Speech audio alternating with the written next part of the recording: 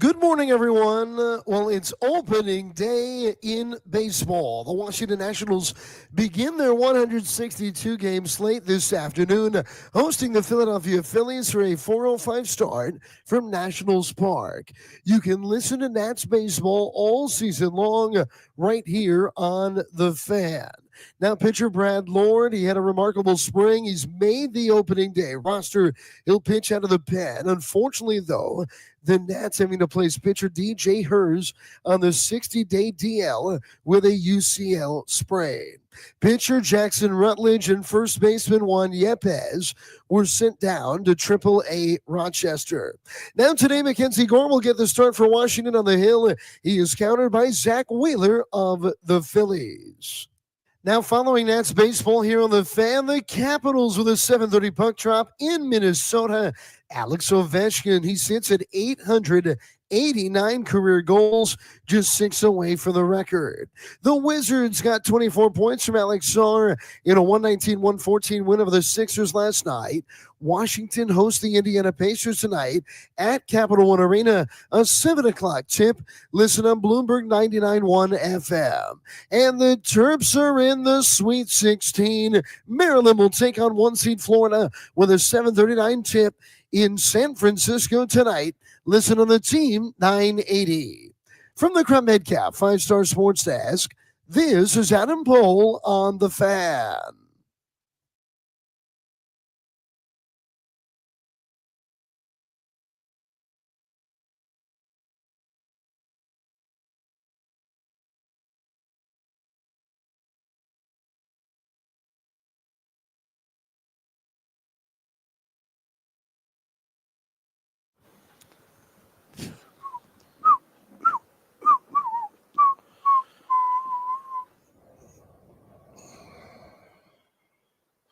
What up, everybody? It's 10 a.m. in the District of Columbia, points north, south, east, and west. Me and B-Mitch live, Half Street, Center Field Gate, Nats Park. It is opening day, and hope springs eternal. Good morning, Brian. Yeah, but I hope spring shows up. Dog, it's cold as hell. You hope spring's eternal. I hope spring shows up. Hell, the winter, you have worn out your welcome, and you need to move on. Here's what I can tell you is we are broadcasting live outside of TAP 99. I was able to get here on time. Brian was able to get here on time. And shout out to Jeff Walker for joining us. We appreciate you, Jeff. He lived around the corner. If you are looking to come to opening day, it can get started right now. TAP 99 is open as of 10 a.m. They got beer. They got food. Hopefully the weather warms up. Amelia Draper, NBC4 meteorologist, is going to join us at 10:45. Yeah, Amelia, tell us where the spring is. Amelia, we need some good news. I need local. I can't hear Brian, please. We're working through it all. I want to be excited about today. It is opening day, and the Maryland Terrapins play tonight, 7:39 to be precise, in the Sweet 16. It's their first Sweet 16 in a decade, and this should be the best Nats team we've seen since the Soto trade. You got Cruz up, Wood. We're going to talk to Kevin Frandsen. We're going to talk to Bob Carpenter. We're going to talk to Johnny Holliday. But, Brian, I got some S to get off my chest. Go for it. Thursday is Bleep You Thursday. You starting early? Yo, I am pissed, dude. Why? I have been holding back, and I'm done with it. Kevin Willard could have chosen to keep this all in-house. He didn't. He decided to go nuclear, and that's okay. But clearly, his decision yesterday to finally start deflecting on answers and the reporting from the insiders that suggests he's gone to Villanova. Can you just wait? Can you just wait? Who you want to wait? The reporters? No, not the reporters. he never shut it down early. Right. So the question will be asked. So anything to be blamed, you go to Kevin Willard. Hell yeah. That's where I'm at. Dude, here's what I want to tell the good people at Villanova. How does this whole conversation sound if a freshman doesn't bank in a buzzer beater 5 days ago? A freshman banked in a buzzer beater, and all of a sudden they're the talk of the town. What if that rims out? But they were talking before that, Jay. B, my man's been coaching 20 years. Surely, if he's got this sort of fight over who gets to have him, he must have Final Fours on his resume, right? No, he don't have to have Final No, Fours. then multiple Sweet 16s. Nah, At least 5 of them. Because he's got the whole damn East Coast fighting over this guy. Of course, everybody. He must have this incredible resume. Hold on, Jay. How many Sweet 16s does he have, Brian? Hold on. One. And it's geographic luck. He's got Derek Queen who's from Baltimore and wanted to stay in Maryland. But the kid wanted to stay in Maryland. If Derek Queen doesn't score, nobody gives a damn where Kevin Willard is going. You don't care. Right. So it's on both sides that it's happening. Just, imagine if this dude ever got to a Final Four, he'd have the goddamn Lakers and Celtics fighting over him. Well, this dude knows how to leverage everything, Brian. Hey, God bless him. It's opening freaking day. We got balloons blowing in our face. It's 35 degrees wind chill out here. What a celebration of sports. Hey, I told y'all last week. Snake. Everybody was trying to blame everybody else for it. Kevin knew what he was doing. Hell yeah, he did. But this is the game. It's a dirty game. I get it. Game of basketball now is he did this whether same you're a thing player, Hall, whether you're a player or a coach, somebody's coming for you. Dog, and money talks, BS walks. Listen, man. The University of Maryland has a lot of good people working in and around that athletic department. I know them. The leadership of the University of Maryland is incompetent and has been for some time. They're indecisive. You know how they act? They act like the Bengals handled Jamar Chase at T. Higgins. Uh-huh. If you just do it right the first time, you don't have to chase it in eternity. And all they do is chase because you have incompetent leadership. All right. And I hope everybody in College Park hears me. I'm going to be live out there all afternoon for NBC4. Come holler at me. I'm available. The people over there have to realize one thing. Stop poo-pooing on athletics because athletics runs a lot of colleges right now. But Maryland has been always trying to act like they were some portion of what is the group of schools up there? The Ivy League. Yeah. They're not. No. Okay, but they have a lot. They have a lot of athletics. Shout out to this lady that just pulled up that and was said, me. Hey, B-Mitch, do you know where the parking garage is? They have some athletics out there. They need to push your athletics, also push your academics, but you are not an Ivy League school. And stop trying to act like it. They have done that for, what was it, Child? They did it to Garrett. It's been going on for years there, and they need to catch up with everybody else. If the Dukes of the world give a damn about sports, if the Ivy League give a damn about sports, they need to give a damn too. University of Michigan cares about sports. Yes, like they all do. Listen, they have done it for a long time, and it's about time people. If you can't find somebody who has some lean towards it, I remember when I was in college, Dr. Audemars, he was our president. He was at damn near every practice. If you start here, I have a friend that went to Seton Hall. For those that are uninformed, Kevin Willard was the head coach at Seton Hall before he came to Maryland. He never made a Sweet 16 at Seton Hall, just so everybody knows. Oh, and last year they were under 500. Under 500. And you got the whole East Coast fighting over this dude. God bless you and your agents and your representatives, sir. Get the cash. I'm not mad. Get your money, son. But, let's stop acting like John Wooden is reincarnated here. A dear friend of mine went to Seton Hall and explained he did this same thing at Seton Hall. We played TCU in San Diego, and they got the bleep kicked out of him. And right after the game, he said, I hope Shaheen gets the job. Before he even left, meaning he already had the deal with the Terps prior to heading to the tournament with Seton Hall. Again, I'm not mad at you, but Brian, I think of an analogy. If you start dating a girl while she's dating somebody else, and then she starts cheating on you, don't be surprised. Yeah. That's the kind of chick you're rolling with. But that's it. Like, see, Maryland was on the other side at first, though, Jay. Dude, sure were. And you think because you're the bigger school or whatever, like, there's always something else. It will never happen to me. There's always something else. And I just maybe he sticks around and I look like a jerk for these comments. I want to be clear. I'm not mad at you, coach. I don't think you've handled it the right way. I would have loved to see you allow this team not to be distracted. And anybody, please, that tells me at this point the team's not distracted, please go back under your rock. You're incredibly naive. I think the organization, it doesn't help that there's no athletic director to try to smooth it all over. He just left. He went to Dallas for more cash and a football-obsessed alumni base. Football dictates everything. You go to Villanova, basketball's number one. But you know what else is going to happen to Villanova, B? Pressure. Yeah. And I don't know this. I don't know what is true, right? But you go to University of Maryland, and there's a statue of Lefty Driesell, and you play on Gary Williams Court. There's pressure there, right? Do you know what Jay Wright did at Villanova in the last 10 years? You're not going to get up there to the main line of Philadelphia where everybody's rich and is throwing money around. In Philly, they won't mind saying something to him. You don't get to go up there and complain, oh, the administration didn't give me what I wanted. Oh, boo, frickin' who? I couldn't stay in New York City for Christmas. I didn't get to go to FAO Schwartz like Kevin McAllister in Home Alone 2.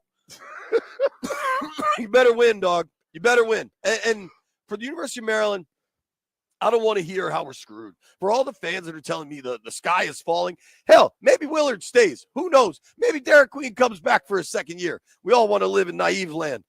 But you know what VCU does? They just keep finding good-ass coaches. There you go. You know what Michigan did? They had to turn it over a few different times. Then they found this dude, Dusty May. They got him from Florida Atlantic. Mm-hmm. Great athletic programs, find great coaches. Like, totally. Stop telling me it's impossible. Nothing can possibly happen. Possible. You see teams lose coaches and find a new one every year. Maybe if they just change their mindset and back the hell up a little bit, then all of a sudden you will find out that people will want to come to your school too on a consistent basis. Dog, and the fact that this is all happening, they have a Sweet 16 game against the 1 seed, the Florida Gators. And they may go out and still kick up. Goddamn wagon. They have to play them in, 10 to 12, 9 hours, 9.5 hours. And, dog, we'll be talking baseball. Kevin Frandsen is going to join us. Let's handle this show. We know how to do this. Yo, we Jeff, will do it shortly. Do something here. Move on, dog. Before I tell you how to get out of my damn face. We're getting chirped at 10 a.m. No. You have to. You just said it. To that dude. Yeah, but he getting on my nerves. I'm about to smack him. I'm gonna stop. I feel like I've said a lot this morning. I'm really excited to talk to Johnny Holliday at noon about how the Maryland basketball team beats the Florida basketball team. I thought it was really telling yesterday that Maryland head coach Kevin Willard, when asked yet again about the NIL and how he's going to change the program and what he wants and if he feels like he's being funded enough, he decided to finally talk basketball. He talked about this guard Florida has, Clayton, that can shoot from anywhere and is lethal. He is that. How he likes to drive with his left hand. The worst part of this for me, Brian, is I'm having PTSD to the Snyder era, where it's like, they got a game, but the game is the sideshow to the real show, which is, palace intrigue, drama, backstabbing. Yeah. The emperor has no clothes. And I don't think the Maryland administration, I don't know who's in charge of hiring these people. Obviously, they all just pay for search committees, so nobody actually has to be responsible for any of the missteps that just continuously happen. I'd love if somebody, what was my man, Landville, you'll know. Who said the buck stops here? Was that Eisenhower or Truman? Either way, one of those Truman, thank you. Harry Truman said the buck stops here. Say I was born and I should know. Somebody over there, be a leader. Say, I'm making these decisions. We're going to make this better. We can withstand this. I don't expect that because they're all cowards, but I'd love if that would happen. And I'm available. Call the radio station. They'll give you my number. I will speak to any of you on or off record. They're not going to do it on record. They're not going to do it off either. They're not going to do it on record. Good They're luck. not going to do it off because they know you're bringing on record. That's how it happens. B, if I may, I get a lot of stuff off record that never gets to air. When I have a real conversation. Now, if it's Jeff talking about farting on the Metro, that's coming on air, okay? But if it's a real conversation, there's a reason I have built my career. That's all I'll say. How are you, man? What'd you do last night? I chilled. I finished tax stuff. I signed a You do them yourself? No, I just get all the stuff together. Yeah. Oh, what is this? I feel like the University of Maryland just sent a van to abscond me. I signed 250 cards for Panini, sent them back to him. There you go. Did that in about an hour. What are those cards running for? Should we look them up? I couldn't tell you. There's a new set. I don't know. Just what is out there right now? Signed B. Mitch Panini card. Panini. There we go. If it ain't out there yet, it probably looks like $40. Hey, the ones I put out there, this is brand new. But maybe this joint's not signed. That's also an Eagle. You think Eagles ones or Skins ones? I do don't better? know. Listen, bro. I pay about as much attention to card work as I do social media. Well, here's a card worth you should pay attention to. What? Something seems incredibly flawed. We live in a universe where a man with a lone Sweet 16 appearance has the whole East Coast fighting over him. Maybe it all makes sense because eggs are $15 a dozen, and a Mitch Trubisky signed autograph card costs $550. As a rookie card, must be. Who cares? Hey, that doesn't make a difference. How does that? Have you ever, How does that translate? But this is that card world is about this. Just like rappers, when they get arrested, people buy their music. If they die, they become more popular. Am I right? So negativity brings as much value as positivity a lot of times. It's just how the world works. Because you know why? Because we can sit up here and pay people for just going up and down the street doing something rather stupid. Pay them more money than we do teachers. Doug, Influencers. Influencing what? Stupidity? I heard this on a podcast, I think. At what point does the world have too many influencers that there aren't enough people to be influenced? Like, if everybody's an influencer, how many people are left to be influenced? Like Jeff is famous. Jeff's playing in an all-star game. Right? Jeff, when's your hoops game? Next weekend or something. April 26th, my guy Jeff Walker's in a celebrity all-star Jeff's game. a baller. Yeah, I'm just saying. He's in music But videos. the thing of it is like, listen, man. At what point does the scale just tip just and the whole shows thing you topples over? That there was a point in time where we cared about being at a certain level. Now all we care about is how can you make me some money. That's the whole way it works. That's all it goes to now. That's life. Yeah, terrific. I would love, you know what? Mitch Trubisky, God bless you. The person that's paying $550 on eBay. That's why it's still on eBay. For your autograph card. Well, I was thinking about this though. Like, I'm making fun of this. I know a young man that spent, I believe, $700 for a Patrick Corbin. I know him too. We jersey. work with him. Yeah, I just leave it at that. He's got his own Nats podcast. He's clearly a Nats expert. He paid $700 for a Patrick Corbin jersey. Shout out to Ryan the Stallion. That cat's not that smart. That's all that means. I believe the phrase is dumb as a brick. But at least now he's good looking and has nice hair. Dumb as a sack of rocks. There we go. Let's say good morning to everybody. Jeff is here. No mic yet. Good morning, Jeff. He gave an approving head nod. Good morning, Landfill. How do you do? We came out a little hot this morning. Blame B. Mitch. I didn't do anything. I'm good. Oh, Wow. That speaker's going to be great. Hello. I don't think you want to play that one because JB gonna wake up the whole damn neighborhood. Yo, if that speaker was on when the show started, we would have gotten a noise ordinance complaint. Oh my Lord. Landfill, listen. I'm going to get into that zone when we come out of this next break. All right. Yeah. But Landfill, you have a PhD in BSology. You understand the nonsense the world sadly is run by. What do you make of this Kevin Willard, Maryland, Villanova situation? Kevin Willard seems like kind of a tool. I think it's pretty clear that he's at least trying to get that Villanova job. Whether or not it happens, I guess remains to be seen. I think, if you're leaving when the tournament's done for Maryland, you could at least have the decency to come out and say, yeah, I'm taking the Villanova job whenever we're done here, but we're going to work on winning these games as long as I'm still here with the Terps. You could just do that. That would be really easy. And I'm sure some people would be upset, but you made way more people way more pissed off because now, the serious question is, do Terps fans even want this guy to stay around? But yesterday, when he made the comments on Kevin's show, where for now, right? He said, "I'm here for now." So when a person can't tell you when you're under contract in the NCAA's, if you can't say yes, I'm here, but he said, "I'm here for now," that left him wiggle room. Come on, man. People normally give you exactly what you're looking for based on how they answer stuff. If they can't just say yes straight up without having something added to it, or no without something added to it, then they're lying. Point blank. Yeah, I think I think Landfill's right. I think Will Wade is a guy that was coaching at VCU, got the LSU job, got in a bunch of trouble for paying players. Fast forward That's legal. Fast forward a couple of years, you're allowed to pay players. Will Wade got the NC State job, right? Yep. Now he was coaching at McNeese State, gets them, they beat Clemson, knock out one of White Brian's Final Four teams, I believe. Throughout, though, when Will Wade was answering questions, he was pretty honest. He's like, I love these kids. I love this season. I'm not so sure about the future. You could kind of tell the truth, man. Jeff, you get the Diet Coke. I gave him the hug. You can tell the truth. Or if you don't want to tell the truth, yesterday he got asked again about it and he decided not to answer. Yesterday he decided to deflect.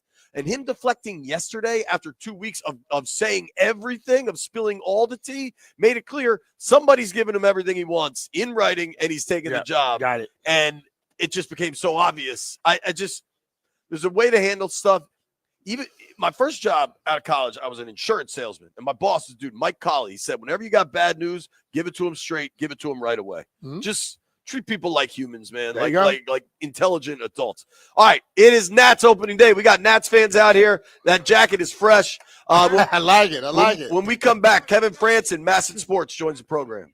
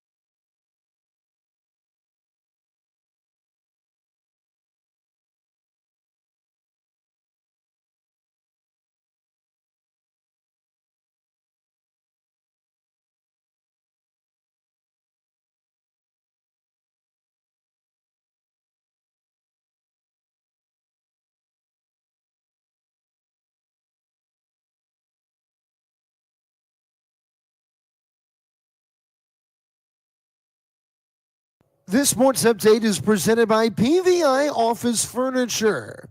Fast, excellent, affordable. Business grows with PVI.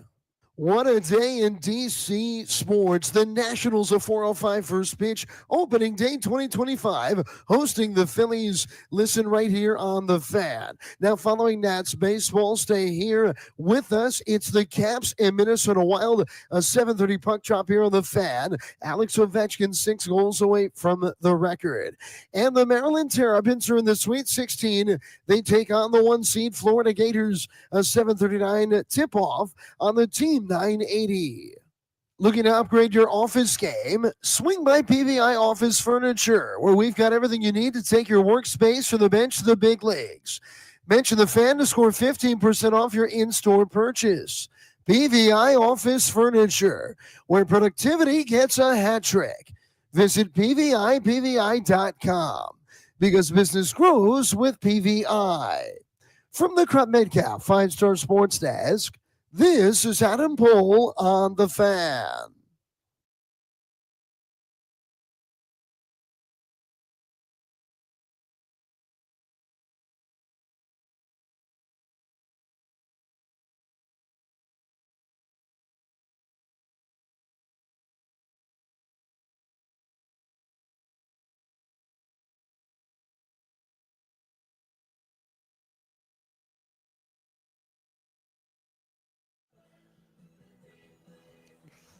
B. Mitch and Finley live from Tap 99 on Half Street outside the center field gate. Today is Nats opening day. We are fired up. Joining us now from Masson Sports, Kevin Frandsen, of course, played all over the big leagues. And how many Nats opening days for you is this now in this role? Carry the one. Four. Yeah, this is the fourth one. So, and it's awesome too because it's with familiar friends and everything with the Phillies playing there and then broadcasting there as well. So, sure. I could this be any better? Honestly, could it be any better? Dude, like it can't be any better than this. It could be better if we had spring. Well, that's not, I mean, it just depends on how you look at now, it. Kevin is in shorts and flip flops, so he's embracing that it's He spring. got his t-shirt with his 100%. hoodie though. That's how. That's how it always is. But I mean, how many opening days on the East Coast have you been a part of or seen that are drizzly, freezing cold? Right? Yeah. Like this is not going to be one of those days where like 2:15 today, you can come in as fans, right? Yeah, and enjoy the sun and like just it's perfect. Like this is amazing. Be in your seats by 3:15. By the way, why? What's happening? Cool stuff. Can't tell you, but it's going to be awesome. No, I know it's going to happen. I just know that it's called teasing here in the radio. Yeah, hey man, you're killing it. So good job. My thing is that this day is a celebration of so much, right? Like just the off season for the teams, but the front offices, everybody that works on everything, and to me that's a huge part of this. I totally agree, and obviously, I think part of the excitement this year is this probably seems, at least to me, the best Nats team since the Soto trade. Like, we'll see how a lot of things have to break. You got young guys that you need to kind of take that next step. But I think there's opening day is always awesome, but sometimes a month into a season in a rebuild, it's not that awesome. This seems like there's a different outlook for the year. Different feel. It's real, right? I mean, that's the biggest part. Is real. Yeah. When you look at guys like Dylan Cruz and James Wood and CJ and the growth that you're going to have, are you going to have like youthful times? For sure. Yeah. But that's fine. But we're going to see like serious talent, right? And the depth of the talent that the organization has built now. I think that's the part that you look at going, it's real. And now it's about putting it back on the field. You can do all the talking you want. And I mean, you know this from all of it. 4 hours right? a day.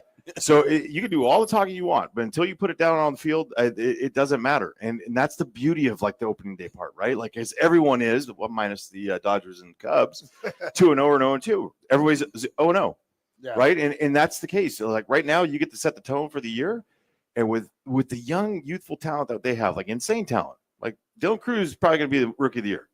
Not because like he's going to be here the whole time. It's because he's that damn good. Right. What's your expectation for the team? 100 wins. I mean, it's crazy to think, but I'm hoping better than last year. Yeah. And I say that, and everyone's gonna be like, "Well, that's easy to say," Because you need growth. But that answer right there, I would take that. It's also honest. Because that's honest. Yeah. That's all I do. You get people with this homer mentality. Oh, we're gonna win 120. No, you're not. No. The good teams won't win 120. You know what I mean? But just to take that step towards what you expect later on. Well, I mean, like in the football world, right? Like, what's a better year the next year? Like, what is it? I mean, it's improving. Like, take care of the football all the time, making sure that get to the postseason, win another game, and maybe going further. I think in the baseball world, it's can your young guys prove that they belong here every day in the big leagues to start and make that, that transition where instead of being a prospect, you're a guy here that needs to produce and not just be happy to be here. And I think that when you look at the amount of guys that they need to have that happen, I think that's a great goal. If you set it on wins and losses on the whole thing, I struggle with that with young teams because at the end of the day, you're going to be disappointed. I'm not going to be disappointed if we find out that Dylan Cruz is Dylan Cruz. James Wood is a monster, and you see another step forward by CJ Abrams and the pitching staff. I think that is the part where you look at it. If you can't sit there and say that's an improvement, right? Then I don't know. You got lofty expectations. I think when you have limited knowledge, wins and losses tell you everything. Yeah. Yep. When you just like last year, right? It's like when they drafted Jaden, we said Jaden Daniels proved that he's your guy. You're okay. Now you got my guy. They happened to win with it. Now you got Debo. Yeah. Welcome. Are you a Niners fan? Hell yeah. Okay. 19 was, he went to 1, but let's be honest. Commander fans are going to love him. He's the best. Debo's the man. Well, and I think Debo and Cliff's offense, a lot of at the line of scrimmage stuff. But we're going to talk baseball. Right. Sorry. Some guys are chirping us. We're not talking baseball. I'm like, dude, we shouldn't have been on air for 17 minutes. Relax. We're talking with our friend Kevin Frandsen, Masson Sports. You can give him a follow at Kevin Frandsen, Frandsen. Of course, Kevin joins us via the Rude Guest Hotline, even though he's here in person, and we appreciate that. Yeah. Rude Guest, nice. I like it. Yeah, man. If you need any rude HVAC products, you let us know. So, dude, Toby Altizer that works at our station, young guy, always wearing Nats gear head to toe. Yeah. So he came back from spring training. The afternoon show went down there. We did not. Nobody asked us to go. Same. All right. The three of us should have just gone to a bar. I think the three of us would do all right. But we will. I asked Toby, what really stood out to him, right? And he said the word the young kids have is aura, and Dylan Cruz has it in spades. Yeah. I got to talk to him the other night at the gala. There's some juice there, man. It's man. You can't describe it. You can't describe it. Yeah. Yep. People have it. When you have it, you have it. You have it. And he does. And I mean, the one thing that is, I don't think it's talked about enough. The guy's never lost. Last year was the first time he experienced like a month and a half here in the big leagues where it wasn't winning. All he's done ever, since he's a little kid, is win. Yeah. Goes to LSU, wins. Ends up winning the national title, all this stuff. And there's a reason. Yeah, the talent around him was great too, but you got to have the right leaders. And if you're main guy, if you're the guy and you carry yourself the way he does, winning's going to follow. Yeah. Oh, yeah. And he takes care of the little things. There is a definite aura around him. I've said that since the first day I met him after he got drafted. And I just don't, you don't want to put that. That's a lofty expectation, but at the same time, I don't think it matters to him. Yeah. You know what I mean? Like expectation or whatever. He sets his own and he goes off, and it does not dictate his days as a player. Yeah. He goes about it and he's going to, grab it, run with it, and wave by to everybody else thinking that, oh, well, you're supposed to do this and this. No, I'm going to do what I know how to do to get the W for the day. Yeah, well, that's why I'm in New Orleans with the football game. Yeah. When he walked up, didn't know exactly who he was, but he's not the biggest dude. And you go, he's somebody. Right. Because that's the way he carries himself. Right. Totally. Yeah. Right. And you don't, but young guys like that haven't been in the league, you don't, again, you don't want to put that like it, but one of his favorite players is Bryce.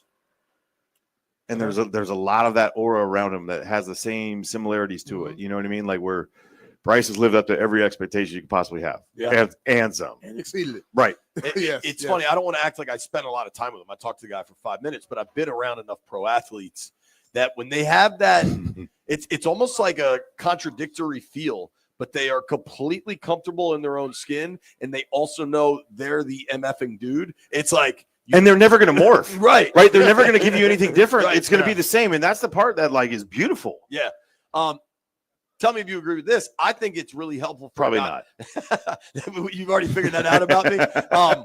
I think for a guy like James Wood, who is a monster baseball player, but seems a little quieter. Like he doesn't seem like he needs to be out there all the time. I think having a guy like CJ Abrams, we haven't even mentioned, who's a super charismatic young player. Like, I think Wood won't face the pressure to be the face of the franchise, even if maybe his bat becomes that.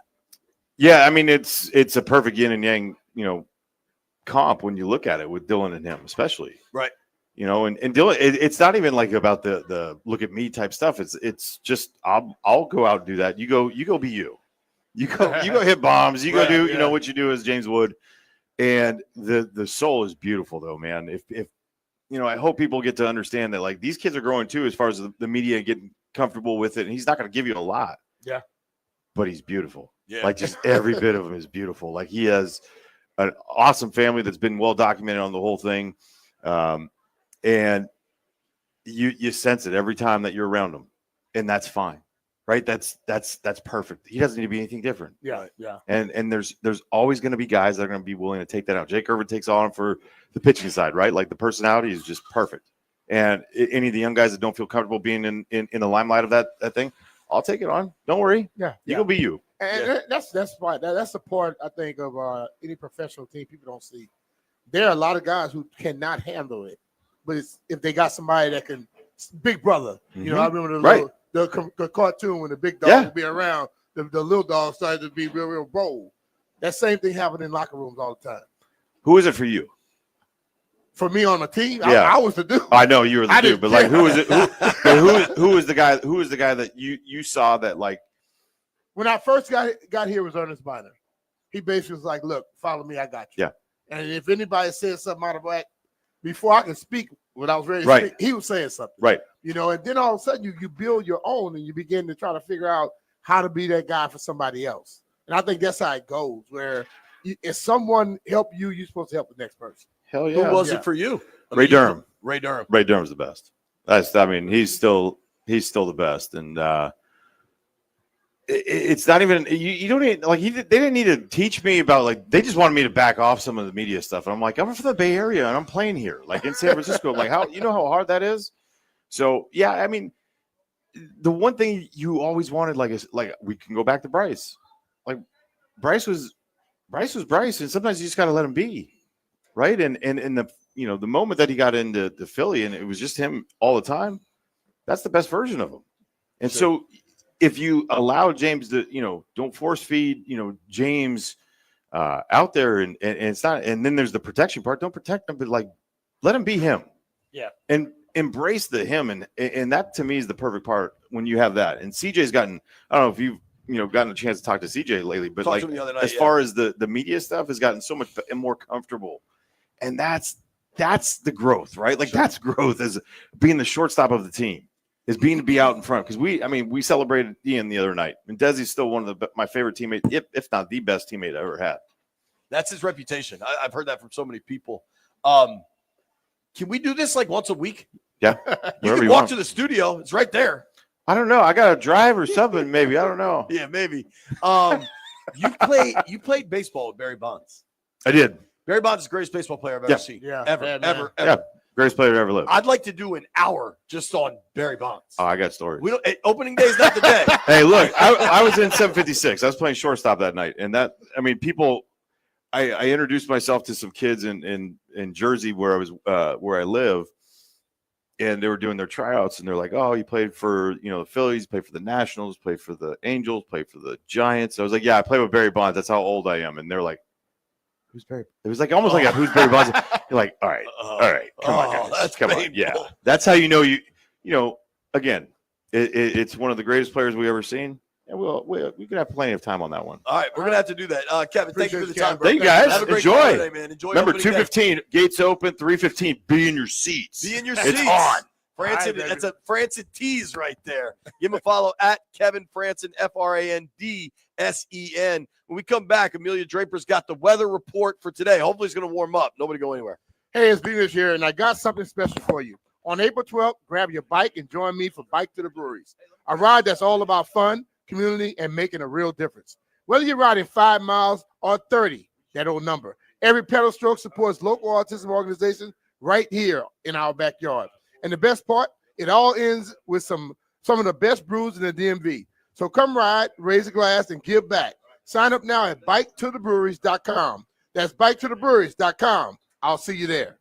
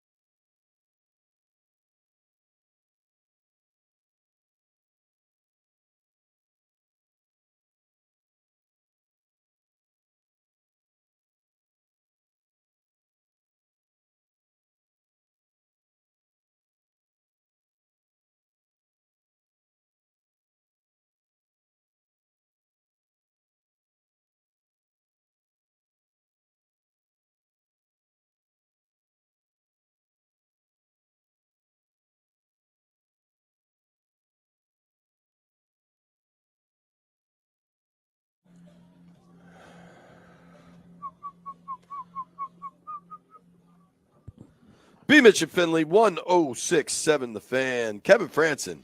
That dude's cool, man. Stand up dude right there, man. I truly, truly like that dude. Yeah, me too. And just I'm gonna tell you one thing. He's more about he loves football, though. Yeah, dude. We just talked the whole break. He could about talk it. Niners. He could talk all of it, man. In just a moment, we're going to be joined by Amelia Draper, NBC4 meteorologist, kind of giving us the update on today. I'm not going to lie. It's chilly out here right now. We are live on the corner of Half and Kel? No, this is Kel? That's not even a letter. What is this street, Jake? This one here. What's the cross street right here, Jeffrey? Maybe Frandsen knows. He's over there. We're right outside Tap 99 and Kilwin's, right across from the center field gate. Half an L, we've been informed. So come say what's up. Let's actually pause on that.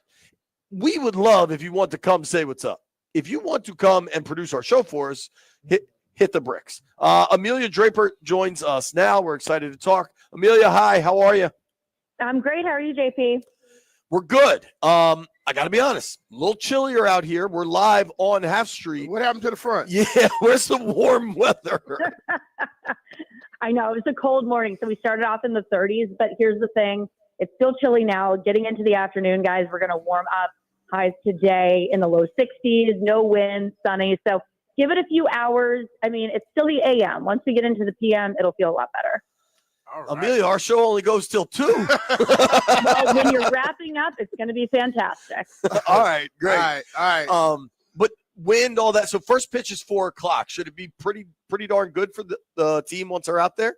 Yeah, I mean, low 60s, no wind, sunny skies. I mean, really no issues. A great spring ball weather today, in my opinion. I mean, I've never played professional baseball. I have thrown the first pitch, but I think the weather's going to be pretty good. Amelia, I see the flags. These big flags are blowing a little bit. What's this wind speed?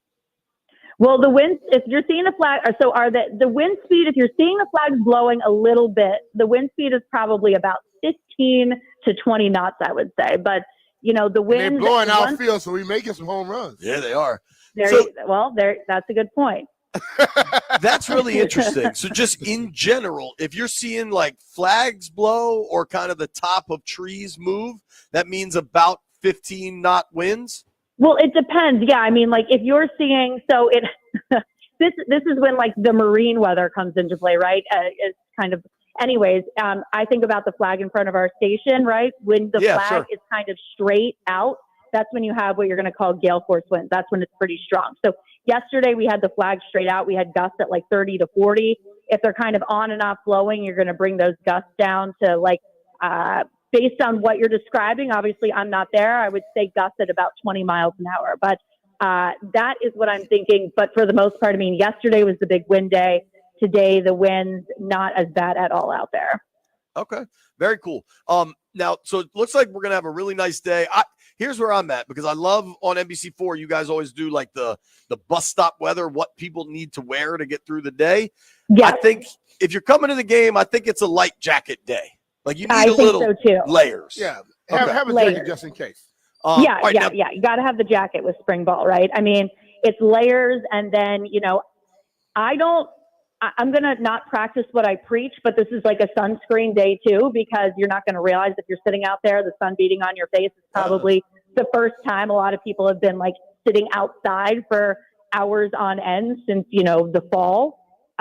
You're going to get sunburned too. So, you know, not to be a mother, but that's what I would recommend too.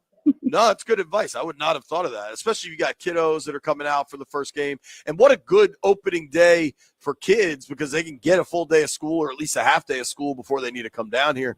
Talking with our friend Amelia Draper, NBC4 meteorologist. You can give her a follow at Amelia _Draper, Draper.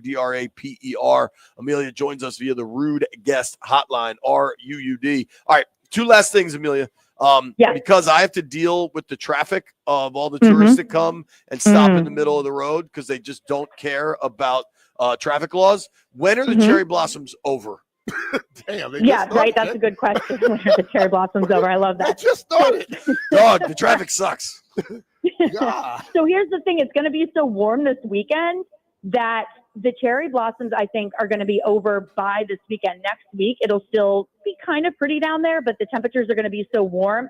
You get what you call leaf out, where the leaves start to immediately come out.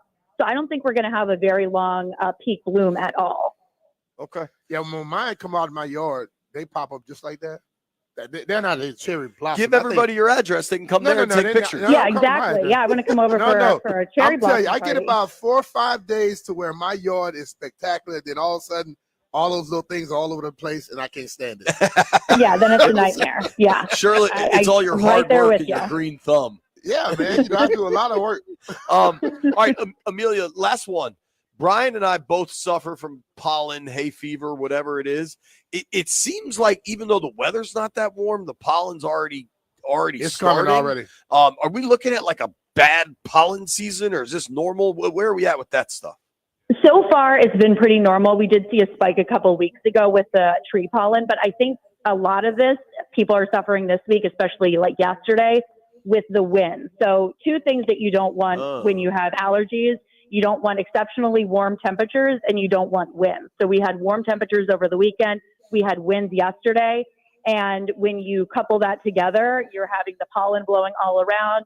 The trees are starting to produce more pollen, and that's when it really becomes a nightmare. And I hate to tell you guys, but if you do suffer from allergies, oak, which is the biggest contributor of tree pollen in our area, it's just getting started. So this is just kind of the beginning of the tree season. And I never had all these issues until about the last few years, so I may have to go get a shot. Maybe I'm rubbing off on you. Yeah. Yeah. I Isn't grew up in aging a great Louisiana where we thing? got chemicals in the air. I never had any problems. Get up here and it's supposed to be better air, and I have problems all the time. Amelia, you're the best. Thank you for Appreciate making you, time Amelia. for us. Thank you, guys. I appreciate it. All right. Amelia Draper, NBC4 meteorologist. We appreciate her time. Wear a little jacket, but it's going to be a great day at the ballpark. We are at the corner of Half and N, broadcasting outside Tap 99. Kilwins, come say what's up when you're coming to the park. Tap's already open, so if you want to start pregaming, you fire away. They got taps all over the wall. That's right. We'll be right back. Bob Carpenter joins the program.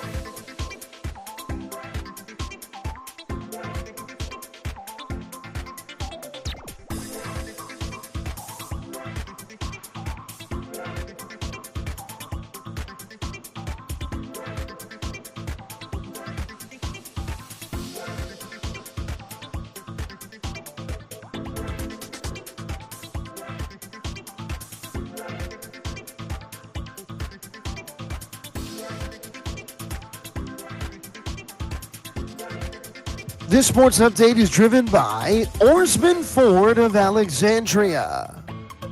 The Maryland Terrapins, after a dramatic Dairy Queen buzzer beater to upend Colorado State, now head to the Sweet 16 in San Francisco to take a shot at the 1 seed, the Florida Gators. Tip time is set for 7:39 as the Crab Five try to get to the Elite Eight. Listen on the Team 980. It's opening day. The Nationals begin their 2025 season with a 4:05 first pitch against the Philadelphia Phillies. The Nats are asking fans to be in their seats by 3:15 for opening day festivities. Mackenzie Gore gets the start for Washington. Zach Wheeler counters for the Phillies. Nats starter DJ Hers was placed on the 60-day IL, though, with a UCL strain.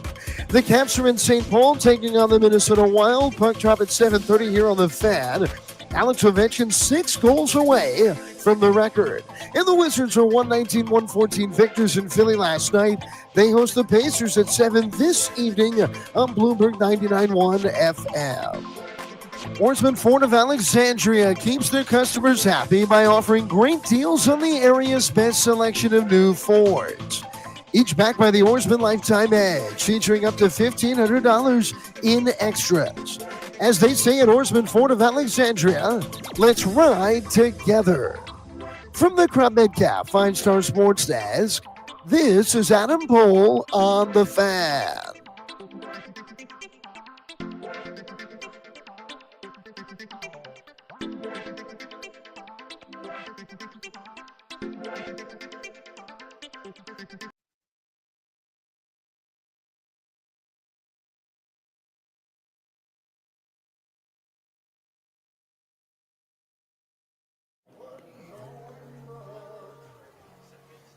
Used to say, live and let live. You know you did, you know you did, you know you did. You like that? You didn't think I could get to that high note? I was going to ask you, what'd you do with the money? He didn't go to The money your parents lessons. gave you for singing lessons. He didn't take the lessons. I know that. I bought beer and cigarettes. We are fired up to have Bob Carpenter join the program. Carp, I have watched. The Nats were nice enough. They sent us the You know, that big box they sent to some folks getting ready for opening day? Yeah, I haven't seen mine yet. Well, 7 days. it was 7 days A of lot of good giveaways. stuff in there. Got man. it. One Got of them was a baseball with 20 years on there. And I was at RFK. I saw Levon Hernandez throw that first pitch. I think it was Brad Wilkerson got a hit on the first pitch. And like, you have been the soundtrack of all of it. And Yeah. it's really cool to be with you on opening day here on Half Street Yeah. and kind of take it all in, the totality of that moment, RFK opening day to now, you know? Yeah. Congrats. I mean, what a run. You know, Charlie is the one Nats broadcaster who goes all the way back to 05. His partner, Dave Jagler, and I came along in 06. Sure. But I was still with the Cardinals in 05, and I remember a weekend series we played at RFK against the Nats, and the Nats came into St. Louis. And I knew Mel Proctor and Ronnie Darling pretty well. Ron Darling came through Tulsa as a player with the Texas Rangers AA. Okay. And so, you know, that was the first broadcast team the Nats had on Masson. And then the next year they brought in myself and Tom Paciorek. And I tell you, man, it's for this to be my 20th year and the team's 21st year, it just kind of boggles my mind. It's like, where did the time go? But, you know, I did look at my driver's license the other day and it did say, yeah, It was. you're 20 years. 72 years old. You know, I can't change any of the digits on that. I'd like to roll it back about 10 years. Dude, I hope I look as good as you at 52. Like, Well- you look fantastic. Well, thanks. You're You going to know, have a problem. yeah. But opening day is different for different people. You've been around this a long time. Do you still get excited as you always have? You know what, B. Mitch, I got up this morning. I had butterflies. I mean, you know, and we're sitting out here looking right into the ballpark. And when I get up in that booth in a couple of hours, I'm going to get it all over again. And I go back to my first ever opening day. It was let's see, what year? That was 41 years ago, April 3rd of 1984. And I was with the Cardinals. Well, guess where we got to open? Day game, Dodger Stadium. Wow. 75 degrees and sunny. And I'm sitting in the booth about an hour before first pitch. And there's a wall next to me. And on the other side of that wall is Vin Scully.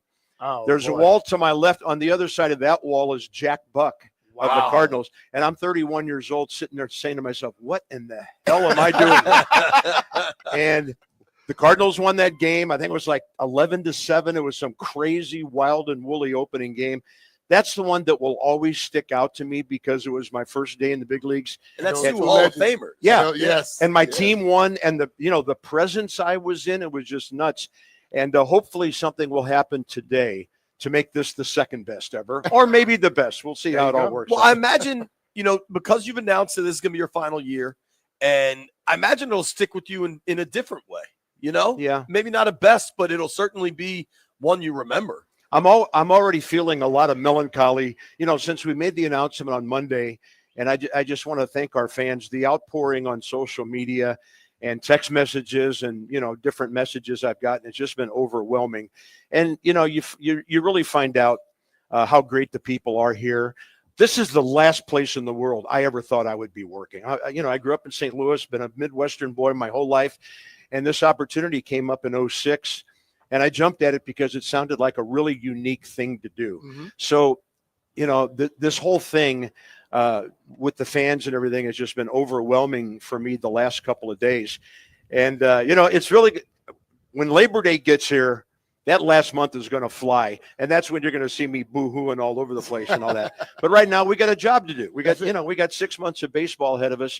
But I want to thank a couple of key people with the Nationals who really kind of put in my mind, because I hadn't thought about this, guys, because you know what this business is like. You don't usually get to choose your departure. Sure. Somebody does that for you. There you go. There you And go. B. Mitch knows that as an athlete, too, because it's a business ultimately. But a couple of years ago, Jackie Coleman, who is a wonderful lady who worked in our broadcasting department and helped to run the scoreboard production up there, she said, would you let us know far in advance when you're going to do this so that we can give you a proper send off? And I had never really thought about that before. And then Wendy Bailey came aboard a couple of years ago and kind of repeated that to me. Alan Gottlieb and Mark Lerner. I had a meeting with them down in Florida last week, which was 90 minutes of three friends getting together. Sure. When you're friends with the people you work for, Yeah. that's really rare. There you go. So they have just treated me so well here, guys. And, my ultimate responsibility is to the fans to make them feel good about being a Nationals fan. But it sure helps when you got key people backing you up like I have here. Totally. Absolutely. We are lucky enough to have Bob Carpenter with us live here, Half and End Street, broadcasting live outside of Tap 99. Come through if you're coming to Nats opening day, and why wouldn't you, man? Opening day, hope springs eternal. You can follow Bob at scorebook_Bob. He joins us via the Rude guest hotline. Rude is the most reliable HVAC products in the DMV. No boo-hooing today. Today's about baseball. It is. And No crying in baseball, Bob. the Nats have this young core of players that we've been hearing about and waiting for. And today they're all here. I mean, Mackenzie Gore's starting, opening day starter and pitcher is a big deal. Let's start there before we get to some of these bats. What do you think for Gore? I heard somebody say the other day, the Washington Padres against the Phillies on Thursday. I'm like, no, they're our guys. They got Juan Soto. Well, they don't have Juan Soto anymore. So what does San Diego have They to had show him for a that brief deal? period of time. But McKenzie starting, CJ at short, James in left. It just goes on and on. It won't be that long before we see Robert Hassel III, most likely. And this whole thing has just been crazy. And I think we have the potential for an exciting young team. The entire body of work for 24 tells you that the Nats scored the second fewest runs in the league to Miami, had the second worst defense in the league to Miami, and had the second fewest home runs in all of baseball to the White Sox, who had a historically bad season. So I know in my heart the offense is going to be a lot better. It's going to be exciting. We need CJ on base. We need Dylan Cruz on base.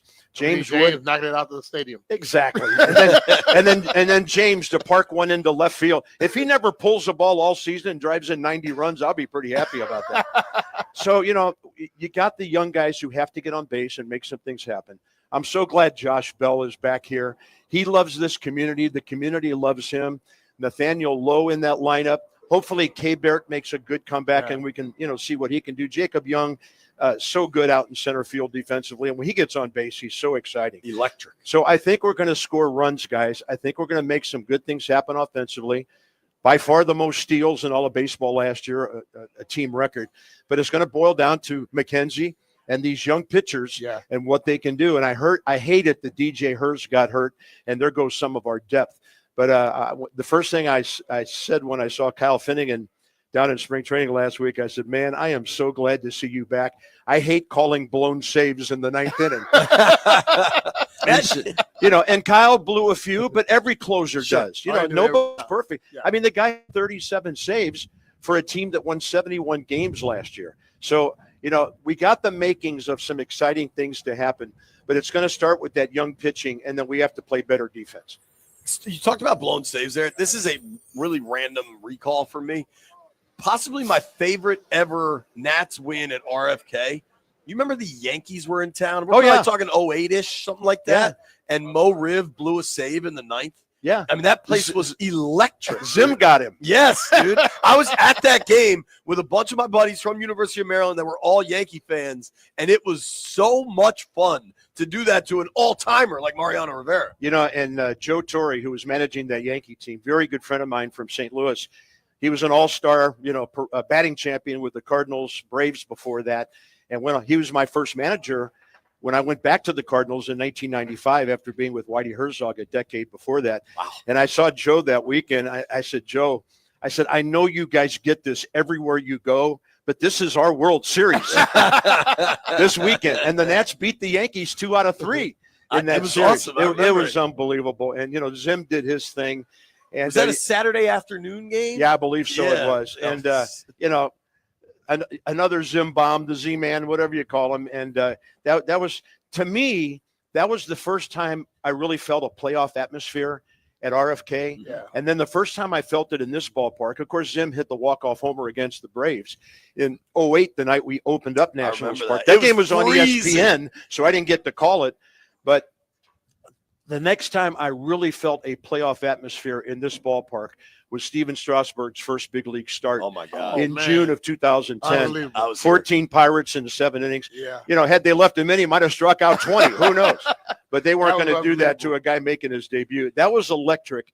And of course, the drafting of Steven, the drafting of Bryce the year after that, and then Jason Worth shows up in 11, Yeah. and then in 12 we're in the playoffs. So, that 3-year sequence there when we were still struggling, but got those young guys that were drafted number 1, and then Worth comes in and Gio shows up, and then things just took off from there. It was The fantastic. young talent that they're Scherzer. acquired so far. Do you see any comparison to what happened before? It's interesting because that one was kind of centered around 2 different guys. This one, the thing I like about this team, it's not one guy, because when Bryce showed up, Bryce this, Bryce that, and he deserved that. I mean, he was a phenom. And I will forever be grateful to Bryce Harper for what he did for our ball club and our organization and for this city. And, down the road, he had a decision to make about his future. He made that decision, and the Phillies gave him the 13 years. But, we had Ryan Zimmerman on that team. Jason Worth was on that team. As I mentioned, Gio, Rendon. Jordan Zimmerman, all these guys, and then Anthony Rendon would show up. So, I mean, it was unbelievable roster of guys. But this time, and I know B. Mitch appreciates this from a team standpoint, it's a whole bunch of different guys. Yeah. It's the shortstop. It's the right fielder. It's the center fielder. It's the left fielder. It's the second baseman. It's the bullpen. It's the starters. And, when now we have reliable veterans at first base, whether it's Bell or Lowe, some days one of them's going to play first. The other one's going to DH.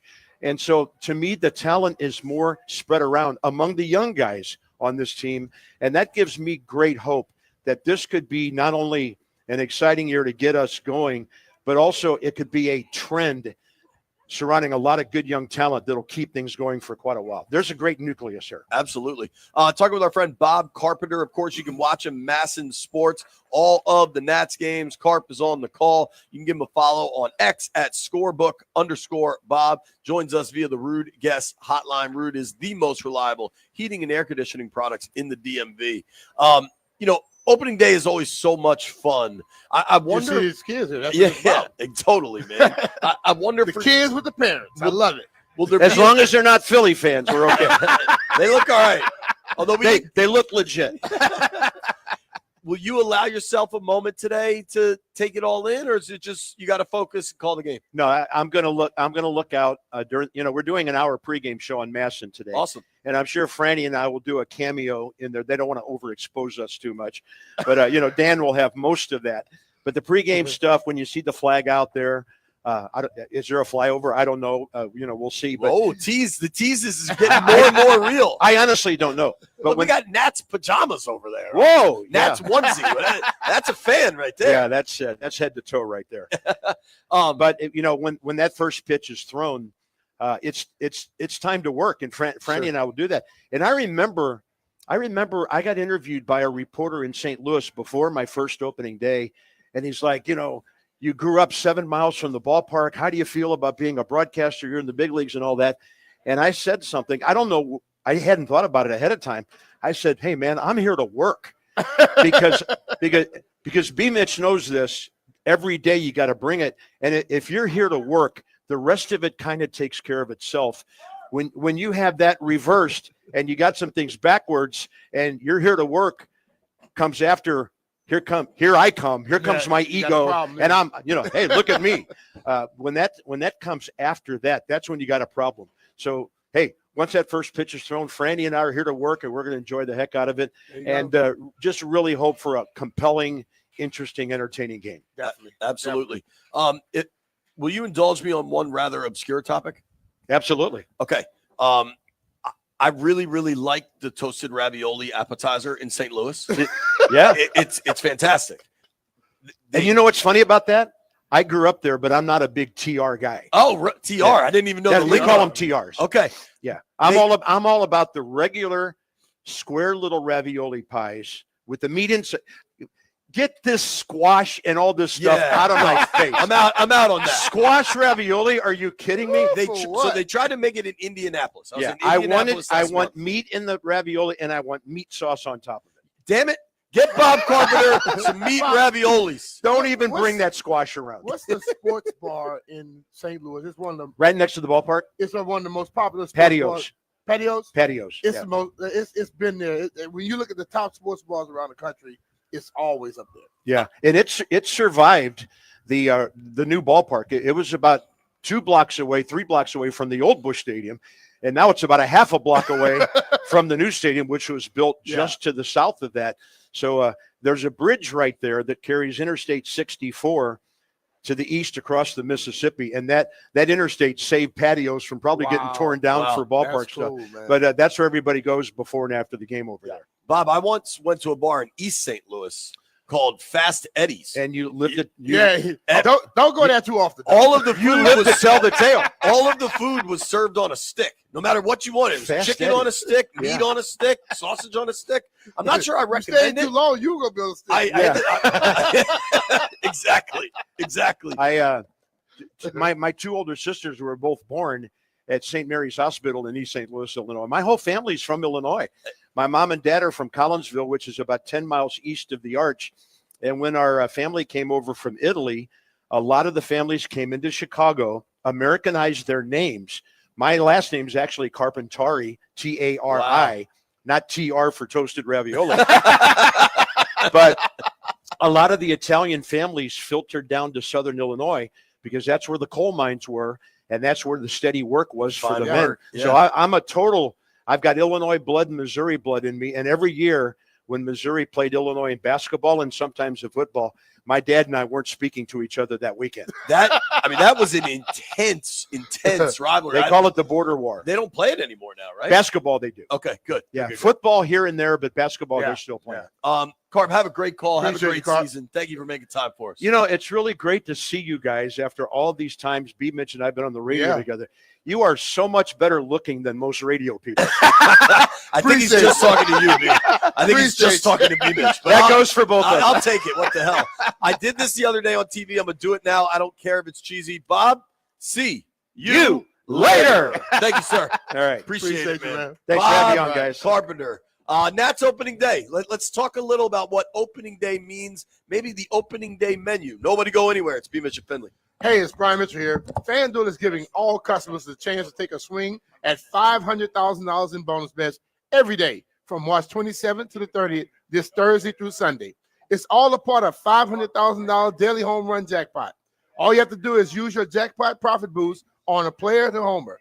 And if they go yard, not only will you get bigger winnings on your home run bet, but you'll also get a share of that day's $500,000 jackpot. This season on FanDuel, big wins are on deck. So just head to FanDuel.com/Brian and look for the daily home run jackpot. Make every moment more with FanDuel, your home for betting home runs. FanDuel, Sportsbook is the official partner of 106.7 The Fan. You have to be 21 years old and present in Virginia. Opt-in required. Must apply profit boost token on select market.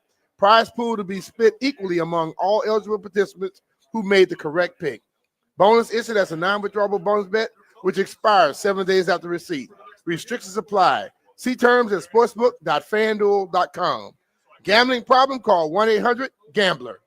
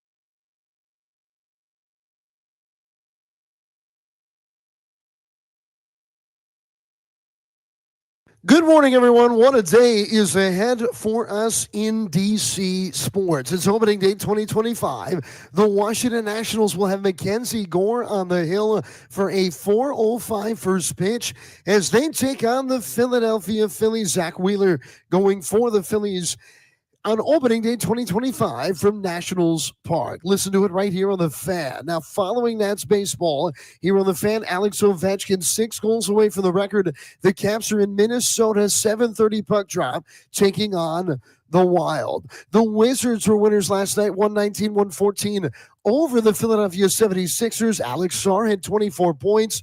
Washington's at home tonight taking on the Pacers, 7 o'clock tip-off. That game can be heard on Bloomberg 99.1 FM.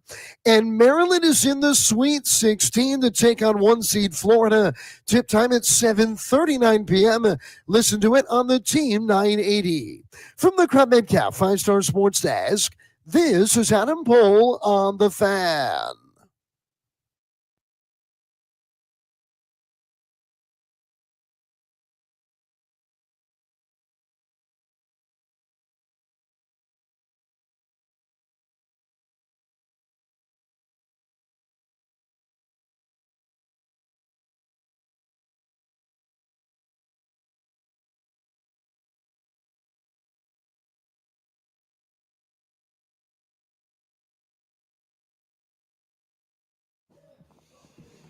Cluster Buster. Make me act a fool. Cluster Buster, you feeling all right?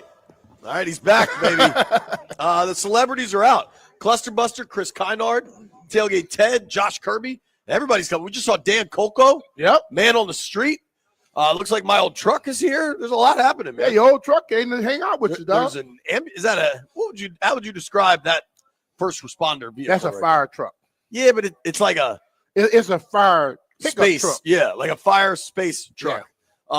Jeff's handed me the menu. You want me to just shout out what they got at Tap 99? No, he was handing you that because I asked him to get one. Okay. Well,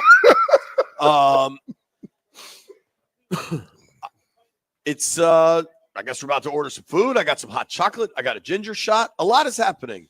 Also, take care of you, Jay. I'm getting a lot of texts from people involved in things at College Park. Brian, every once in a while I start screaming and people pay attention. It's a very now they want to talk to you. Very interesting world.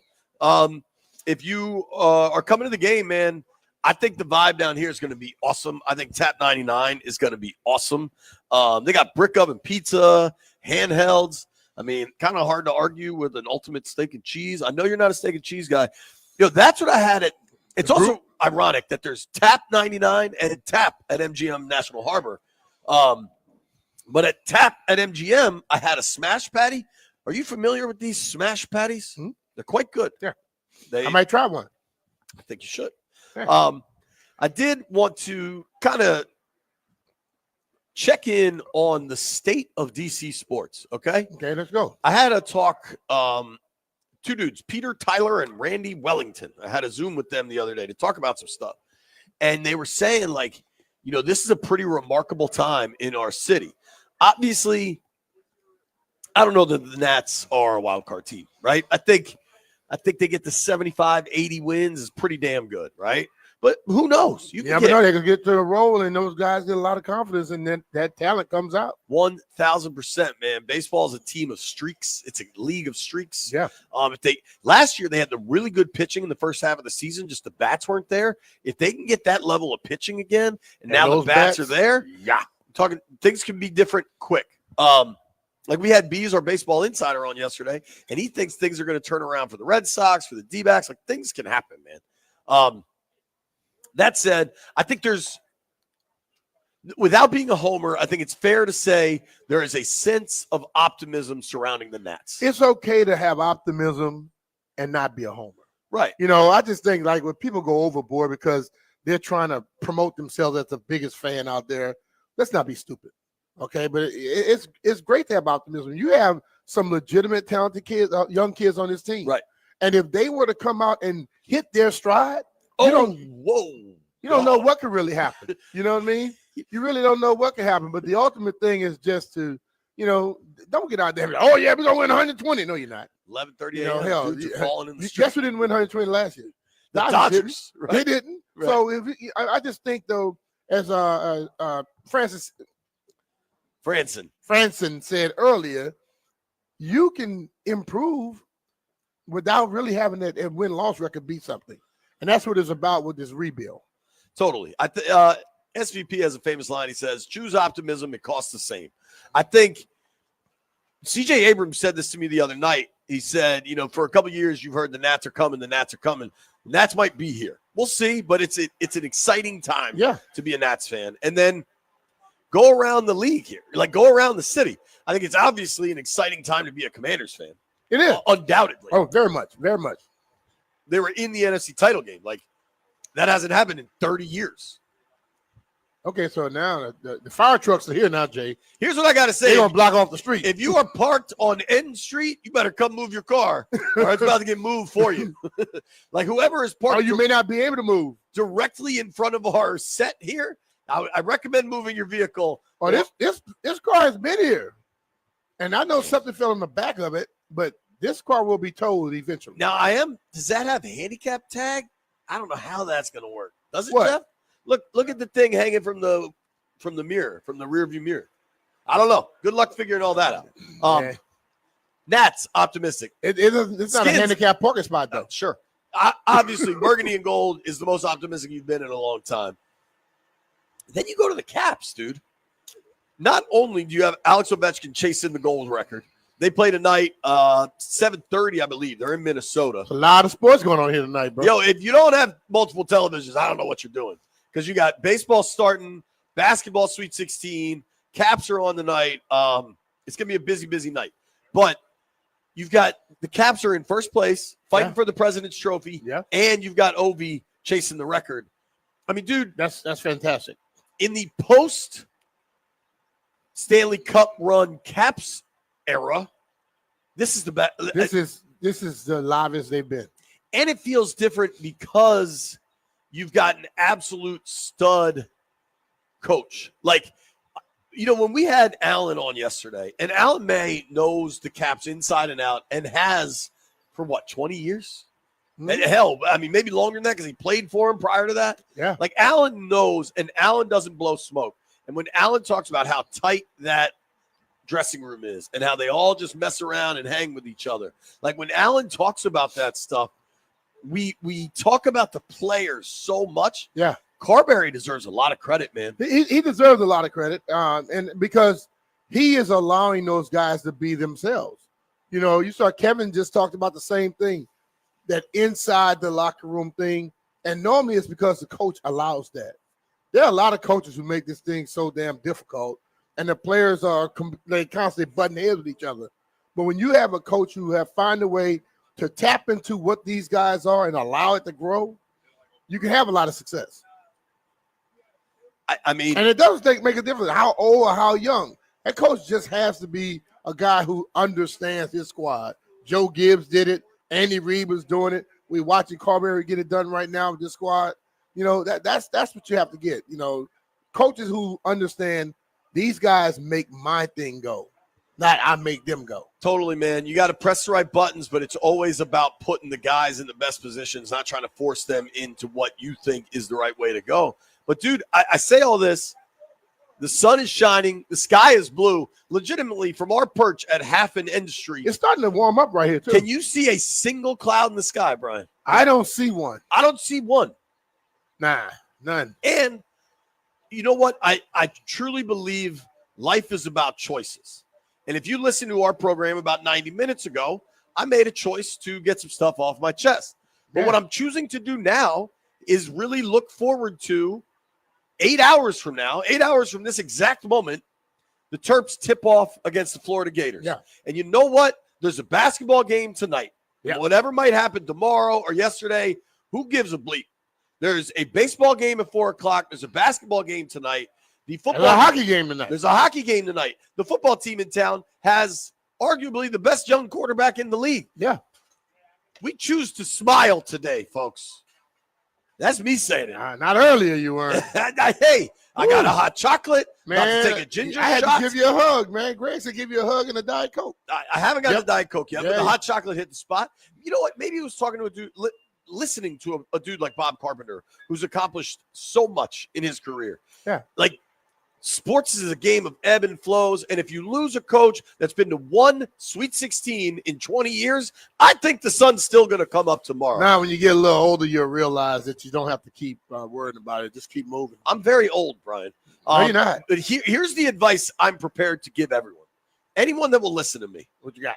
If you're ready to transform your backyard into the ultimate retreat, you got to check out my boys at Offenbachers. Why spend a fortune on a high-maintenance pool? You got to dig everything out. It's nuts. You can enjoy the versatility of a state-of-the-art swim spa for way less. The swim spa does it all, man. You can throw your kids in there, let them play, and have a blast, or you can crank up the jet. Did you see that video I posted with the jets? And I was trying to hold on to that oar. Dude, those things crank. That is serious exercise if that's what you're looking for. If you don't want to go with the swim spa, you can do the traditional hot tub. After a big workout, you get in there, let it soothe your muscles, or you just want to get in there, maybe have a cold beer, watch a ball game. You can do that too. The other thing I love, dude, and I've been telling you this forever, the cold plunge. Doing the cold plunge, I have consistent lower back pain and I have consistent knee pain. You do the cold plunge, whether you can do 1 minute, 2 minutes. I know crazy dudes at the club that do like 10 minutes. Whatever it is you do, you're going to get out of that thing feeling way, way better. Now, shrinkage is a real side effect, just to be honest, but you're going to feel way, way better. It's going to reduce inflammation, boost circulation, and the shrinkage, that goes away. Check out Offenbachers today, Herndon, Annapolis, Gainesville, or Rockville, or you can check them out online at Offenbachers.com. Here's a special offer. You tell them JP Finley sent you, and you'll get a free $500 gift card with your spa purchase. Don't wait. Secure your summer now with Offenbachers.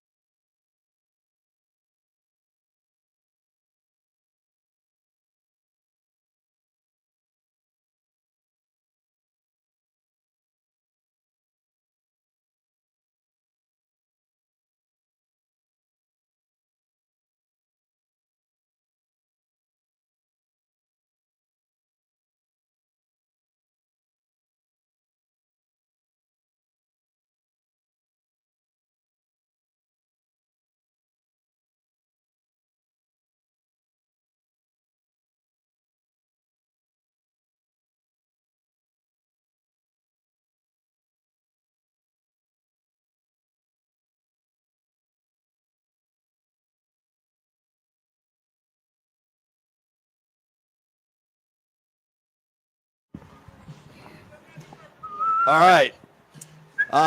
Here's why you listen to B. Mitch and Finley. Things are happening out here, brother. We're about to tell you how it's going down. We are at Half an N, right outside of Tap 99, right outside of Kilwin's. Kilwin's got that fire ice cream. They got that loud pack ice cream. They got the mint chip. Woo! I love that stuff.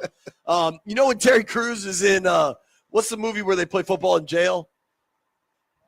Longest Yard. He's like, I got the shakes that'll make your booty quake. That's what Kilwin's has got. Terry Crews crazy.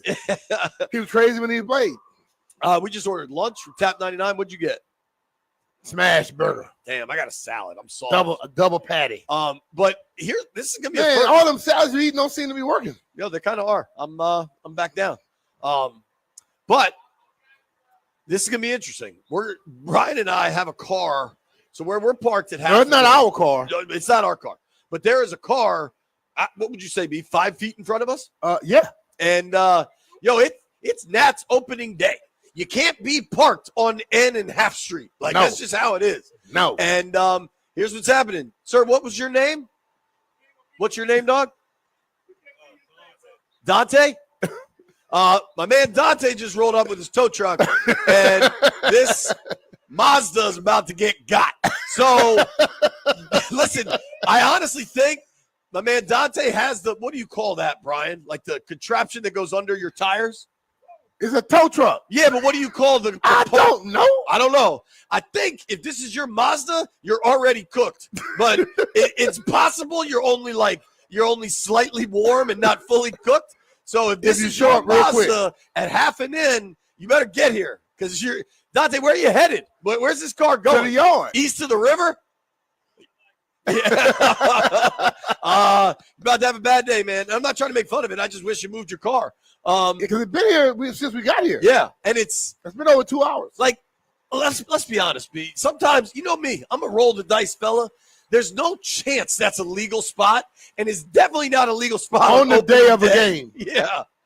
It seemed like somebody that came last night and thought they were going to get up early, but, they had a rough night and they hadn't gotten up yet. Now, I have another theory. So this fire truck is about to come into this spot.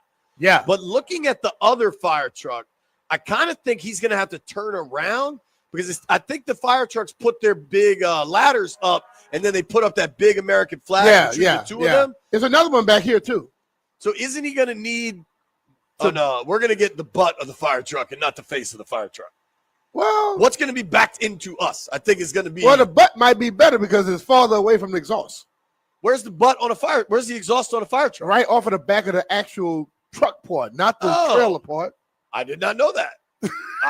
I've learned a lot about fire truck butts today. And if I'd ever said that term, I never would have thought I was talking about an actual fire truck. But here we are, opening day, half an N. We are outside of Tap 99. What's up? Is that Bo? All right, cool. My boy Barch is here. We had a great day today, man. Up. Yo, it's warming up, too. We had a young man earlier who was upset with Jeff. He came back and he apologized. He said, man, I was acting different, man. I'm sorry. That dude was very cool, man. Yeah, he came back. That dude was just fired up to see you. Yeah. He said, man, this dude told me I had to go. He said, man, I got upset.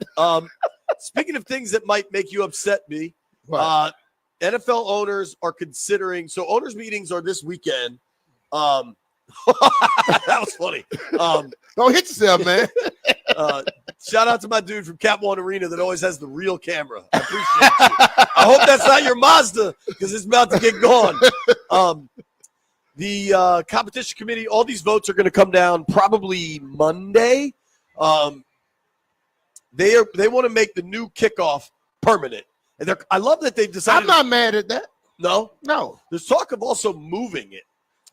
Moving it what? That touchbacks go to the 35-yard line. But you know what? They're trying to force. Oh, he's gone. What did they do? What did they do this year? Where you see there were games where the Commanders basically they kicked it short, the dirty kick, and they were stopping people inside the 20. It's going to make people have to have more skill, and then I got my kicker with the big leg, just kick it out. You don't want to give it to somebody on 35. Dude, you give it to them at the 35. The way these guys can kick now if you get 2 first downs for a lot of NFL kickers, they're trying a 60-yarder. When they get to the 35-yard line, and I remember when Coach if you're Gibbs, at the 35 and then you get to the 45 and the other 45. I wish I could go back and find that paper Coach Gibbs gave us where you get the ball at the 15 to 20 to 25 to 30, the percentages of what ended up in the score. And from the 20 to the 35, it's about 15, 20% different score. Sure. So, I mean, you have to figure that out. But you know what? We have a very good special teams coach, so I'm not worried about him figuring it out. I agree. I mean, by and large, they had a ton of success last year with the dirty kick. The only thing that got them was that Kevontae Turpin kickoff return in the Dallas game. I try not to be distracted, Brian, but they keep putting me in public places. What on earth? Dante, what the hell is going on now? Why are you – I'm unaware of this maneuver. This is how you get inside the car. Back in the day, you have to use a hanger. They don't have to use a hanger. You got a different way of getting in. Yo, you know when you get the doctor takes your blood pressure and they wrap that thing around your wrist or your bicep and then they pump it up? That's what they're doing to this car. Jeff, do you have one of those devices? Is that how you steal cars? But that's how he get into his own car. Yeah, remember you had to break into your own car? Whoa, this thing. What is happening now? He's going to unlock the door, JP. But if they're towing it, why do you need to get inside of it? Because you got to turn the wheel a little bit or get the brakes off. Dude, JP, you haven't lived in the damn suburbs all your life, have you? Have you been under a rock your entire life? You see this before. You went to the University of Maryland. This happens every other day. Hold one damn second. I have been locked out of my car. I understand if you were trying to do that. I didn't understand why a tow truck driver would have to because the brakes are on. You don't want to drag the tires. Right. I thought that was the way you didn't get your car towed. No. And clearly, they figured it out. Oh, no. Believe me, they have everything they need to take your car where they want to take it. Damn. This poor Mazda, you got, dog. No, he didn't get got. Yo, he parked it there with his tires turned like that to try to not get towed. He took a risk. Sure. Because he had a long night and figured I may not get up in time. You got to be honest. One of the reasons I like the Deebo Samuel trade so much, it was low risk, high reward. That was high risk and low reward. This parking spot is high risk, low reward. What do you get? A night of free parking? Like, I mean, whenever you get the night of free parking, you have to get up the next morning and move it. The ice cream is fantastic at Kilwins, but it ain't get your car towed fantastic. The way there was no ice cream at Kilwins? No, not last night when they parked it there. Oh, that doesn't look like it's going great for the mom. I told my what's called. I mean, I parked my car outside right behind the garage because that's where how my charge is set up. But I know I got to get up at a certain time to move it because everybody in the house moved before I do. Right. So I got to get up in the morning. They didn't get that right. Yeah, something's got to give here. Here's what I know. We are live. Nats opening day outside of Kilwins, outside of Tap 99. There's a gentleman to Brian's left that is with the fire department. I wouldn't mess with that dude. So let's get this Mazda out of here. Let's get these fire trucks parked. Let's get it going. Coming up next, Johnny Holliday live from San Francisco as he gets ready for the Terps taking on the Gators tonight. Nobody go anywhere.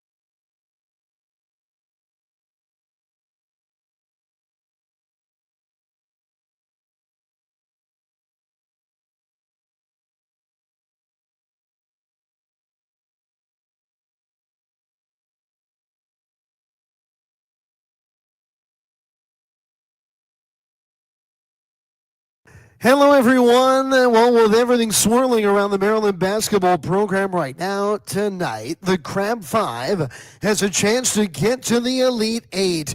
And to do so, they have to upend one of the elite offenses in college basketball, the one-seeded Florida Gators. Tip time is set for 7:39. You can hear all the action on the Team 980. It's time for the crack of the bat to be heard once again in the district. The Nationals open their 2025 season, welcoming the Phillies to town. First pitch is set for 4:05 p.m. today. Mackenzie Gore, the opening day starter for Washington, he is countered by Zach Wheeler for the Phillies. Listen today and all year long here on The Fan. Now following Nats baseball, listen to the Capitals and Wild from Minnesota. Alex Ovechkin is 6 goals away from the record. Puck drop is at 7:30. Tune it in here on The Fan. And the Wizards were winners in Philly last night. They welcome Indiana to D.C. this evening. A 7 o'clock tip from Capital One Arena on Bloomberg 99.1 FM. From the Crab Caf 5-Star Sports Desk, this is Adam Pohl on The Fan.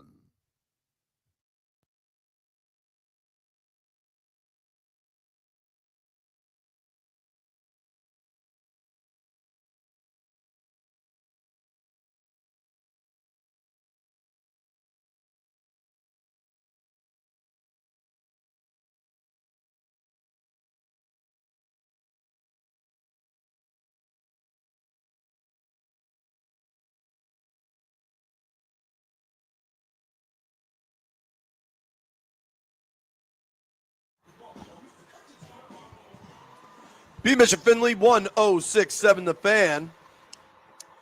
We are very excited to welcome in Johnny Holliday, voice of the Terps. Of course, Maryland's got a big game tonight, Sweet 16 against the Florida Gators. Johnny, how are you, sir? Thank you for making time for us. Well, it's nice to be with you guys. What a pleasure, what an honor on a day that's hopefully going to make some basketball history for our Terrapins. We're hoping so, sir. I know. Let's start with how we got here, because whatever happens tonight, I think it's worth pointing out what a great run this has been for Maryland. And, you know, there were a lot of, let's be real, tough losses this season when, I mean, the last 2 losses have been buzzer beaters. One in the Big Ten tournament to Michigan, one at home in the regular season to Michigan State. Finally, Maryland's on the right side of a buzzer beater last week against Colorado State. What was it like to be there? What was the energy like with that team after that Derek Queen shot? Well, you know, JP, I was thinking the last couple of seconds after that kid from Colorado State buried a 3, I think like with 9 seconds to play, 10 seconds to play, I'm thinking to myself, here we go again. How many more of these last-second shots are we going to lose in a game? It's all I could think about. And how hard these guys have worked to get to where they are today. And I had no idea it was going to be Derek Queen taking that last shot. I thought maybe Rodney Rice, who's an outstanding three-point shooter, or Kobe Gillespie, who's also a tremendous three-point shooter. One of those guys either take the shot or drive to the rim and get fouled and hit the foul shots and win the game by 1. But I don't think anybody imagined that Queen was going to get it. Of course, the story is in that timeout, Willard says, "Who wants the ball?" And Derek says, "I want the beep beep ball," and he got it. And the rest is history. But just a tremendous game. Now you forget about that, and you got the biggest game in the history of Maryland basketball over the last 10 years. When you look back to the last time we've been in the Sweet 16, it's going to be a monumental climb up the hill because Florida is number 1 for a reason as the top seed. But I think these guys match up pretty good with it. And I wouldn't bet against Maryland tonight. I think the guys are blocking out all the other stuff that's going on, just concentrating on this game, and they deserve to be focused on it, and they deserve to enjoy it and you know, make history with Maryland basketball, really. That could have been, I think Derek Queen has this coming out party right there because like that shot, like you said, you thought other people would take it, but to ask for the ball and get it and then complete it, that will go, people will remember that moment for the rest of his career. I'd like to see him go one-on-one with you, B. Mitch. Oh, but see, I'm not trying to stop him from going to the hole. He's going to have to tackle me. He's 6'10". I can't do that with him. I got to go for his knees. You got to give him a head fake, drive to the hoop, and hope for the best. Hope he doesn't put the ball down your throat. Johnny, you said you like this matchup for the Terps. What is it specifically? You know, Florida's been really good. Their guards can really score. But I'm kind of with you. I think if Maryland's guards can score like they did against Illinois, like they did in some of their best games, they can stay right in this thing.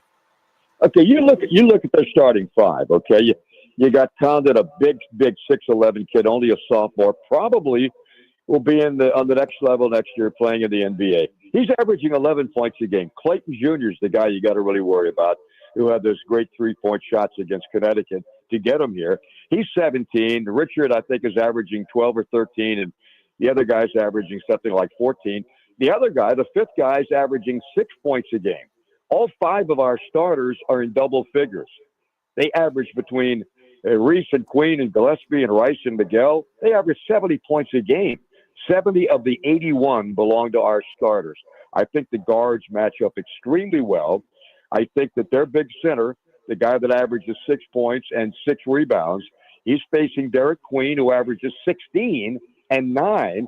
I think the guy from Florida is going to have his hands full. And I just think that for some reason, I don't know why, but I got the feeling that it's going to be Maryland's night if they play the best game that they played all year, and if Florida might be just a little bit off in this game. Because if they play the way they normally play, it's going to be awfully tough to beat them. But any team you're going to play when you get to the Sweet 16 is good enough to knock off anybody else. Absolutely. So I think that's the challenge. And you got to play defense, and you got to rebound. We got out rebounded by Colorado State by 10, 49-39 or something like that. It was ridiculous. And if you don't rebound against these guys, then you're in deep trouble. Totally agree. Wow. We're talking with Johnny Holliday, voice of the Terps. You can hear him and Chris Nockey call the game tonight from San Francisco on the Team 980. Tip-off at 7:40. You can give Johnny a follow at Holliday Kid, HOLLIDAY Kid. I also wonder, Johnny, pardon me, after hitting that shot the other night, what does that do to kind of boost a team? I mean, what kind of motivation, mojo does that bring, you know? I don't think I've ever seen these kids this year so happy and so joyful and hugging, and the place went nuts when Queen, and that wasn't an easy shot he hit on the right foot fading away off the glass. And he never called it either, because when you're playing horse, you call the shot. He never called that shot. And I'm looking at how the kids were so excited.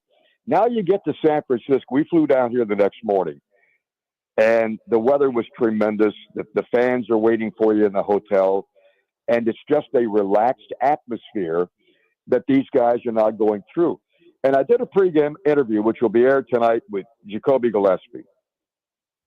And I said, and Jacoby is such a nice kid, so low-key and so rich as a sophomore. And he will be even richer next year. And I said, why not us? And that's exactly what he said. He said, yeah, why not us? We got that buzzer beater to go in our favor against Colorado State. He said, that got us off the schneid real quick. And I asked him, I said, did you feel that, are we going to go through this? He said, oh, yeah. He said, but we had 3.7 seconds is plenty of time. I said, not in my world, it's not. I mean, that's a clutch shot you got. Yeah, but we knew we can make it, and the rest is history. Yeah, I think that why not us, that match went for the Commanders all year, too. And when you get people believing and they know that they have guys to make those plays, you never know what can happen. And like you said, they got to have a very good game against Florida, because Florida's good. Well, you know, one thing about what Kevin Willard did when he went through the transfer portal, he knew last year at the beginning of the year and as the season went on He just didn't have the scorers that he had to have to compete in the Big Ten. You get Jacoby, you get Miguel, and you get Rodney Rice to come in. And all of a sudden, now you've got guys, any one of the starting five can get 20 or more any night out there. Anyone can be the leading scorer. And that's the luxury of having this kind of a starting five playing for you. And I think Selton Miguel is overlooked by a lot of people. He has more points on this team than anybody in his fifth year playing college basketball. So I think it's made a major difference with the transfer portal. And I also think the transfer portal is killing college basketball too, because you never know who you're going to have. You know, it could be a completely starting five, brand new next year. And the fan base doesn't know who's coming back. The coaches don't know. And the NCAA has got to do something about it to get things evened out and put some kind of a cap on all this NIL stuff that we're going through. It's totally ridiculous. It is. It's the Wild West, right? And Yeah. I think it got here because, frankly, the NCAA was greedy for far too long when it probably could have been figured out another way. Talking with our friend Johnny Holliday on the Rude Guest Hotline. Rude is the most reliable HVAC products in the DMV. Johnny's out in San Francisco live as the Terps get ready to take on the Gators tonight. 7:39 tip. You can listen to it on the Team 980. Right around the corner from Willie's old house. That's right. Johnny, are there any Terps fans out there? Like, what's the buzz? I mean, it's so bizarre that the four teams playing in San Francisco, nobody's from, I guess, maybe Texas Tech is east of the Mississippi, but it's still not close. You don't have a single West Coast team. A lot of Southern draws out here. Because you got Arkansas. A lot of Southern draws. I mean, I'm walking down the hallway and the guy said, "Good luck tomorrow night." He's not from Maryland. He's not from Virginia. Right. Yeah, there's quite a contingent. You'd be surprised. There was more in Seattle than I see right now here at this hotel in San Francisco. But I think a lot of people probably are coming in today for game day because of the time difference. I mean, you could take a flight out, from back east and be here by 11:30 in the morning. Sure. So, but I think tonight you're going to find a nice contingent of Maryland fans. And I just hope they're all behind us. When you have Florida travels extremely well, Sure. Football and basketball. So that they will probably have, I don't know if they're going to have more than we're going to have, but it'll be a loud place. And we hope that the other fans of the other teams, Arkansas and Texas Tech, will be there and will be behind us. Because these guys feed off stuff like that. Oh, and, especially at home at Xfinity Center. And they're always talking about how much they love the fans, and it picks them up a little bit and jacks them up a little bit. So we'll see tonight. Hey, they got nothing to lose. They have absolutely nothing to lose. They're playing with house money now. Block out all the other stuff going on and go out and play and see what happens. I totally agree with you, Johnny. And if you are there and you are rooting for the Razorbacks or you're rooting for the Red Raiders, the underdog. Hell yeah, you're rooting for Maryland to beat Florida. Yeah, the underdog gets the cheering. Those teams want Florida out. So if Maryland, I do think if Maryland can keep this thing tight to late, I think they've got a real shot. Now, we did see Florida overcome that UConn team, but I think Maryland's path to beating Florida is not – UConn had to muck it up, slow it down. I think the Terps want to keep this at about like three-quarter Florida speed because Maryland's offense can go, but I think defensively they would like some long possessions. Do you kind of see it the same way? Yeah, they also – I mean, they can score – they average 85 points a game. Right. That just happens to be number 3 of all the major teams in the country. So we average 81 points a game. That's not too bad. Florida is a terrible, terrible free throw shooting team. They're 192nd in the country at 71%. So if the guys get to the foul line, it's a pretty good chance they're going to miss. But that's something that the Terps cannot afford to do and get in foul trouble with the starting 5. You better hope that they stay out of foul trouble. They don't have to go to the bench for an extended period of time. Against Colorado State, every starter played 32, 33 minutes or more. And another factor, maybe you get something off the bench. The only points we got against Colorado State was from Jordan Geronimo. Right. And the starters had 70 of the 72 points. So if the bench can get something going, that'll be a big plus as well. But That's like the you say, if they can get down to the final couple of minutes and it's a one possession, two possession game. We've got such good shooters that anything can happen, and I would put my money on these guys. And even if they lose the game tonight, and Florida is favored, number one seed, why not? If they lose the game tonight, I still can't say enough good things about these kids. He's got a tremendous bunch of guys. You guys would love interacting with every single one of them. And that's what makes you proud to be associated with them. Hell yeah. This is what I think where somebody, like he said, off the bench got to step up. Because what you got to realize is that those timeouts help them out in these games, but they've been doing this every game. Sure. And your body can only take so much. Yeah. Yeah, I know. But I'll tell you one thing, it's going to be fun. It's going to be a lot of fun. And I think everybody loves to pull for the underdog, and we are the underdog. So you're going to have the entire arena pulling for us tonight. And I think that's going to help these guys too. I know I'll be pulling for them. Johnny, a few more things if you can. I said some stuff off the top of the program today, but in the hours since, I have made a choice. I'm just focused on the basketball game tonight. There's so much other stuff going on, but there's a basketball game in 7 hours that I really hope Maryland wins. Is the atmosphere out there such that these kids can lock in and ignore all the stuff going on? I think it is. Okay, I think it's probably maybe overblown a little bit about affecting the team. The guys want to play basketball. They don't really have anything to do with the outside distractions. And doing our pregame interview with Kevin Willard yesterday, one thing we always do, we sit back and we talk a little bit before the interview or after the interview. And he made it perfectly clear to me. I wasn't about to say, what's your status for next year? I've learned not to go that way. And he said, I'm focusing on this game. He said, these kids deserve nothing but to focus on this game. And there's no comments about what I'm going to do, what I'm not going to do. That doesn't do any good at all.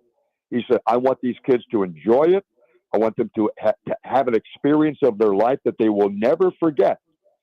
And the only way to do that is focus on this game and nothing else until after it's over, or after the game is over on Saturday if they get to the Elite Eight, which I think is fine. I think kids want to play basketball, and they know they read and they hear. They know what's going on. Nothing's going to be kept from them. But I just don't think that. I think they're to a point now. They've come this far, and they've got to be saying collectively together, "Hey, we're in a very special place. Let's just keep it going." And I think that's got to be their mindset, and I don't think they're affected by any of this stuff at all. I couldn't agree more, Johnny, and I want you to have a great call, a great night. We have breaking news from Darren Ravel. University of Maryland's Derek Queen has signed a deal with Dairy Queen. I love that. I like it. I mean, you talk about two things that just make sense. And Johnny, Derek Queen and Derek Queen. Yeah, man. Johnny, we're at a spot. The first thing I said to him when I met him, I said, "Man, you're going to have a deal with Dairy Queen." And I said, I love their blizzards. Now I'm going to get the Derek Blizzard when I go by there. I will too. I know what play would be in the background. The play from last week. I know. He's also going to be a very rich man next year too. Believe me. Oh yeah. And earned. Oh yeah. Earned it. Johnny, we are at Nats opening day. They just raised the big U.S. flag between the two fire trucks at the center field gate. Hard not to appreciate where we live in this moment. I know you've worked a ton of Nats games, and I hope you enjoy everything tonight, and everybody here gets to enjoy a win. Go Terps, man. Hey, thank you guys very much, and I hope the Nats somehow put everything together and win everything this year. I love being there with them for 15 years. It was quite a run with me and Ray Knight. We had a great time. We loved watching you. And Johnny, we're going to love listening to you tonight, calling a Terps win over the Gators. I feel it in my bones. Thank you, Johnny. All right. Take care, guys. Appreciate it. All right, man. The great Johnny Holliday joining us on the Rude Guest Hotline. Coming up at 1 o'clock, the vibes will change. The Rooster will show up. Hey, it's B. Mitch here. I've got something special for you. On April 12th, grab your bike and join me for Bike to the Breweries, a ride that's all about fun, community, and making a real difference. Whether you're riding 5 miles or 30 miles, every pedal stroke supports local autism organizations right here in our backyard. And the best part, it all ends with some of the best brews in the DMV. So come ride, raise a glass, and give back. Sign up now at biketothebreweries.com. That's biketothebreweries.com. I'll see you there.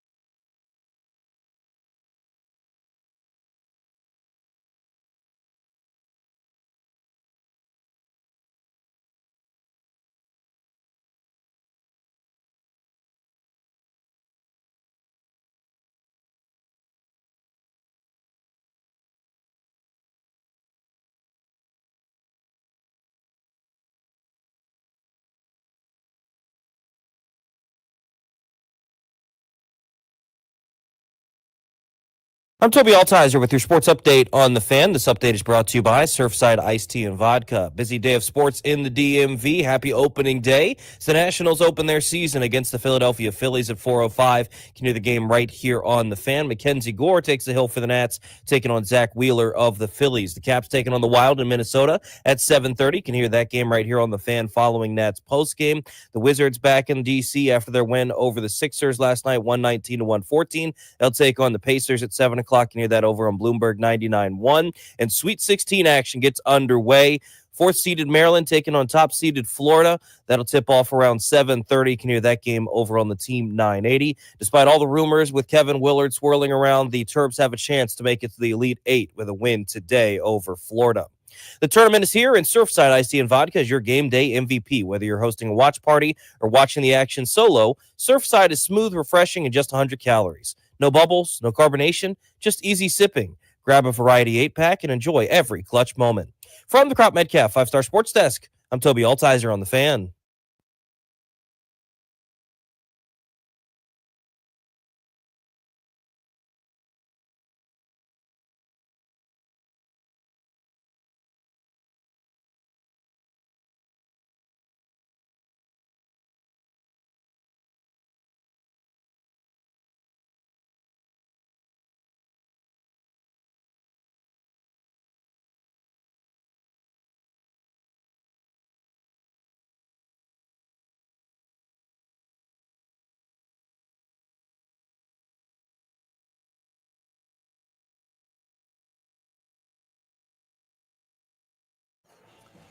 More celebrity spottings on Half Street. Laura and RJ walking down the street. You know it's a big deal. Things are happening. Dude, I just learned something about Tap 99 that I was unaware of. What is that? So I knew they had basically you start a tab and you order your food. Everything's automated. The food comes out super fast. The food is really good. We might have to get a handheld pizza, I've decided, Brian. Yeah. But because I've come here for one of your beer events and I've had a ton of different beers on the wall. Uh-huh. They got liquor on the wall. Oh, yeah, on the right side. I was unaware of that. Yeah, they got liquor, they got spirituals, everything. Now, unfortunately, I'm only visually aware of that. I'm not physically aware of that. Yeah. But someday. I'm visually and physically. Someday I will be physically aware. Yeah. Currently visual. Yeah. When I walked in the first time, I just looked around and make sure I had my bearings. Yeah, you gotta always make sure you have your bearings. Yeah. So if something happened, you know without your bearings, we're bearingless. Yeah. It's all ball bearings these days. You're so stupid. One thing that has been happening, shout out to that guy. There's a lot of Phillies fans, and we knew that was coming. They travel. One of them chirped us a little bit, said thanks for Trey Turner. Let me be clear, sir. Bleep you. And it is Bleep You Thursday. It is Bleep You Thursday. So we might not get to it because Russell's going to show up and suck all the air out of Half Street, but it is a Bleep You Thursday. Oh, we're going to let him talk. Dude, he can talk. He can suck all the air up. Dude, hey, Chris. I can suck up a beer. I would say. It's opening day. It's beer day. Hey, Chris. 1 o'clock. We got 25 minutes. Give us your Nats season preview, and we'll just go get a hot dog. Walk away. He won't breathe. He told me I was off. If you off, I'm off. We'll come as a package. All right. We are a little more than 7 hours away from Terps tip-off tonight. We are, let's see if I can do that right, 3.5 hours until Nats' first pitch, opening day. What a special day in this city. I've made a choice. If you want to hear my comments, they were fairly strong. Get on the Odyssey app, play the 10 a.m. portion of the show. But that said, there is a lot going on at the University of Maryland as Kevin Willard may or may not be taking this Villanova job. We just had this dude that was a nice guy come up to us and said, listen, man, I'm a skin season ticket holder. I'm a DC sports fan, but I went to Villanova. Yeah. And he's like, I don't want you guys to be mad at us. I'm not mad at Villanova. Yeah. They didn't do anything wrong. I'll tell him, listen, in sports, not any particular sport, this day and age, when you show promise, no matter how it happens, somebody that's a little bigger and they think they're better gonna come after you. Yeah, it happens. Whether it's football, whether it's basketball, doesn't make a difference. I didn't even think about these moron Philly fans walking by are also probably Villanova fans. I wasn't really ready for that. And everybody can hear everything we're saying. I'm not worried. I'm right here, 10 toes. All that said, I think, looks like he's going to Villanova. Joe Coleman, I love you. Here's all I have to say to the Villanova people. Hope you're right. I hope you're right. But Jay, it happens all the time. Like you said, I told you it was Maryland 2 years ago to Seton Hall. Sure, Maryland, and it may be did this to Seton Hall. He may keep doing it, but it happens in sports, and that's why I don't get too upset when people move. I hope. Generally, when you're in the broadcasting business, you hope everyone is listening all the time, right? Mm-hmm. We want the most listeners humanly possible. However, I'm going to make a little caveat because I hope David Aldridge isn't listening right now for what I'm about to say. How far do you think it is? Yeah, sure. How far do you think it is from Ward Circle, where Massachusetts Avenue hits Nebraska Avenue, to College? You talking about my man now? I'm just saying, how far do you think it is from Ward Circle to College Park, Maryland? Probably 7-8 miles. Yeah, I was gonna say 9 miles tops. Yeah. I don't know. It's a pretty quick ride. Yeah. I know a kid that went to DeMatha, played at Maryland, and just made an NCAA tournament run. You know what? In his I think in all the years he's been in sports, and he's seen everything, David, he understands that dude's about to move somewhere soon. Yeah, right. If it ain't this year, it's next year or the next. If he keep having success, if it ain't rude, it ain't right. It happens, man. I know. I like Simpkins. You know why? Because he has the blood. And that may be his ultimate job where he ain't looking to go somewhere else. Dude, you know why I think it worked with Gary? Gary left Ohio State in the Big Ten when he had just recruited Jimmy Jackson because he got pulled back to his alma mater and wanted to fix it. Yeah. I think that in the era of transfer portals and everybody's leaving all the time, get a guy that it matters to, that understands. The University of Maryland basketball job is not the easiest job. And I understand that for some of Willard's frustrations. I get that. But for Simpkins, he's going to come in knowing that and still try to function. And if the only person at that point that could probably pull him is the NBA team. Yeah, I don't know what's going to happen. No, I'm just saying Willard may decide to stay. I don't know. He may, but I think if the mindset has to be, if there's any promise going, someone is going to come looking. Now, I agree with you. So there's a couple pieces of audio. We're just going to present the information, and I will do my best to reserve commentary, which really isn't a strength, but here we go. Mike Loxley is a friend of the program. Mike Loxley is the head football coach at the University of Maryland. Mm-hmm. Being a football coach in the Big Ten is incredibly difficult, and that's what brings in the most money at the University of Maryland, whether it's a basketball school or not. Here's Lox on Kevin Willard taking a number of issues for the Terps public. I wanted to ask you about Coach Willard's comments over the weekend, talking about kind of the revenue share and the Damon leaving, obviously. Did you see them, and what were your thoughts on them? Yeah, I mean, I'm an old school DC guy. Family business is family business, so I have no comment on any of those things. I mean, it doesn't pertain to my business. It doesn't pertain to what I need to do. So, as I've stated, since I've been here, I've gotten the resources that I've needed to build a foundation. I've learned in 33 years of coaching, there are no utopias. Every family has their issues and their dirty little secrets, but I'm of the opinion those are handled individually, handled behind closed doors within family ranks. I think he couldn't answer it any better. I think Lox nailed it. Because let's be real, dude. I know you go around and you see, like we always say, there are people, we can say something about each other in this little family we have right here on 106.7 The Fan. But nobody else better step in and say a damn thing. And we can argue amongst each other. We try to keep it amongst each other. We don't try to take it to the airways. You know what I'm saying? And I think that's the ultimate thing where it could have been, he could have issues, but he could have handled it a different way. Because now you got people answering questions and being bombarded with them that should not have been. You see what I'm saying? And somebody else will come along and say, well, they wasn't listening at first, so he had to do it. Well, then again, you got to understand, if you take stuff public, then all of a sudden you got a problem. And I'm a mafia guy. I like watching mafia movies. You do. Take it public. You know what happened to you? You dealt with. So, hey, you got to move on and do your thing.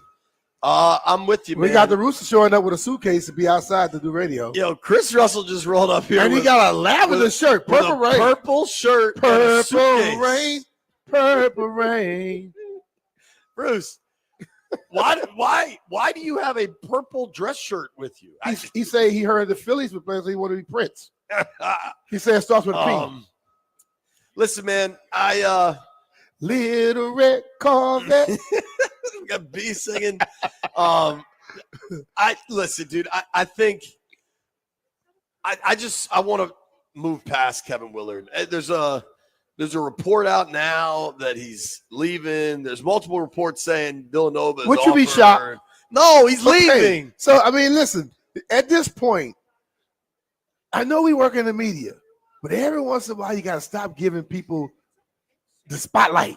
I'm done. I can't wait to watch a game tonight, and whatever happens, happens. Like, dude, there gets to be a Can point. I get a dollar jar? Get a cup, and if you start saying something again, I get $1 in it. Doug, I was trying to stick to the show sheet here. That's truly what I was trying to do. I legitimately was trying to be good. Landfill did a hell of a job, booked us some good guests this morning. I was trying to be good. I'm telling you, that's the truth. I don't know what to say. Now, Chris Russell's showing up, a whole different ballgame. That's different. Listen, he showed him looking with his wind doves cry. Now there are a number of people in the greater DMV that are highly attractive.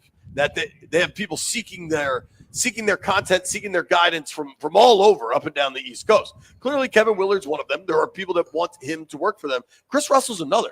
There are a few people that he walks around and people are just. We talked about Dylan Cruz earlier and the aura he has.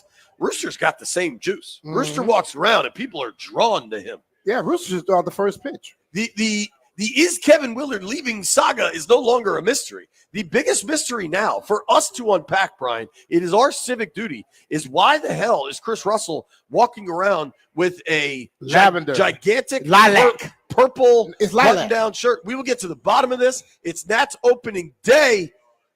Let's enjoy ourselves, DMV. Nats opening day. Terps in the Sweet 16. Let's have fun. Nobody go anywhere. Hey, it's Brian Mitchell here. FanDuel is giving all customers a chance to take a swing at $500,000 in bonus bets every day from March 27th to the 30th, this Thursday through Sunday. It's all a part of $500,000 daily home run jackpot. All you have to do is use your jackpot profit boost on a player to homer. And if they go yard, not only will you get bigger winnings on your home run bet, but you'll also get a share of that day's $500,000 jackpot. This season on FanDuel, big wins are on deck. So just head to FanDuel.com/Brian and look for the daily home run jackpot. Make every moment more with FanDuel, your home for betting home runs. FanDuel Sportsbook is the official partner of 106.7 The Fan. You have to be 21 years or older and present in Virginia. Opt-in required. Must apply a profit boost token on select market. Prize pool to be split equally among all eligible participants who made the correct pick. Bonus issued as a non-withdrawable bonus bet, which expires 7 days after receipt. Restrictions apply. See terms at sportsbook.fanduel.com.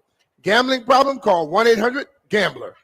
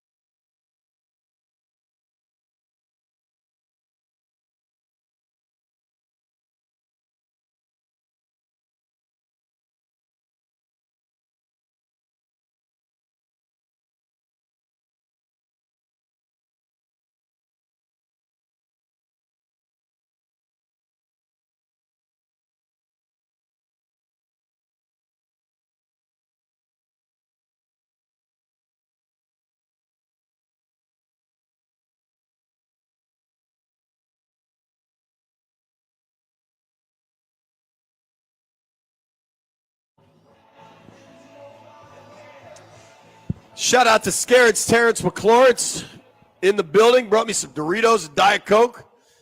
That's a guy that knows. That's a serious P1 right there.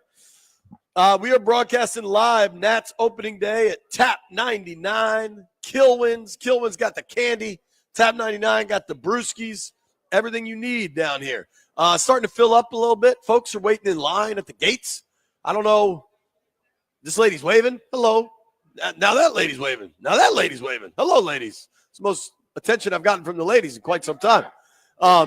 This lady's waving. All right. Hello, everybody. Why are you guys waiting already? What time is the gate open? 2:15, right? Man, they get here early, bro. 2 o'clock? It's early. All right. Hold on. Now, B, do you know who that young man is walking with the I just quarters met in? him. He just bought some Doritos and soda. Now, do you know his internet handle? Scarrett's McLaurin's. Now, Jeff and I told the truth. Both Jeff and I thought he was a black dude. I did too. When he said it, I didn't want to say it to him. I was like, okay. And instead, we've learned that Scarrett's Terrence McLaurin's, like, you know why? He looks about the whitest dude on the planet. You know why I thought that? Because his buddy always comes to me at the game. Okay. And talks about him, so I just thought he was a brother. Yeah. Learn something new every day. Look, watch this, B. Say, hey, there's some ladies over there by the center field gate. Hey, ladies, how y'all doing? See? Hey, I like the ladies waving. How y'all doing? I got more waves than you did. Hey, I'm just saying. I'm getting waves from the Phillies and the You got a dude waving. No dudes waved at me. Hey, man, it's cool about dudes, too.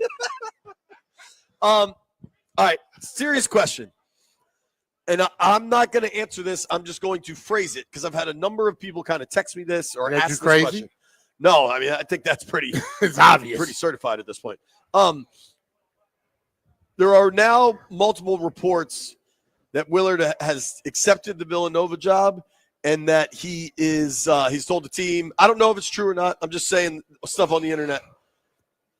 And a lot of people are wondering, why let him coach? Let the assistant coach. What do you say to that?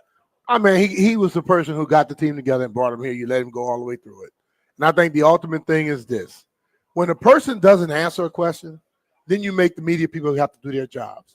And whoever got the story, they got the truth and they put it out there. He brought this on himself for it to be presented like it's being presented now.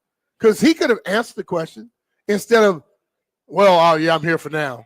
Then he comes back and then he didn't want to talk about it. When you change the way you do stuff about the same topic, you're normally telling people that you're not telling them the truth or you're just outright lying. You know what I mean? I've always been told is you ask somebody a question and they give you an answer, then they come back and they change the answer.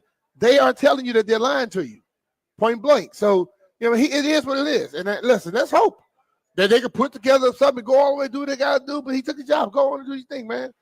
I'm not mad at people trying to get more money. I'm not mad at a team saying, oh, I think that guy is good. He can take us somewhere and go and get him because that happens in sports. It happens in everyday life. Yeah, man, I think. How many people have jobs right now and they're sending resumes to other companies? Totally.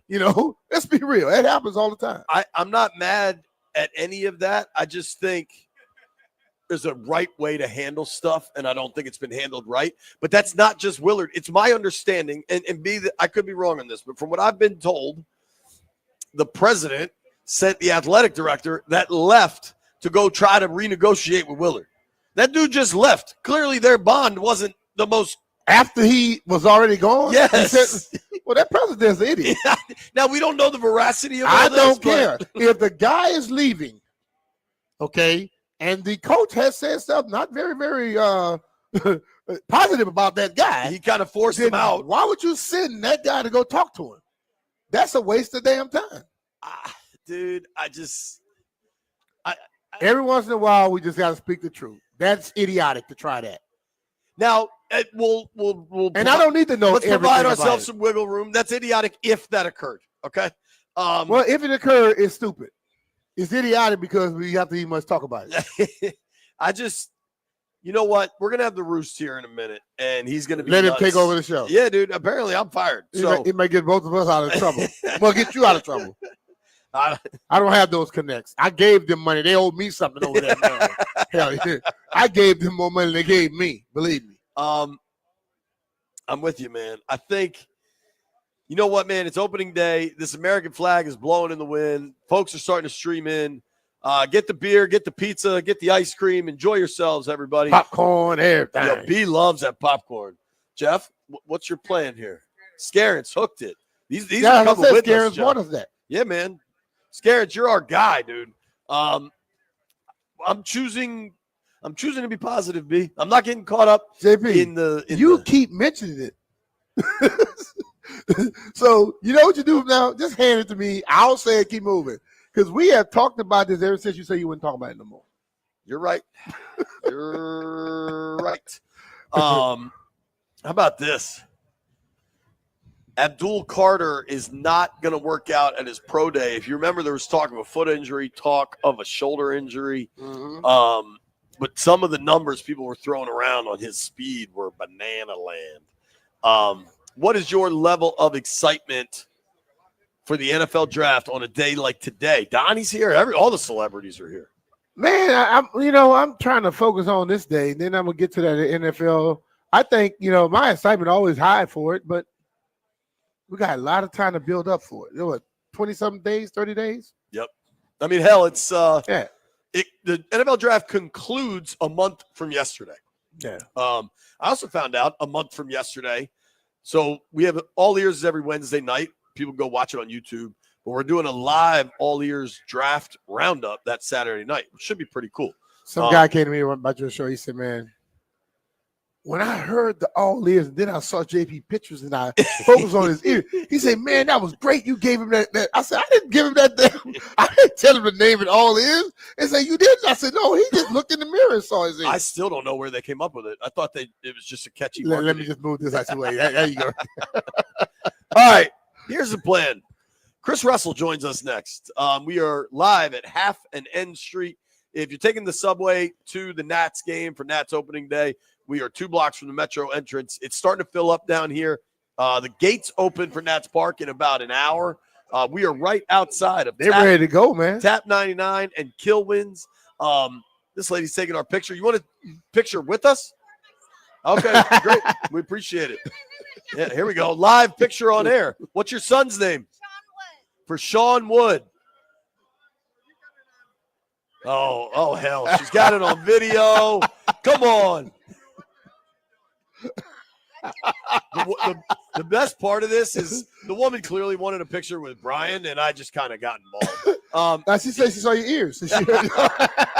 Chris Russell next. Right, Martin, look, grab my ears. Listen, if you're listening to the show, don't go anywhere. But Rooster's on a firing spree, so there's no guarantee that Brian and I will still be here. Hello and goodbye.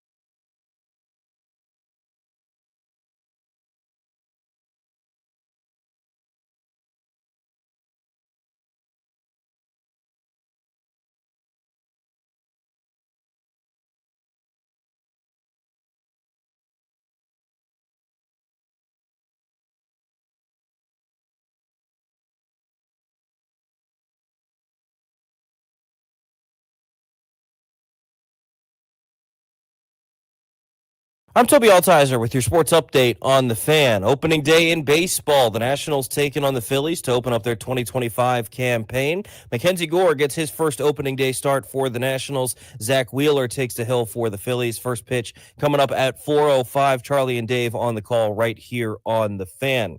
In hockey, the Capitals in Minnesota take on the Wild tonight at 7:30. You can hear that game right here on the Fan as well, following Nationals post-game coverage of opening day. In the NBA, the Wizards beat the Pacers last night in Philadelphia, 119-114. The Wizards are back home tonight for a second of a back-to-back as they take on the Indiana Pacers. 7 p.m. tip-off. You can hear that game on Bloomberg 99.1. Sweet 16 action gets underway tonight. Fourth-seeded Maryland taking on top-seeded Florida. That'll tip off around 7:30. You can hear that over on the Team 980. Other games tonight in the Sweet 16. Number 2 seed Alabama taking on 6 seed BYU. That'll tip off around 7:09. Top seed Duke taking on 4 seed Arizona. That'll tip off around 9:30. And 3 seed Texas Tech going to take on 10 seed Arkansas just after 10 o'clock out in San Francisco following the Terps game. From the Crop Metcalf 5-Star Sports Desk, I'm Toby Altizer on the Fan.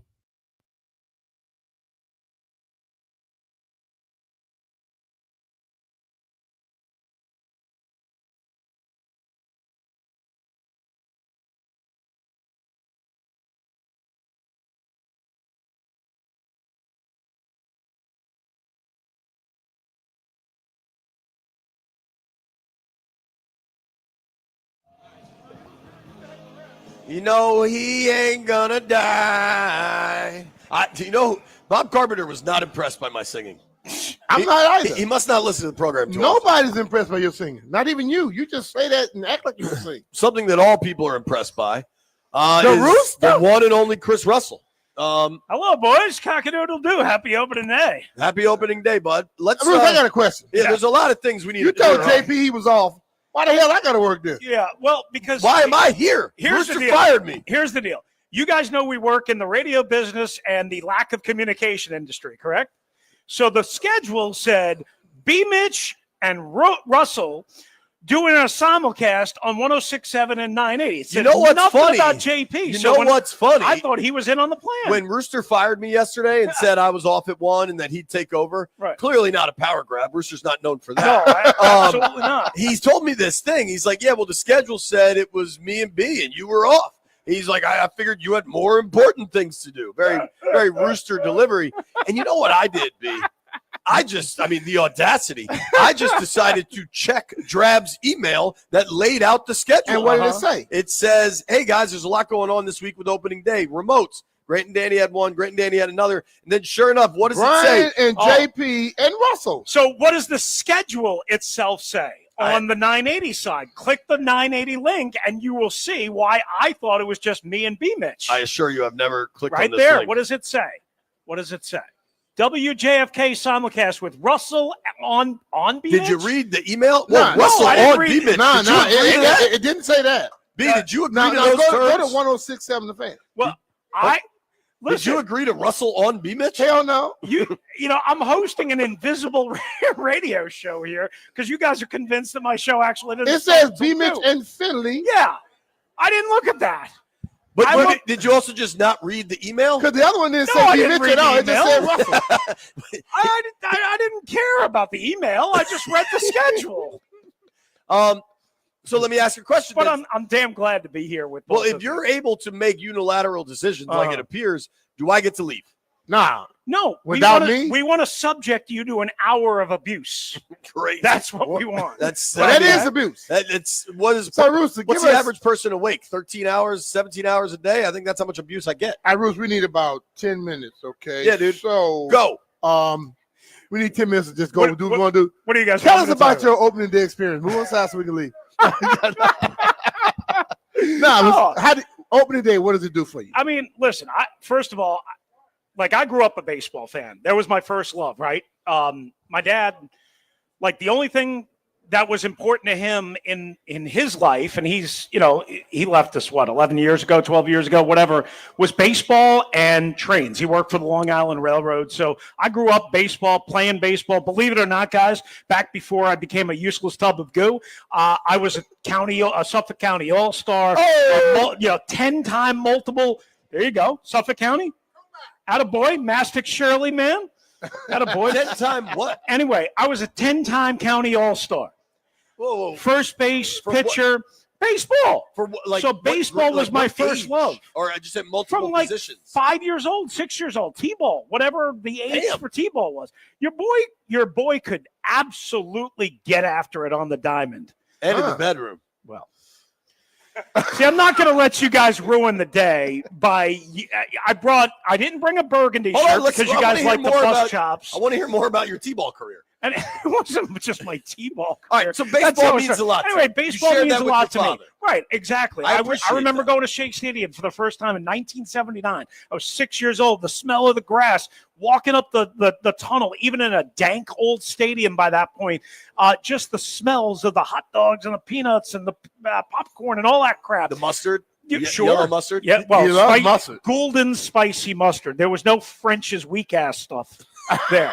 Okay. There's no yellow mustard in the state of New York. It's not the yellow pants that the Washington Commanders / Redskins have been wearing for 30 years. Come on, dog. We don't say that on the air. Anyway, so I love baseball. So I grew up with baseball. That was my first love, like I said. And here we are, a lot of years later, and the Nationals. I'm not even doing bits. You couldn't have been old enough for the 69 Mets, right? No. Okay. I was born in 73. So, all right, so that but they went to the World Series. Man.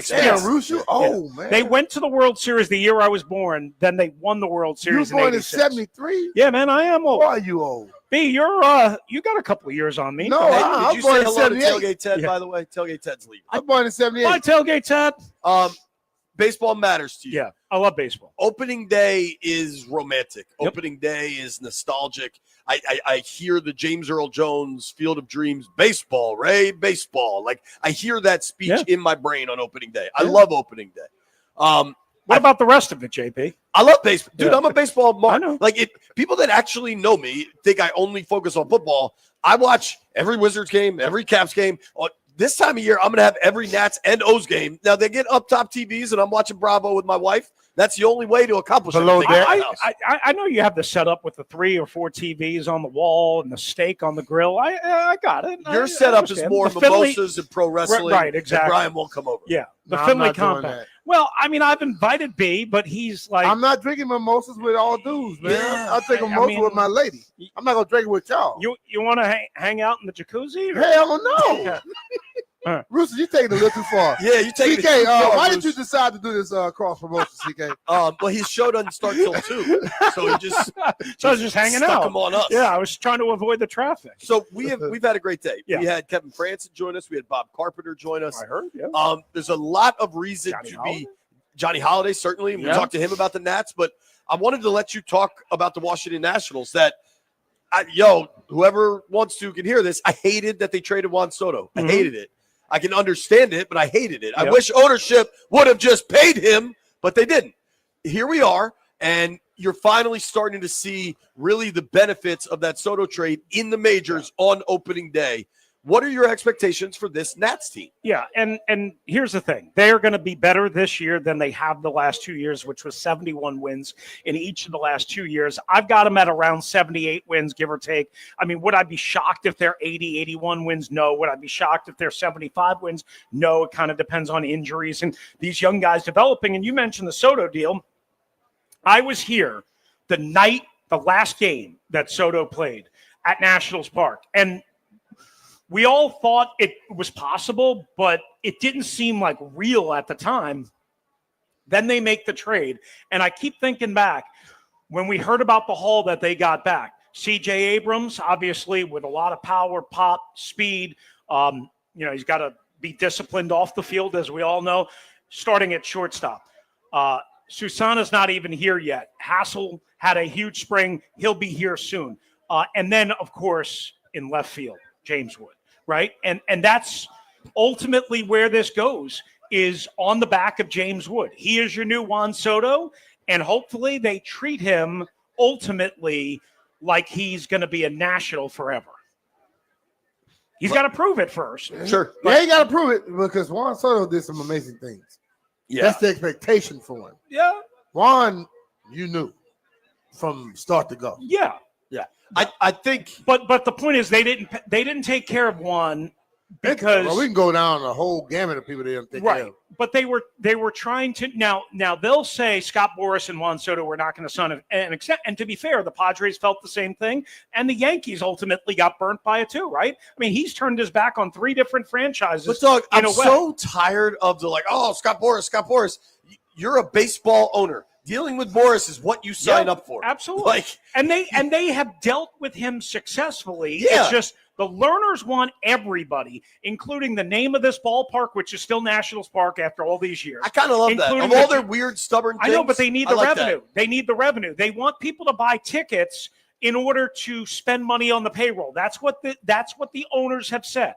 They want people to buy tickets first. Well, sell the damn naming rights, which nobody cares about. Make it Geico Nationals Park. Whatever you got to do. Sell the damn naming rights. Put a jersey patch on.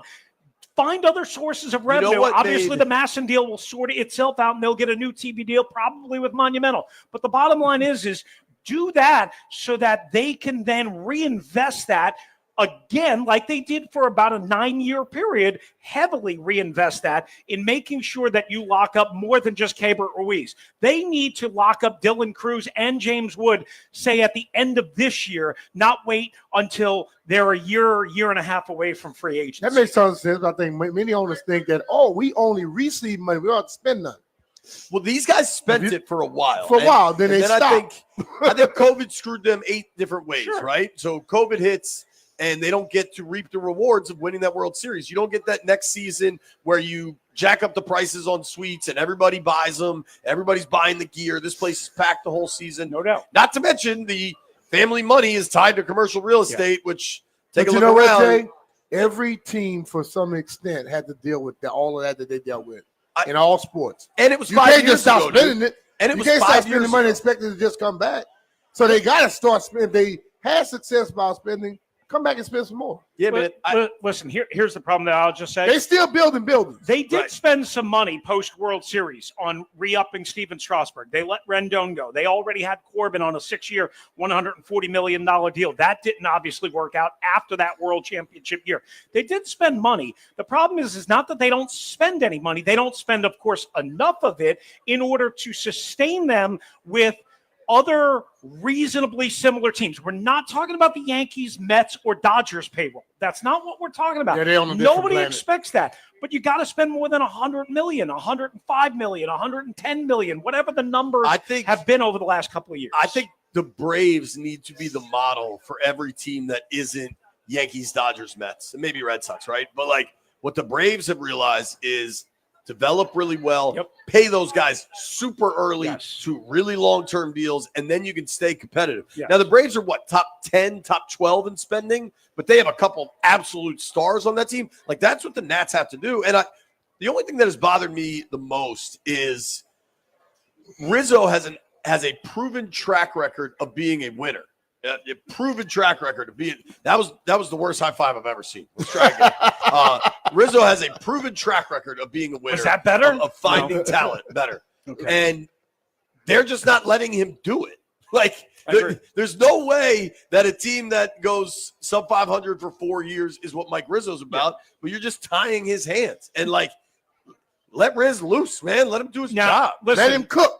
Let Riz cook. Here's what I would say. I know 71 wins is not good enough over the last 2. I got it. I understand that that's not winning baseball. But to me, them getting 71 wins with the budget constraints and the fact that they had to completely reload the farm system, which is part of the reason why they traded Soto 2.5 years early.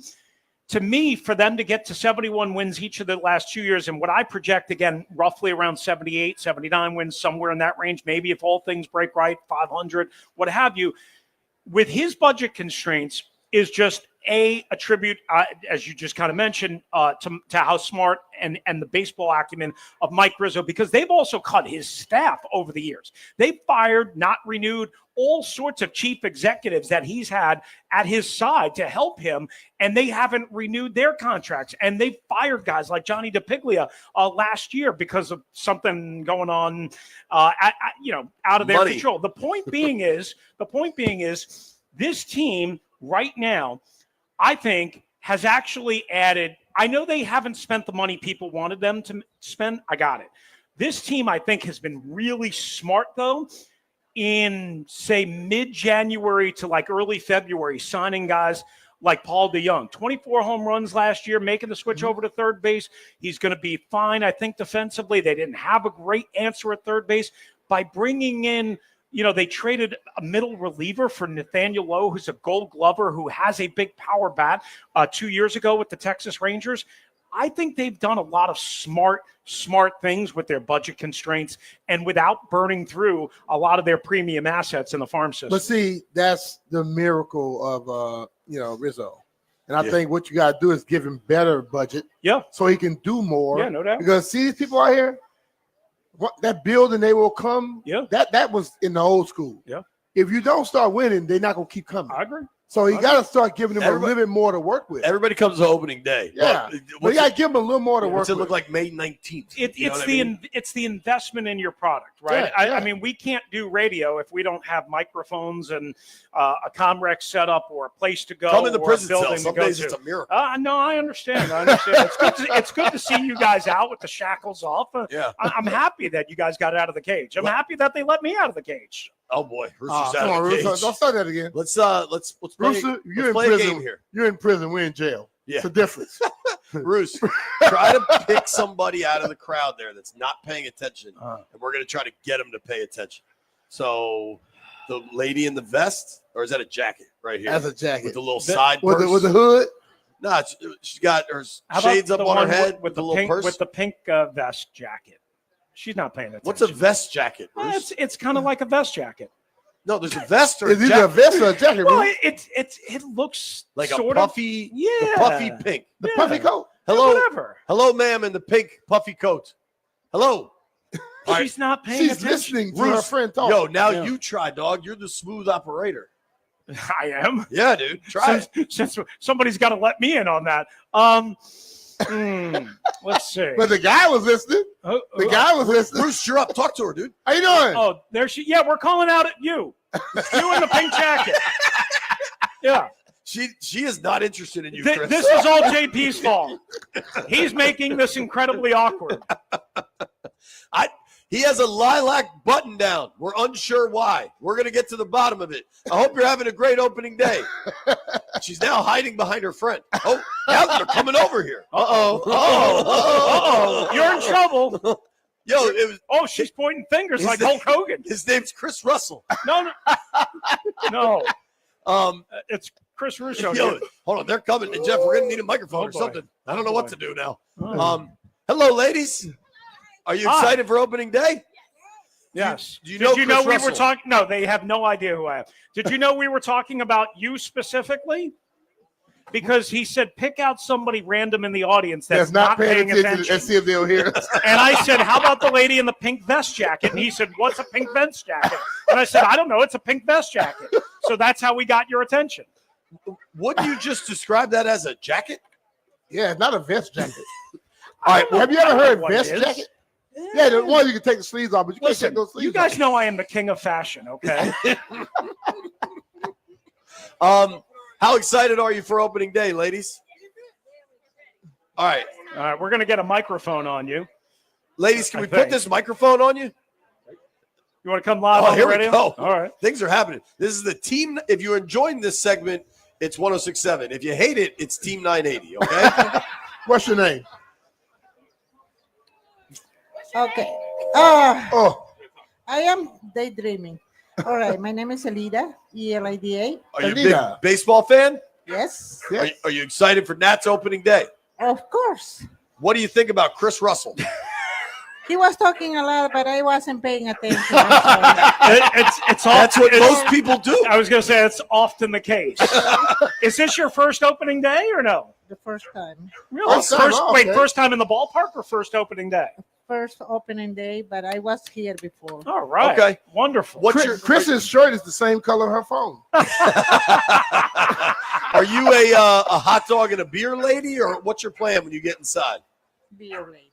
Beer lady? Whoa! That's what I like to hear. All right. Going to be throwing down some suds. Alita, thank you for Jeff, joining take us. Alita and her friend in and get them a beer. Oh, now, yeah. Get them a kicking it with. Well, unless they want to be in their spot online. Will the nice people over there let Alita and her friend get her spot back in line? Yeah, they said no They problem. got you. They All got right. you. Yeah, let's do that. If you made it this far, B-Mitch owes you a beer. He's going to buy And you I a beer. got you a beer. Great. Thank you, Alita. Thank you for being a great sport and putting up Happy with Chris opening Russell. day. Absolutely. I'm a nice guy. Don't let them tell you otherwise. When you yell, I'm a nice guy, it really comes through as authentic. Thank you, ladies. Have a great opening day. Gates open in 40 minutes. We are live outside of Tap 99 and Kilwins. If you want ice cream at Kilwins, it is banging. When we come back, the great mystery, why does Chris Russell have a purple button-down shirt with him? Nobody go anywhere.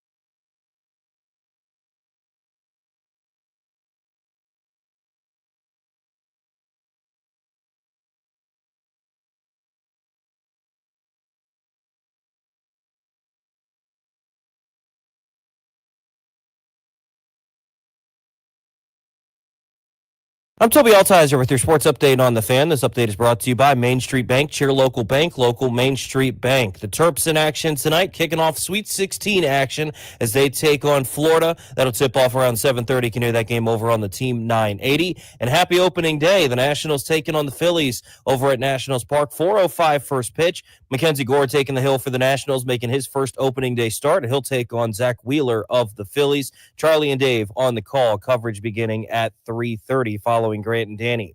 In hockey, the Capitals taking on the Wild in Minnesota tonight. 7:30 puck drop right here on the Fan. And the Wizards taking on the Pacers in the second of a back-to-back. 7 p.m. tip-off over on Bloomberg 99.1.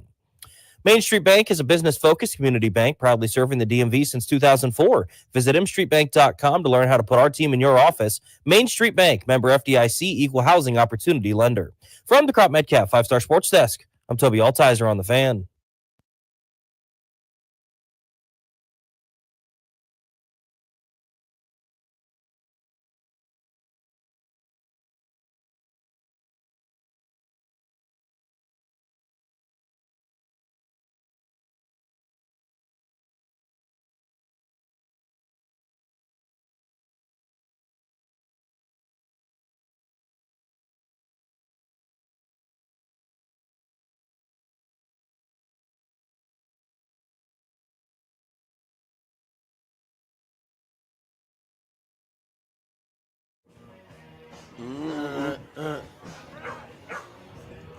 It's the Chris Russell Show featuring Brian Mitchell and occasionally JP Finley live on the Team 980.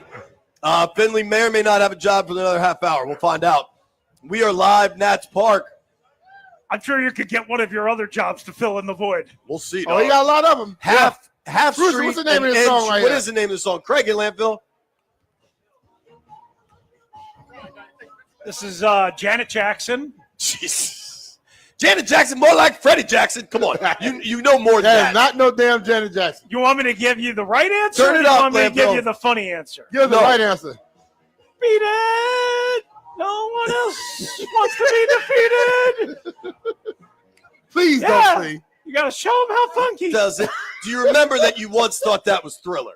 You said that. Yeah, you did. You honestly said that Beat It was Thriller. So that's how I knew that was Beat It instead of Thriller, because I had already embarrassed I'm going to let you myself count. the first time. I'm going to let you count Now Beat, I know. Beat It and Thriller. How many more Michael Jackson songs can you name? Billie Jean is Not My Lover, That's 3. right? Yeah. I know the Jackson 5 really well. Oh, hit it. I mean, ABC. 1, 2, 3. Yeah.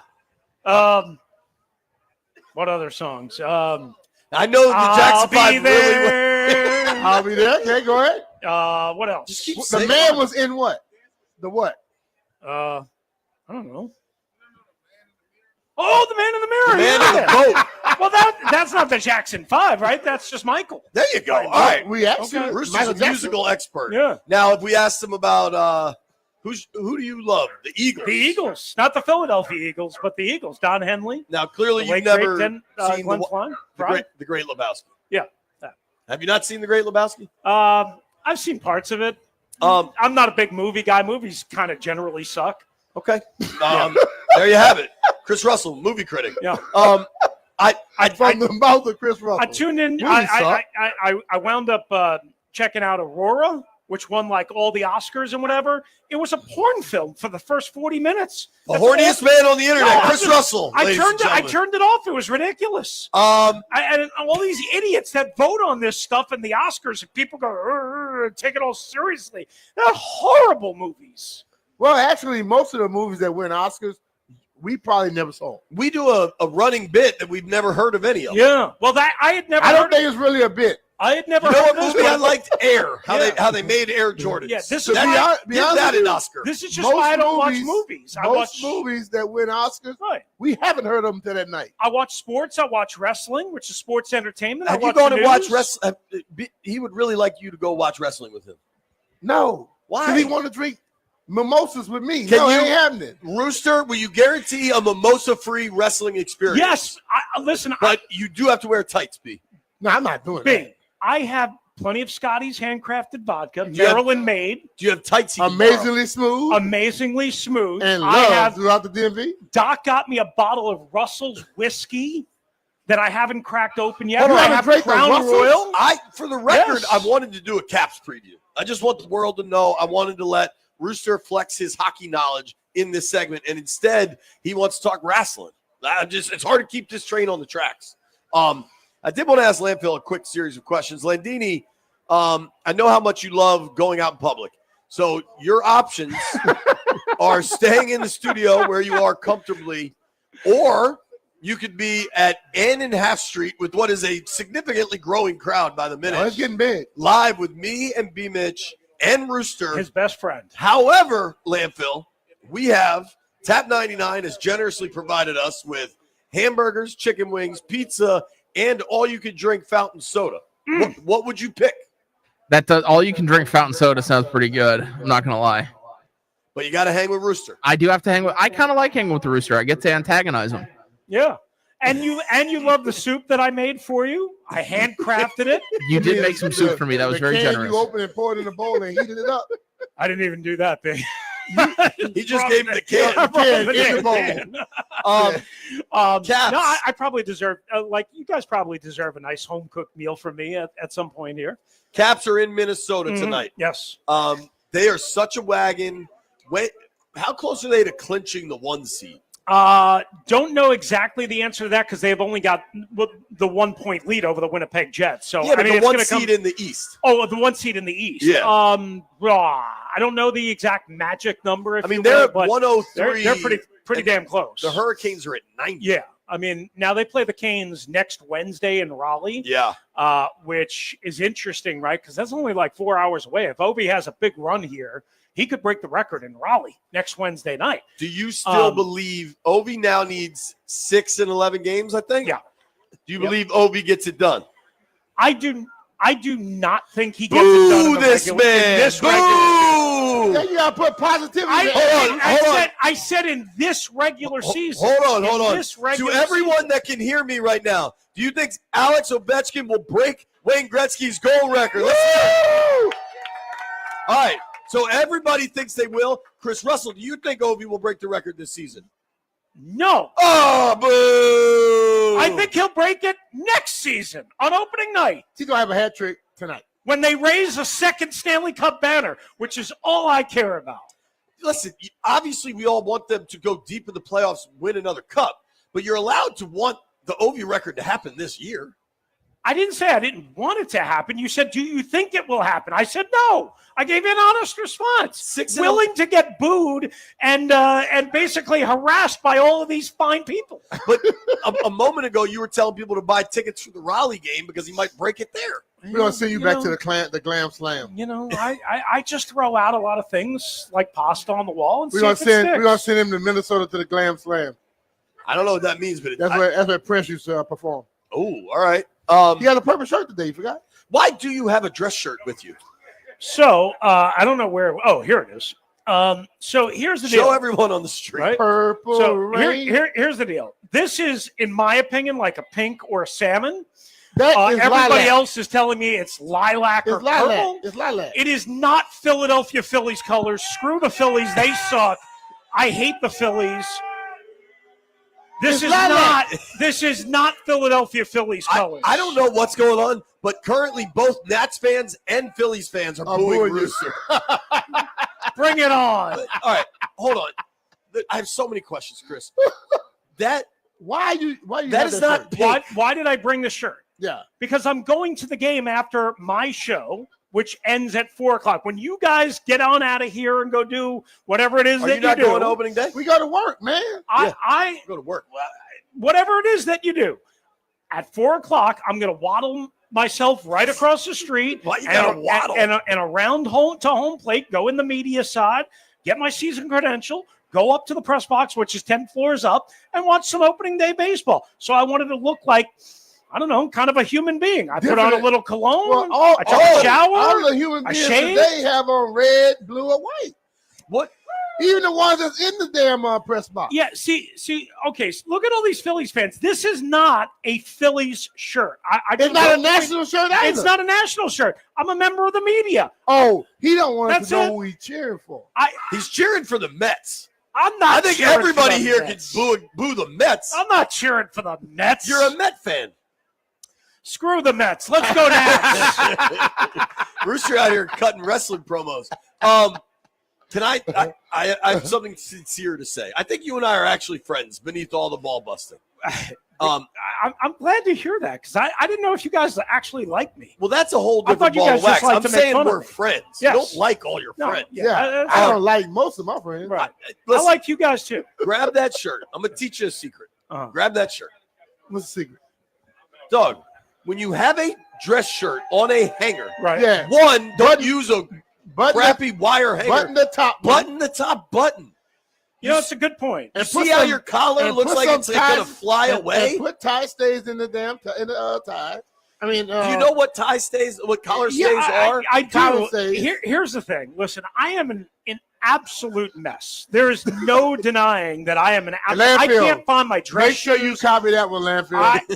I can't tie a tie. I'm 51 years old. I still have never been able to tie a tie correctly in my life. I'm an absolute Hold on, disaster. let me see this thing. What? I don't know that you helped, Brian. Look at what this looks like now that he buttoned it. Listen, I'm not trying to look like JP Finley on NBC4.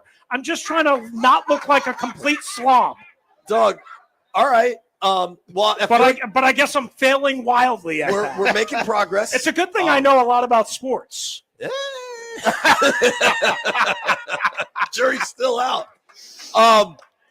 You want to talk about Kevin Willard quitting on his team on the day of the Sweet 16? What do I you have wanna made a talk about? choice. You don't have to speak. I have made a choice. Don't say a word. I heard. Let's see if you can not speak on it.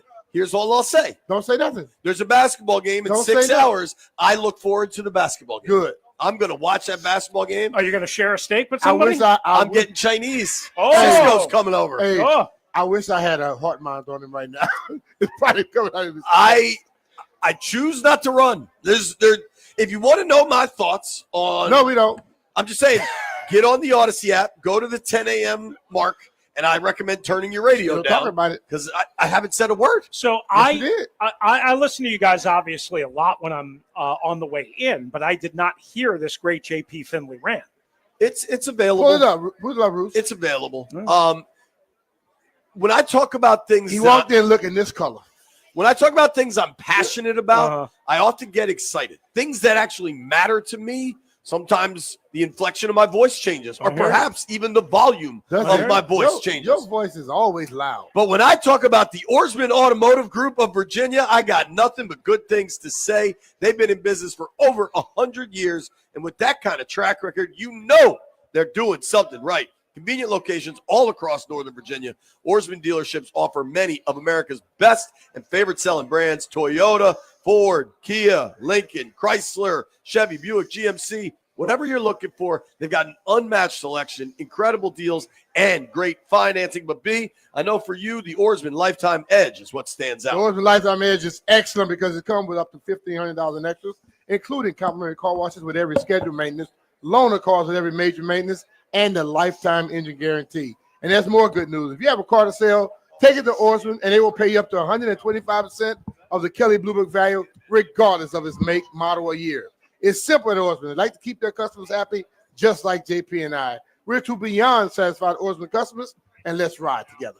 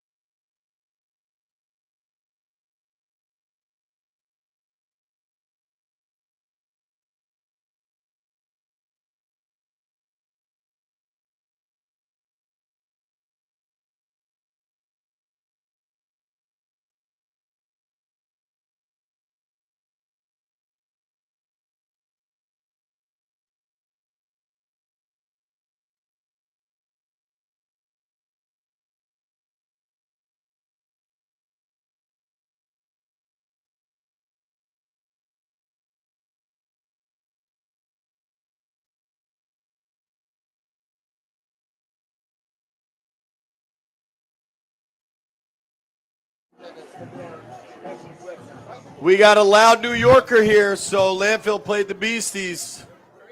Big old crowd. I'd say 80% of them have no idea who we are. This is B. Mitch and Finley featuring Chris Russell. Hi. And Jeff Walker. What up, Jeffrey? Jeff, you want a freestyle for the crowd? Jeff. This is a big. We're going to turn on Jeff's Well, mic. Jeff got to learn how to be a radio guy. What mic are you Jeff, on? Try now. I don't know. I might have just There we go. muted all of us. There you go. The show's about over. We're going to make some bets, but we did want to check in with Jeffrey. How are you, sir? I'm great, JP. How you doing today? Do you want to drop some beats for this crowd? No, Jeff, I do not want to Jeff drop Too no Funny. beats. He's a DJ. He's a producer. He's going to freestyle rap for everybody here. No, there's I thousands am of people not. here, Jeff. No, I am not. Are you scared? No, I didn't already Is this a mom freestyle for spaghetti thousands situation? of people. I'm not a good freestyler. Now, if you Well, want we know that. We know that. We know that. Then why put me on the spot? Why put me on the spot? Rooster, do you Why want to put me on the freestyle? spot? Do I want to freestyle? Yeah, dude. No. You always talk about being from New York. It's the home of hip hop. I mean, Give us what you got. back in 6th grade in New York, they used to break out the breakdancing board, right? cardboard? We used to do that with the with the sneakers with the tongues out and the colorful laces. I ain't doing that. And crap. on the new episode of the History Channel. You used to break dance, Chris? That's at one point. Give me yeah. one move. Oh, yeah, Chris. you got to give us some dance moves. Yeah. One move, Chris. Electric one move. Boogaloo 2 was like one of the Oh, greatest my movies Lord. in the world. He took me way back. I've never heard of I've that. never heard of that. Were you better at breakdancing or t-ball? Because you referenced both in the hour you've taken over our show. I was good at everything, JP. I don't know what's happened to me since. That's why he wears that burgundy shirt every once in a while. Let him know. Let's make some bets, Let's get boys. it, baby. All right. Gather around, gather around. I'll say it. B Mitch won last night. The rest of you fools lost. Yo, that was a really good bet last night. Yeah, I dude. know. I fade y'all all the time. Y'all can't win. Last night we all bet on UC Irvine, and they were laying 4.5. And B said, "Screw you, I'll take UAB." And the final score is 81-77 Irvine. And hook help, baby. The Blazers cover by a hook. White Brian, I blame you. You told us to take UC Irvine. Man, y'all, anybody that bets only 20 cents, you know why he bet it? Because he know he gonna lose, so he don't lose all his money. Yo, I bet even Rooster bets more than 20 cents a game. I bet about $1 a game. I mean, I've been on a little bit of a heater on FanDuel. So, Hold on, you your know. heater at $1 a game. Are you up like $4? Could you well, buy a Starbucks with your heater? Since the NCAA tournament started, I think I'm plus $30. Whoa! Yeah. Boy, you rich. Yeah, because I do like some 14 parlays, first team to 5 points. I hit one of those on Sunday. Hold on, is that Kerwin? I hit Chris Kerwin. I hit nobody cares about what I hit. I hit a 5-team all favorites parlay last Friday night for $23. Atta boy. Yo, I am the master. I baby. tell you, can I tell you something, Chris? Yeah. If you hit a 5-team all favorites parlay and you're excited about it, And you still just at $30? nobody loves you more than the betting companies. Keep firing, baby. Just keep firing. They keep wanting my $1. There's a motorcade coming. Is this the horses? Could this be the Clydesdales? Yes. That's generally what it is. All right. Well, if you want to see Yeah, the you can see it Clydesdales, up there, JP. you better get on down here. Oh, dude. Here they come. Those are some big-ass horses, man. There's a dude in a chicken suit. Shout out to him. That's like the national San Diego chicken. The Clydesdales are here. I love the Clydesdales, man. Those are big, beautiful horses. The police are helping. They be stepping too, don't they? B, let me ask you a question. We know What? about your history with horses. Hang on a second here. These horses. I'm like, should we be a little quieter on the radio with the horses right here? Well, just let them know. Come over here and get near. Yo. Back up. Yo, back up, people. Those horses look kind of pissed. I don't know what you want me to do. I can't really be quieter. We're live, dog. You could be a little quieter. Can I give y'all my DMV bet for today? Sure. Yeah. My parlay, Nationals to win opening day, Terps advance to the Elite Eight, baby. That'll pay big. All right. All right, the horses are coming. I'm fading Jeff. Roosters. No, I'm joking. I'm not here tomorrow. Y'all not gonna let me win anyway. So here's what I'm not doing. That's some pretty horses, dog. Now, B, you have a long track record of punching horses. Would you punch one of those? No, they're too big. Yeah, they're nice, and they don't have a butthole of a police sitting on it like it was in college. Hold on, is that Riz up there? Yeah, It is. Rizzo with the dog and everything. This is awesome. All right. Can I just bet on the Nats? I'm betting on the Nats. I got the Nats to win today. The horse said That's my yes. pick. When you said, "Can I bet on the horse?" The horse started doing Yeah, yes. look at that horse is definitely agreeing with me. There we go. Riz got a nice ride. There's Mike right there. Rooster, you got a bet for today? Yeah, I'm going to go the Nats plus 1.5 or 1.5 on the run line. America's GM. And congrats, Riz. And Florida on the money line. You taking the Gators? Against your beloved Terror. You taking the Gators? Yeah. One, you can't take the money line. It's too many points. It's too much. You got to lay the points. All right, then I'll lay the 9 points. What is it, 6? 6 and a hook. 6 and a hook. You jerk. I'll take it. Go Nats. Go Caps. Go Terps. Could be a hell of a day for the DMV.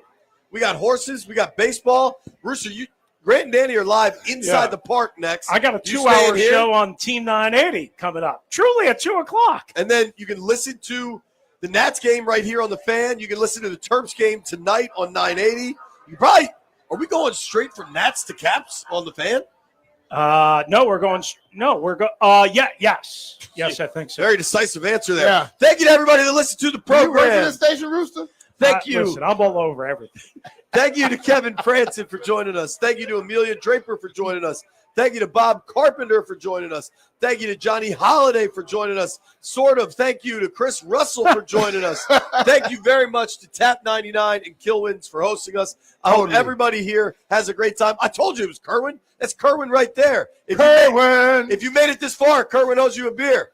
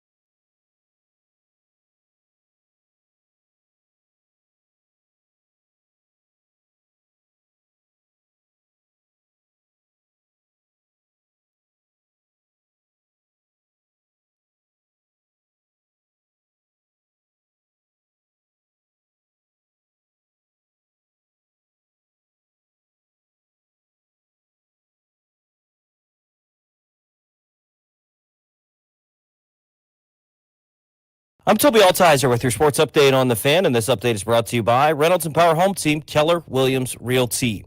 Happy opening day. The Nationals getting set to kick off their 2025 season at Nationals Park, taking on the Phillies. 4:05 first pitch. You can hear the game right here on the Fan. Charlie and Dave on the call with Nats pregame getting underway at 3:35. Mackenzie Gore takes the hill for the Nationals, making his first opening day start of his career. Zach Wheeler takes the ball for the Phillies. On the ice, the Capitals taking on the Wild in Minnesota tonight. 7:30 puck drop. Can hear that game right here on the Fan as well, following Nats post game. In the NBA, the Wizards return home after they beat the Sixers last night in Philadelphia, 119-114. Second half of a back-to-back, they take on the Pacers at Capital One Arena tonight. 7 p.m. tip-off. Can hear that game over on Bloomberg 99.1. And the Terps get their Sweet 16 action underway tonight, taking on 1 seed Florida. That'll tip off around 7:30. Can hear that game over on the Team 980. Other Sweet 16 action tonight. 2 seed Alabama taking on 6 seed BYU just after 7 o'clock. 1 seed Duke taking on 4 seed Arizona around 9:40. And 3 seed Texas Tech taking on 10 seed Arkansas following Terps and Gators. Want to hear the fastest way to know what your home would sell for? Reach out to Empower Home Team. Simply text your address to 800-763-3000.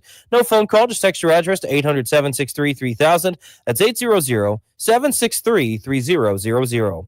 From the Crop Metcalf 5-Star Sports Desk, I'm Toby Altizer on the Fan.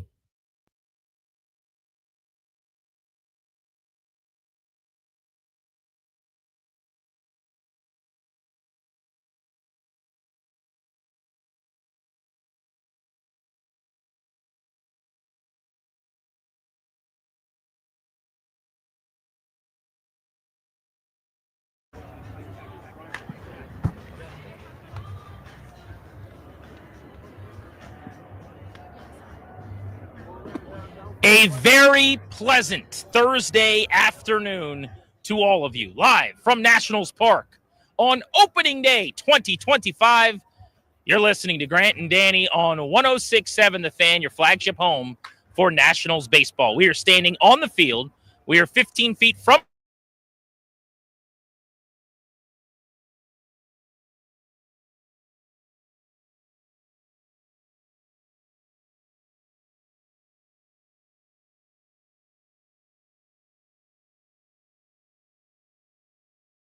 pitch, which is 2 hours away.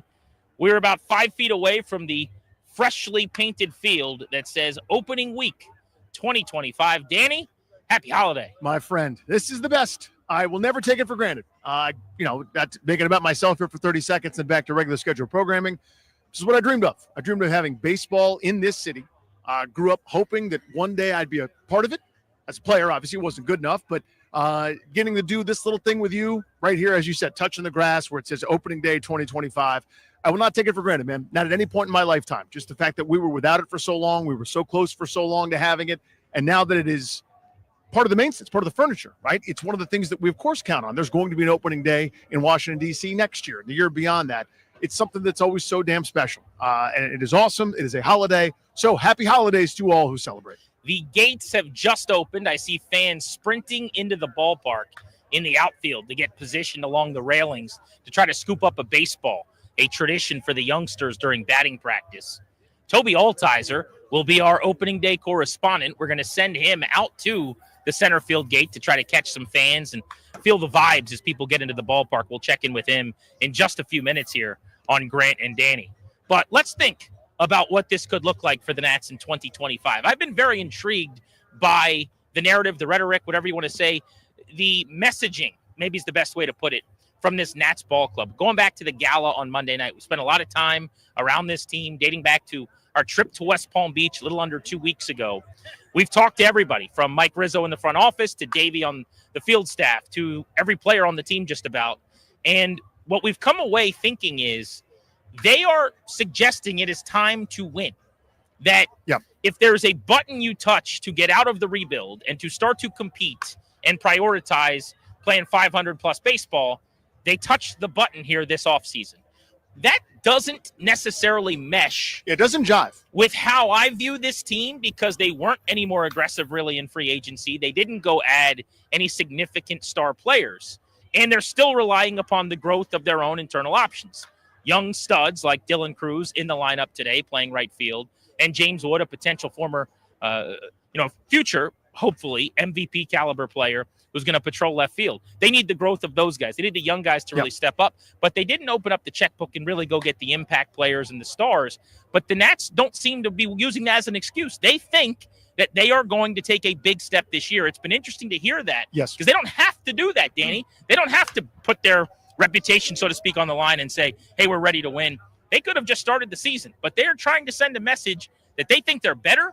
And they think they are ready to start winning. Yeah, their internal communication says one thing, and now that's gotten external, right? I mean, they're not talking about themselves rebuilding anymore. They don't want to hear about long term. They don't want to hear about development. They want to win right now. Now the odds makers don't agree with them. Has them at 70.5 wins. I'll take the over, by the way. I will too. I'm not hammering 500. What's your floor and ceiling before we get back to that point in terms of wins? Give me your range of if it's bad and if it's really good. 65, I think, is kind of the low end. Oh my God, that's really low. That's the low end. That's everything. Bottom falls out. Wow. That's nothing goes right. That's God forbid. I'm not even going to say some of the names, but somebody gets hurt. Pitching kind of, you have another DJ Hers type situation. That would be 6 games worse than they've been the last 2 years. Yeah, I think that's your floor. I think your ceiling's 80 wins.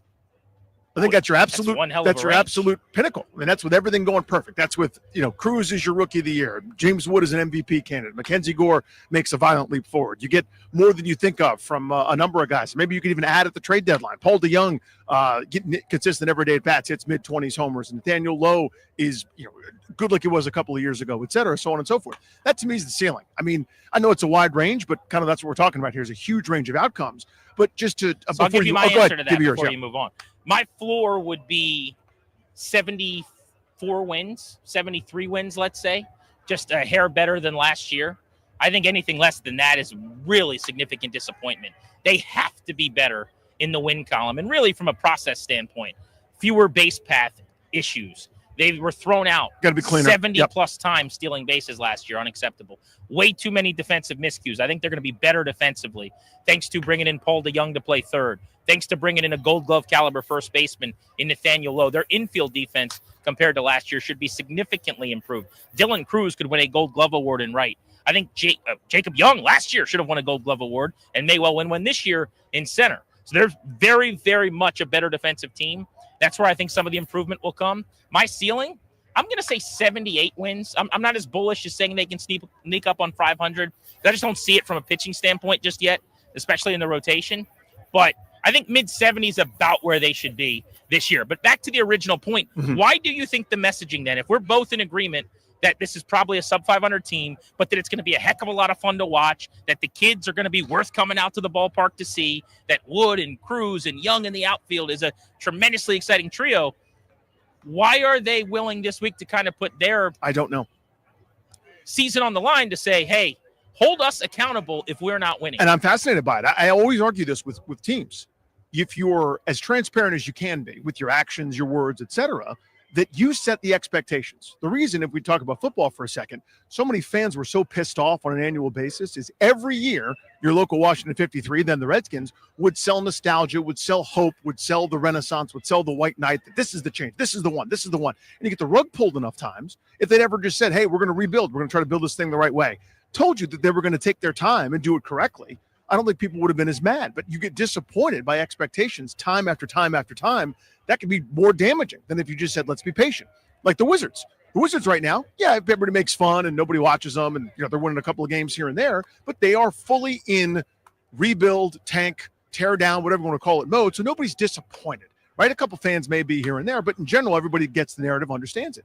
When you are where this team is right now, declaring we're going to be better, basically we're going to be better than people think we are, you're kind of putting your what on the line, right? You're basically saying, as you said very well, hold us accountable for that, which is interesting because, again, the sort of the folks that get paid to do this, to prognosticate and look at some of the over-unders and some of the numbers, aren't buying it. Again, 70.5 is their over-under right now, but according to most sports books, in terms of wins. Again, I've got the over, I think you do too.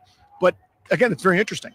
And if you had that kind of internal dialogue with the kind of offseason that you and I wanted them to have, not, hey, that's a really shrewd move to go get Nathaniel Lowe for a left-handed middle reliever. Not, well, it doesn't cost too much to get Paul DeYoung. Or that's smart, bring Josh Bell back, see if you can get something. That's not where they should have been chopping if you're going to have the kind of internal dialogue, right? Or that kind of, external dialogue, really, about how good you think you can be. That's not what happened. So they had the same kind of bargain off season that they've had the last several years where they're not shopping for big ticket items. Nobody said you got to go get $750 million Juan Soto, but you could have improved your ball club significantly, added some more here, there, and everywhere. They chose not to do that. They went kind of, again, cheap and available as they've done for a while. And yet they're talking about taking a pretty big leap forward. Well, I like the confidence. I will give them that. Yeah. And I also think there's something to this. This is kind of my answer to the question I asked you as to why do I think they're doing it. I think these guys mostly have won for most of their lives. And they are not planning on being here to lose. And they don't really know any better. If you're Dylan Cruz, I'm sure he won a high school state championship in Florida. You did, yeah. Right? He won a College World Series at LSU. He wins everywhere he goes. So as he said to us in an interview that we did on Grant and Danny at spring training, we're going to win. His point was, I don't play on bad baseball teams, man. James Wood, similarly, whether it's IMG Academy or St. John's College High School or whatever travel team he was on, and someone listening right now was probably on that team on their way to the ballpark, so they know the answer. That dude has been the best player on great teams his whole life. He doesn't plan on going out for a 68-win baseball team and getting embarrassed night in and night out. And I think as you have those types of guys, doesn't mean at the big league level they're not going to have to wear it a little bit initially as a ball club. Wood went through some of that last season. But they don't know any better other than to think, I'm on the team. I got talent around me in Wood and some of these other players, if you're thinking from Dylan Cruz's perspective. We're going to be pretty good. So I like that confidence, and I like that they do feel like they can change the culture pretty quickly. Let's talk about the ball club that Davey Martinez is going to be fielding at Nationals Park today. We'll go through the lineup a little closer to first pitch, but it is out.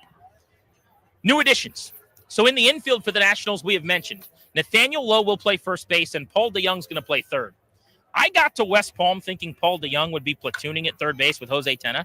I left spring training understanding that's not a thing. Paul DeYoung is their third baseman. He is a terrific defensive player. For a long time in St. Louis, played shortstop, and he has big-time power. In fact, he hit 24 home runs last year with multiple organizations. He's played with now 5 teams over the last 2+ seasons. But that was more home runs than anybody on the Nationals hit last season. So they're going to count on DeYoung at third. I think first and foremost to just field the baseball and upgrade the position there defensively. And Lowe can win you a Gold Glove at first. Not a home run threat, really. He's going to hit 15 to 18 home runs, but he's going to drive in runs. He's going to get on base. He draws a lot of walks. He's got a great eye. But I think improving the defense was clearly a huge priority for Mike Rizzo and his staff this offseason. Especially the infield defense, right? We were talking about 2 young middle infielders as well in Garcia and Abrams, whose errors aren't usually the room service 2.5 hoppers, right? It's the let me try to make the really nice play. Let me try to do something spectacular, and you need to be rewarded for some of those, right? Where you don't end up with the E6. You, instead of just holstering it, you say, no, I want the confidence to be able to go make that next play. Having a first baseman over there that can pick it really, really helps that. And Lowe is smooth over there at first base. Has a little Adam LaRoche to his game in terms of that. Great hands, really good feet, really smooth, soft over there. He's going to save a bunch of outs, or save a bunch of errors, rather. Turn them into outs potentially. So I like that. I didn't realize how good Paul DeYoung was at third base. That was on me. I remember him as kind of, perfectly fine shortstop, as you said, power hitting, maybe not a ton of batting average or on base, but I came away wildly impressed with him at third. Very smooth, very plus. As you said, it's his gig. So you're absolutely right. Infield defense is going to be much better. I thought Luis Garcia made a massive improvement defensively, really overall. He had a career year. Being in better shape is right at the core of it. Totally. Honestly. Yeah. He's got to sustain that, though. It is one thing with your career on the line, which let's not mistake it. It was last year. He was coming out of spring training, and me and a lot of other people said, play Trey Lipscomb. It's Trey Lipscomb's job, right? Because he was torrid in spring training. He ended up being their player of the year, as voted by the local media last year. Every day, very consistent, but he got better defensively. If he could play at the same level, maybe a little better, I think you've got a very solid defensive second baseman. And that brings us to C.J. Abrams, because to me, that's another area where they can get a lot better in terms of the infield defense. Abrams is too good an athlete. He's just too special physically with his traits, his movements, the way he can comport his body and throw from different angles to not be a better defensive player than he has been. They're banking on growth. He's only 24. They'll still tell you he's still very young. And from an age standpoint, Danny, he obviously is. But from an experience standpoint, the guy was in the big leagues for the Padres 5 seasons ago, right? Yep. At some point, it's the scene from Wedding Crashers I always reference, where we're not that young. They're sitting on the steps and they're looking at each other and he goes, we're still young. We can crash some more weddings. We're not that young anymore, man. It is time for C.J. Abrams to start making all the routine plays, to make sure that he becomes whatever his ceiling is as a defender. Him becoming that you didn't have to go make other improvements to get better because internally, just his growth also elevates your floor. Yeah, and you had something similar between the two guys, right? Where there was a whatever you want to call it, an intervention of sorts from the organization to Luis Garcia saying, hey, you got to get your act together. This is the major leagues, dude. This is not some birthright that you have to sort of remain here. There are people coming to take your gig. What do you want to do? And he took it seriously, took it to heart, and had the year of his career. Hoping that's now who he is. We know what C.J. Abrams went through last year. We know he was an all-star in the first half. We know that maybe attention to detail lacked, whether it was commitment, whether it was following team rules, whatever. They had enough. Send him down for the last couple of handful of games of the season. A turning point for him. Right, because to me, Nathaniel Lowe said this to us in spring training when we chatted with him, and he's just an awesome guy. That was one of my favorite interviews we've done in years. Oh, he's spectacular in that regard. Defenses give a damn. That's what it is. When you're that athletic and that talented, right? Like I could work really hard on my defense. I wasn't going to be that good. I just didn't have the same ability that a lot of these guys have, right? But C.J. Abrams is so fast, so quick, so smooth. Hands are so good. You should be excellent defensively. That's just desire. Another place where they're hoping to be better this year without having made any upgrades is behind the plate. Keibert Ruiz had a bad season. He is just never going to be an above-average defensive player, and that's kind of known. I think that's baked into the profile. But he was sick. He lost a lot of weight started last year. See what Mookie Betts has gone through with the Dodgers. Then he was chasing his tail and never really got fully healthy and just didn't have a very good year. He was their best player consistently at the plate if you talk to their higher-ups in spring training. Yes. Keibert Ruiz, who had an 830 OPS and 3 home runs, and the quality of the at-bat was excellent. He's one of the hardest guys in the sport to strike out. He hits everything. You can't get him to swing and miss. He just doesn't make good swing decisions. But they think, he told us he lost 23 pounds at one point. He's down about 18 pounds from opening day last year to today, from what I was hearing yesterday. Him being in better shape, him mentally being in the best place he's been in to start a year, it's a huge season for him. They feel like he's going to have a much better year. It would be a big, big deal for them behind the plate where they didn't go out and make an upgrade. And so just the consistency of their outfield, Young, the terrific defender they need more offense from, Cruz, who's got a chance to be the rookie of the year in right field, a butts in seats, exciting prospect turned everyday player, and then Wood, who's got the superstardom potential in the outfield. Those mainstays who were here last year, really important part of the fabric. See the Capitals. Yep. We talk all the time about the new players that came in.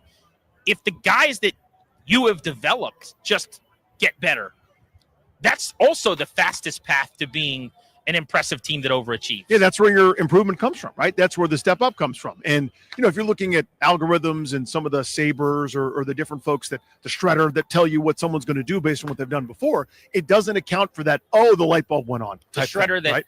punches its hand through the dirt that right torments at the end the of the Turtles, Oroko Saki, the whole deal. He was an evil villain. Very bad. I mean, when you were a kid, were you ever scared of him or no? Because So I was old enough Okay. where not so much, even though it was a little bit creepy where he's recruiting teenagers and there's kind of this local army. What about the Ninja Turtles movie? I think it was the second one. Sicker of the use? Was the one where they lived in the coolest hangout ever underneath of the street. Well, that's the sewer pad. That's all of them.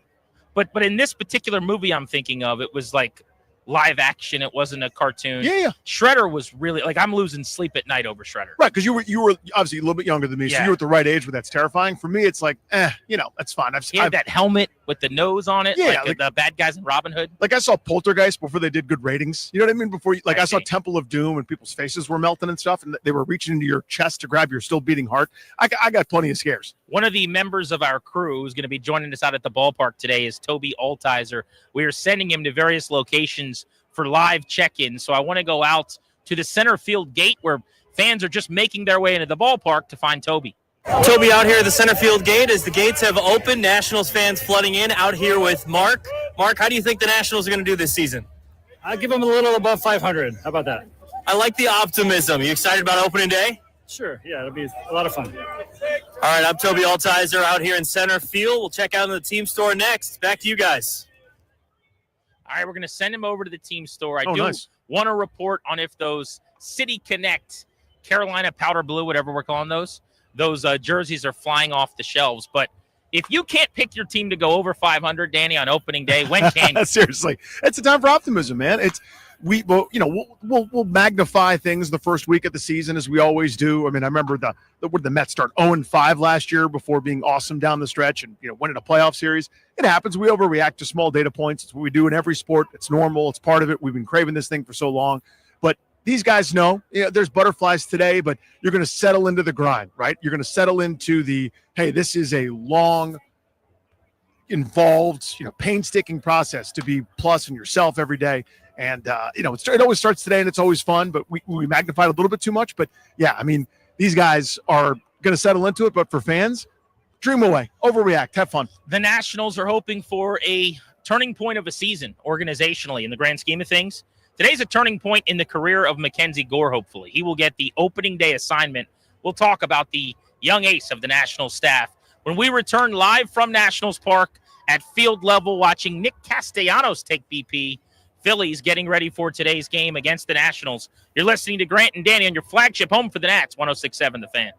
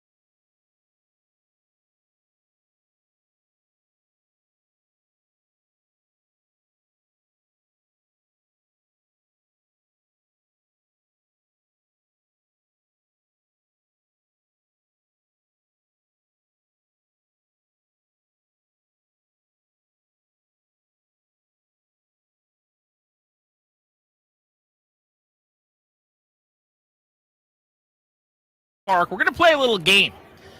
We caught up with a few of the Nationals, and our producers asked them some various questions about what's going on in sports and in entertainment. And Danny and I are going to have to guess if they know the answers to the questions that they were asked. It'll be called Grant versus Danny. Oh. We will score our answers and see who the opening day winner is before the Nats and the Phils vie to be a winner as well. 4:05 first pitch. We're taking you up to the start of the 2025 season. Danny Mackenzie Gore gets the ball today. His first ever opening day start, the 26-year-old lefty, former third overall pick. Baby boy's all grown up, man. He is the number one pitcher in this rotation. They need him to be more consistent with his good stuff, but they really need him to go deeper into games more often, too. Patrick Corbin's not around anymore, and he was the butt of jokes, and everybody likes to laugh and celebrate that he's gone. But Patrick Corbin could get kicked in the teeth and give up 5 runs in the first and still give you 7 innings. And he did it all the time, by the way. The innings that he provided by never missing a start and by always being willing to stay in the game. Slept on, man. It's valuable. It's going to be a huge loss for them this year, and Gore's got to help them replace that loss. Everybody's got to step up just a little tiny bit, right? Because you're still waiting on Josiah Gray, still waiting on Cade Cavalli. Bad news for DJ Hers. All of a sudden, the depth that you thought you had, you don't have quite as much of. So your workhorse has to be just that, Jeeps, kind of to your point. And it's time to graduate for him, right? It's no longer just, hey, he's got great stuff, and it's some great moments in there. Those meltdown innings, those meltdown months have to go away, quite frankly. He's too good to have those. Guys that are nibbling, guys that are, based on, trying to induce some weaker contact, they're prone to that kind of stuff. Someone with that kind of ridiculous filth that he throws there. 4-pitch mix, all plus, excellent fastball, upper 90s, a curveball, slider, a changeup mix. He should be more dominant more often. And you saw the highs. You've seen the highs from his whole career, from when he was up with San Diego, here in Washington. But it's those valleys.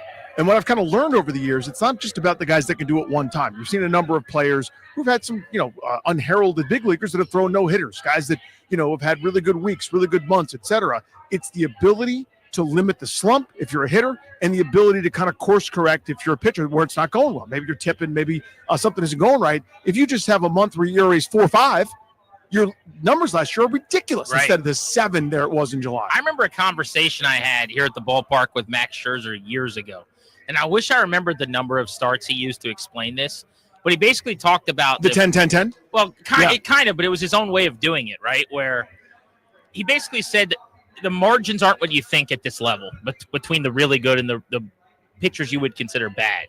And his point was the Cy Young starters got the ability to throw a really good game and give you his A stuff like 25 times out of 32.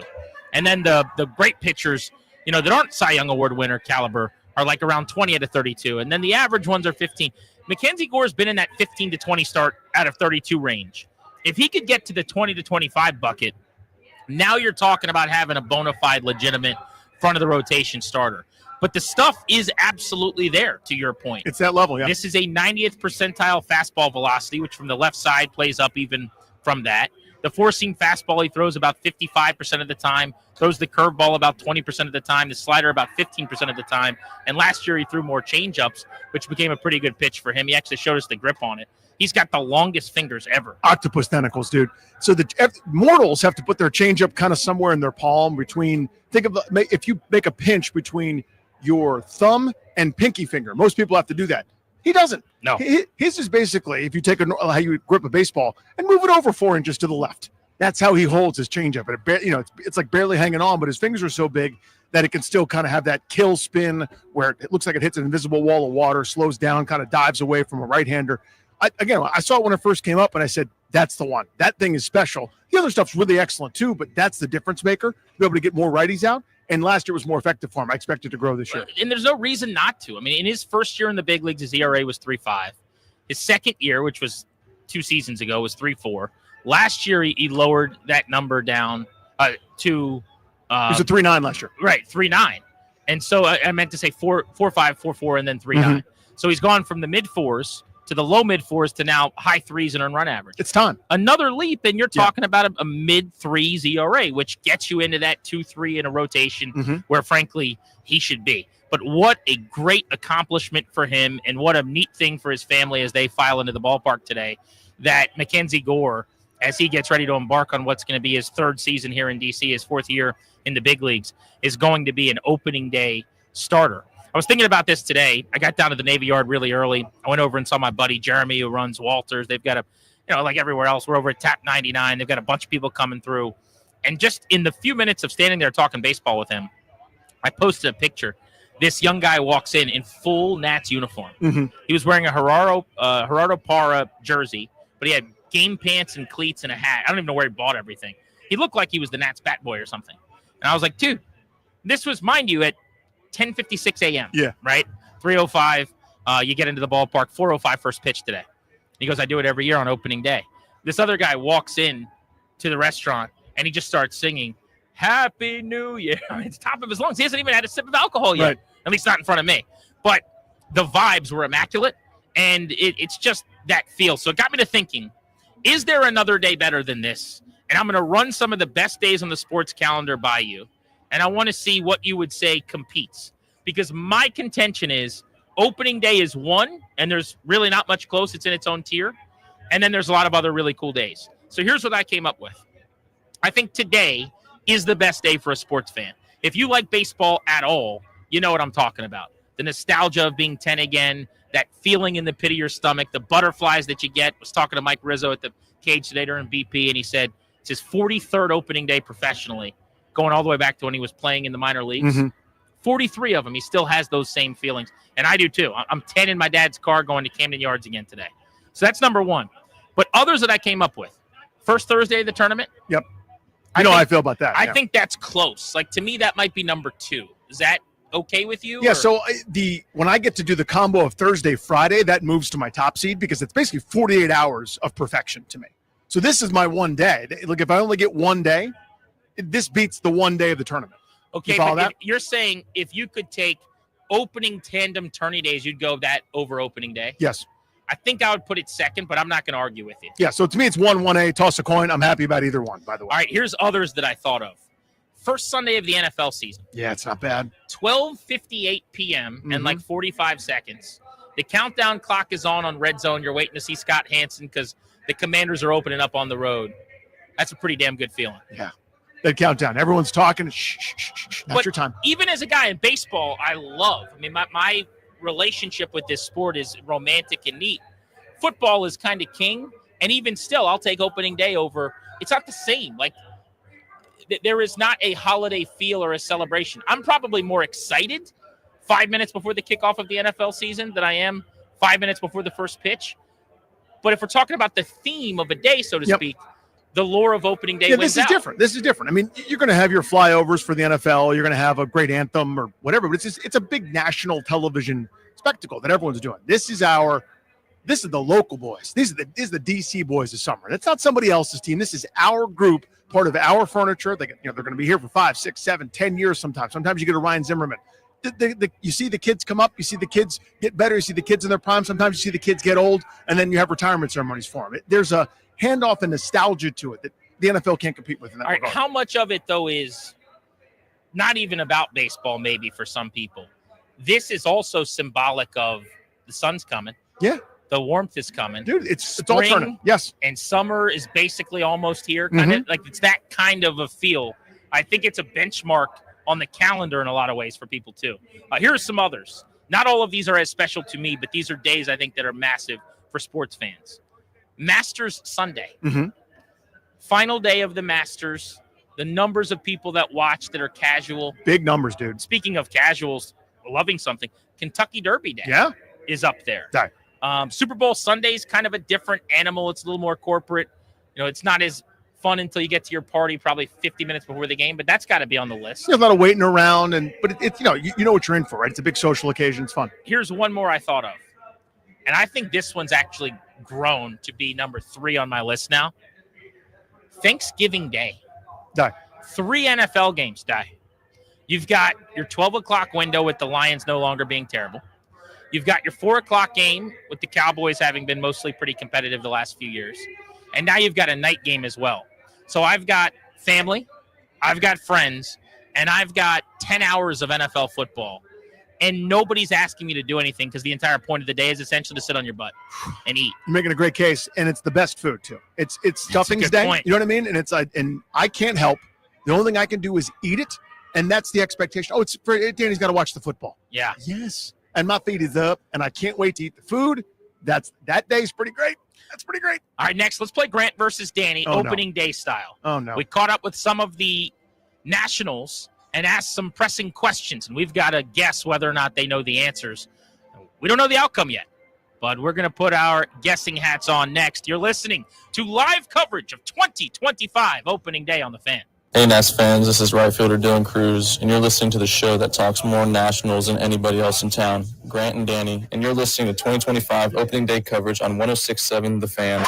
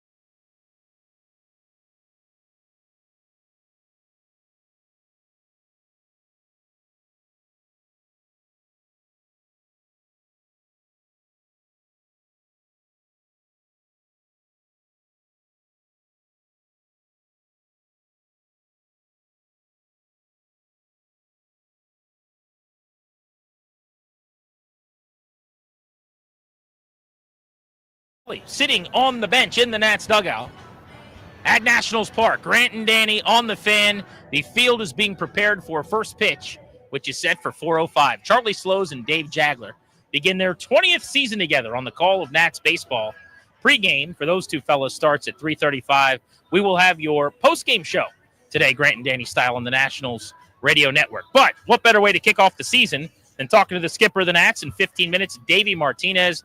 Will also be joined on the field in a few by Barry Svrluga, the excellent baseball writer and columnist from the Washington Post, to try to set some expectations for this young ball club this year. Right now, let's play a little game, Danny. It's opening day. Nervous. Let's let our hairs down and have a good old time. This is called Grant versus Danny. Grant versus Danny. Here we go. Toby and our crew of hardworking production staff, Darius and Ryan, have been putting a game together behind the scenes where we caught up with some nationals and we grilled them on various, I think it's math, it's sports, it's entertainment, all kinds of questions, Tobes. Yeah, all types of stuff. All types of easy questions that you would think everyone would get. You would think. But apparently they didn't get all of them right. They did not get all of them correct. So we have to guess, Danny, as to whether or not we think these nationals got the question right or We're not. calling our shot. Like, does Grant know the band? Like the best game ever. Point for getting it right. So what's our first question? So the first question, like you think everyone would get this right, who does Baker Mayfield play for? We'll start with C.J. Abrams. Do you think C.J. knows who Baker Mayfield plays for? So this could be tricky because C.J. Abrams tells us all the time that he really doesn't watch TV or have many interests, like in terms of non-baseball, non-video game stuff. I'm actually going to go out on a limb and say he does not know who Baker Mayfield plays for. My thoughts were exactly the same. I'm going to say that C.J. Abrams does not know. Now I want to pivot, but I got to stay put. Who does Baker Mayfield play for? I don't watch sports. Okay, first of all, that's the most incredible thing ever. The fact that we both got it is actually taking away from the fact that we should stop the show right now and we should not talk about anything else until the first pitch of the season. CJ doesn't know who Baker Mayfield plays for. But that's who that dude is? Says he doesn't watch sports. Yeah. Oh, my God, man. All right, but we both have a point. Nice. Okay, good. Whew. I feel great about this. Here we go. So we'll stay on this one because the guy that Ryan was talking to was James Wood, a couple lockers over. He was looking at us when CJ said he had no idea who Baker Mayfield played for and thought it was ridiculous. Does James Wood know who Baker Mayfield plays for? 100% he does. I talk to him about football every time I see him. He's a big New York Giants fan. Baker Mayfield, the Tampa Bay Buck. I'll bet you James Wood might even know how many yards he threw for last year. He knows who he plays for. It's going to be annoying, but I agree with you. The same rationale. We bust chops about the Giants, try to convert him to the local 53. He knows football. Who does Baker Mayfield play for? The Bucks. We're both. I think I heard that right. Tampa Bucks. Yeah, it was quick, but he said Bucks. We're both cruising. We're 2 for 2 at this. We're Dylaning. Yes, this is too easy right now at this juncture. Well, let's skip ahead to a math one then. Uh-oh. Second question. We'll go back to CJ. What is the square root of 81? Does he know that the answer is 9? Square root of 81 is obviously 9. For those of you that are on your way to the game who are young and have been post-COVID doing math classes in our education system, square root is when the same number is multiplied twice. I was going to say, where are you going with this, buddy? And you get to the number. I'll say no. CJ does not know the square root of 81. As I've agreed with you 3 times or twice already, I'm going to say he does, just to keep it spicy. What's the square root of 81? 9. Let's go! Danny, you're all over it. I'm Love it. steamed up for Love CJ. it. Love it. CJ, smart guy. I should have known. Siege. So does Jake Irvin know the square root of 81? Jake Irvin. All right. CJ knew it so easily that I would have said no, but now I'm going to change my answer. I'm going to say yes. Jake Irvin knows the square root of 81. Jake Irvin knows. What is the square root of 81? 9. So Casual. easy for Casual Jake. for Jake. All right, so you have 3. I have 4. Or 4, I have for 3. Okay. So you're +1 on me. So this one's a little bit more difficult. Some of the Uh-oh. guys struggled with this. Just giving you a little heads up. All right. What is Vin Diesel's character in Fast and Furious? We'll go back to CJ because CJ seemingly has some struggles with these. Does CJ know Vin Diesel's character in Fast and Furious? So he doesn't like sports. He doesn't watch TV, but that doesn't mean he doesn't watch movies. I'll still say no. He just seems like the kind of guy that if it's not something he cares about, he's not going to waste any time on it. So I think he's younger, and he missed this. So people your age think whatever that is awesome. Whatever that is the greatest group of 10 movies that's ever been made. It's the best set of 10 movies about driving small cars with souped-up engines. Another one drops in like a month if you want to go with me. I'm good. I'm going to say he doesn't. I'm saying this never crossed his radar. He has no idea. What's the name of Vin Diesel's character in Fast and Furious? Don't know. I also like his just like very quick and succinct. Don't know. Don't know, man. Like, Don't need to know. Can you stop talking? Keep it moving, yeah. That is Dom Toretto you're looking for. Can we do Jake Irvin on this one? Yeah, let's do Jake Irvin. Yeah. Uh-oh. Does he know the name Dom Toretto? He's my age-ish. Well, that's not true. He's 10 years younger than me. 27? Yeah. But he is more of the era where you would. Actually, you know what? I'll say no. He does not know. Jake Irvin knows. We're different again on this one. Jake Irvin my knows. Chance to catch Danny here. Here it is. What is the name of Vin Diesel's character in Fast and Furious? I don't know it. I don't know. Let's go, Jake. Come on. My guy, Jake Irvin, starting on Saturday in Game 2 of the Big League All right, season. now we're tied 5s. All right, 5 apiece. Let's stay with Jake Irvin. Does he know the food chain slogan that is, have it your way? Does Jake Irvin know that? Have it your way is Burger King? It is. Jake Irvin has eaten a burger or two. I will say yes, he knows that fast food chain. My theory is everybody did the baseball thing. Everyone grew up playing summer ball. Everyone grew up playing in the college summer league. Everyone grew up doing the minor league deal. You're familiar with the fast food game. Jake Irvin knows. What food chain slogan is have it your way?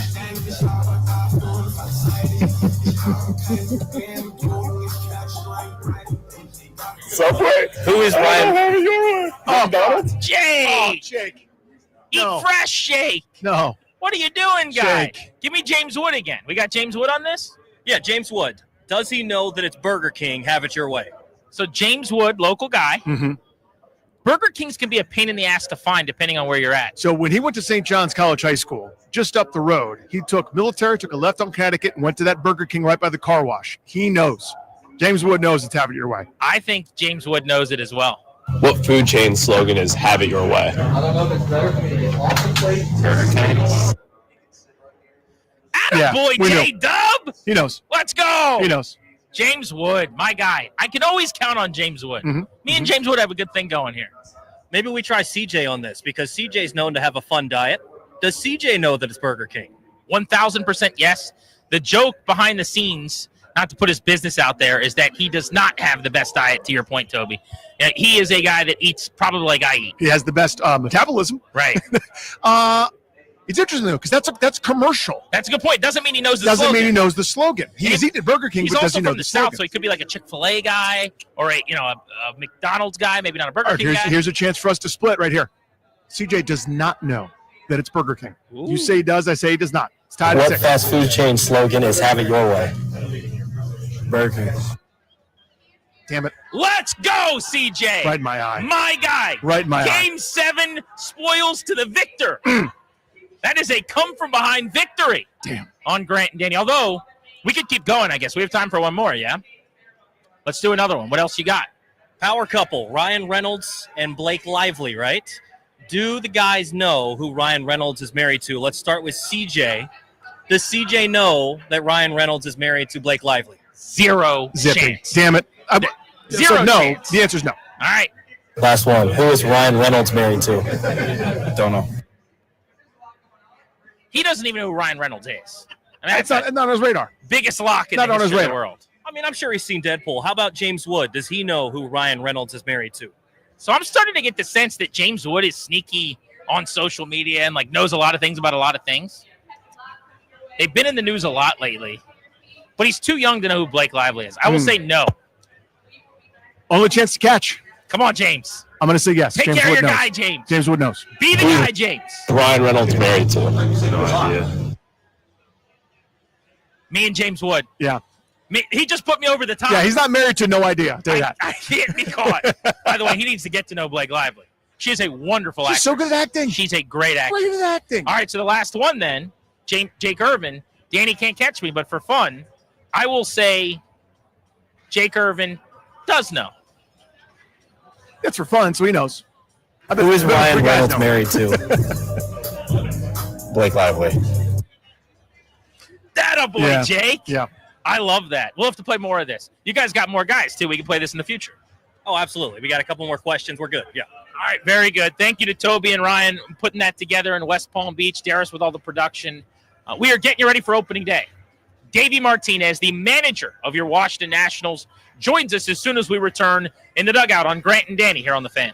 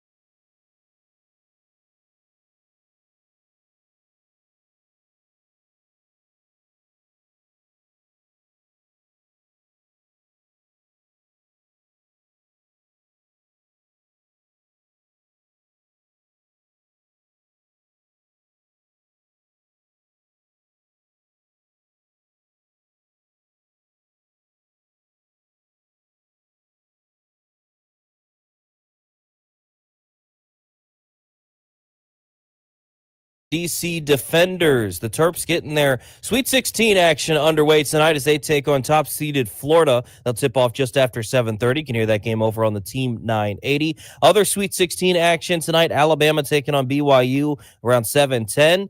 Top seed Duke taking on 4-seed Arizona around 9:40 tonight, and 3-seed Texas Tech taking on 10-seed Arkansas after 10 o'clock tonight. In the NBA, the Wizards beat the Sixers in Philly last night, 119-114. They return home for the second of a back-to-back and taking on the Pacers tonight. 7 p.m. tip-off. Can hear that game over on Bloomberg 99.1. Happy opening day. The Nationals taking on the Phillies to kick off their season at Nationals Park today. 4:05 first pitch. Charlie and Dave on the call. You can hear it right here on The Fan. Mackenzie Gore gets the ball for the Nationals on opening day for the first time in his career. Zach Wheeler starts for the Phillies. In hockey, the Capitals back in action tonight, taking on the Wild in Minnesota. 7:30 puck drop. Can hear that game right here on The Fan following Nationals postgame. Be there for the Red Zone home opener celebration as the Defenders battle reigning UFL champion Birmingham Stallions. Join them Sunday, March 30th at 3 p.m. to pack Audi Field and wear red. Get tickets at UFLDefenders.com. That's UFLDefenders.com. From the Crop Metcalf 5-Star Sports Desk, I'm Toby Altizer on The Fan.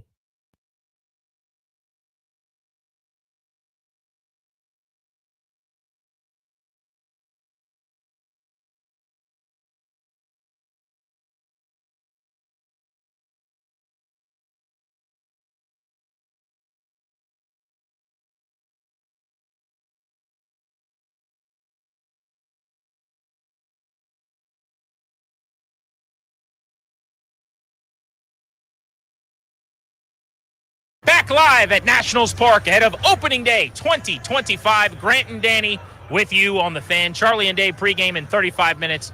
First pitch in just over 1 hour. The show today and every day is brought to you by our friends, the law firm Kondori and Murad. They will help you draft your last will and testament, set up a trust, or put together a medical power of attorney. Schedule a free consultation with their attorneys today at kmlawyers.com, and be sure to tell them we sent you. That's kmlawyers.com. They're based over in Fairfax. They went to Mason. Local guys, big DC sports fans, and good buddies of ours. Speaking of friends of the show, the manager of the Nationals, Davey Martinez, joins us now in the dugout. Davey, we were just talking. You have been taking part in opening days professionally since 1987, and I got to imagine as you sit here today, a manager of a ball team that you once guided to a World Series, you have the same feeling today as you did almost 40 years ago. Absolutely. I often, feel those butterflies, when we're on that line. So, but it's a lot of fun. This year it seems like it's a little different because I guess still got so many young guys that this is their first opening day. So, I'm pulling for them, I'm feeling for them. So it'll be exciting. For so many of us that grew up here without this, without the Nationals, without baseball here in D.C., I don't think we take it for granted yet. Maybe one day we will when I'm old and gray, but it still feels special to us too. I bet you can kind of feel that from the fans. Oh, 100%. I mean, we talked a little bit about all the years I spent in Montreal and everything, but this city, this area here, man, I love it. I love the fans.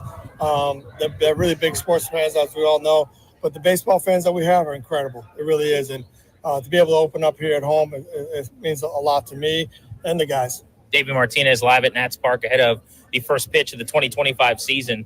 How much does it add to the experience that the home opener is opening day and that the weather's pretty good? It's going to be a little chilly, but it's sunny and there's no rain in the forecast, which I thought was against the rules here for the opener. Yeah, it's actually beautiful out, so that's a plus. I was just talking to Wood on by the cages. He said to me, I said, hey, where were you last year this time? It was freezing in Rochester. It was snowing. I said, yeah, exactly. So think about it. So he's pumped up. So, we're excited. That's, we get to open up at home. It's awesome. It means a lot to us. How do you guys deal with the butterflies? It's such a grind. It's 162. You guys have already been going at it for a couple of months now. But this one just feels bigger. How do you kind of control those things, those emotions that are inevitable? Yeah, it's the hype, right? It's the hype about opening day. It's the first one. We worked all spring training. The guys towards the end, they were itching to go. They want to get this done. For me, I tell them, I've been trying to tell them, hey, play like you played when you were a kid, right? Just another day. You want to go out there and catch the ball, hit the ball.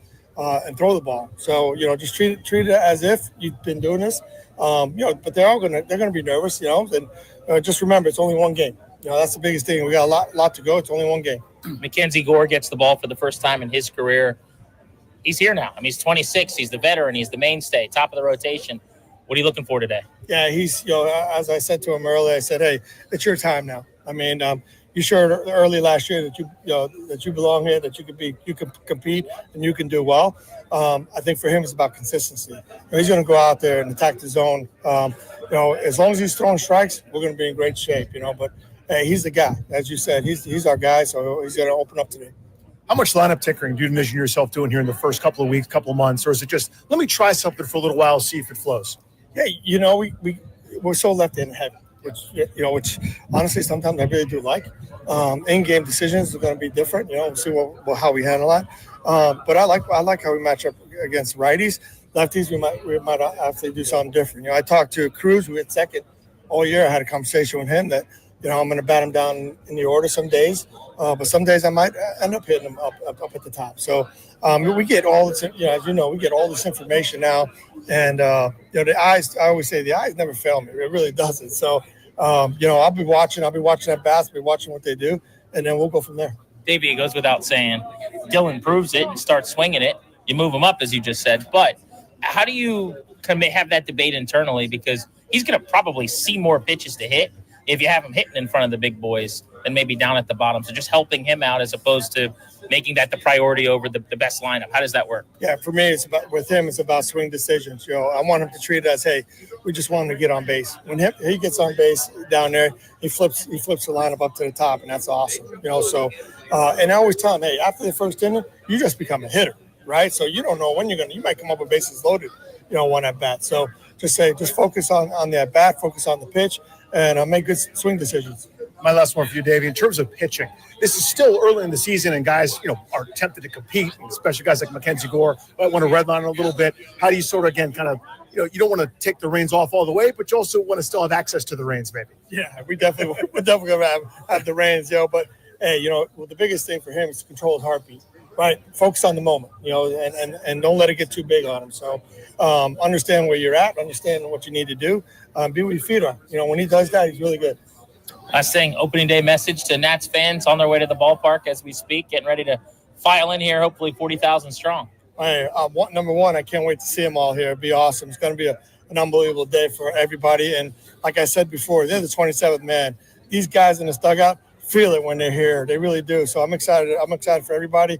And let's go Nats. Thank you, Davey. From the manager of the Nationals to one of the columnists in town who will be documenting their season. Let's start with Davey Martinez. He was the manager of this club when they won the World Series in 2019, and he's been here with Mike Rizzo as this organization fell on hard times during a rebuild.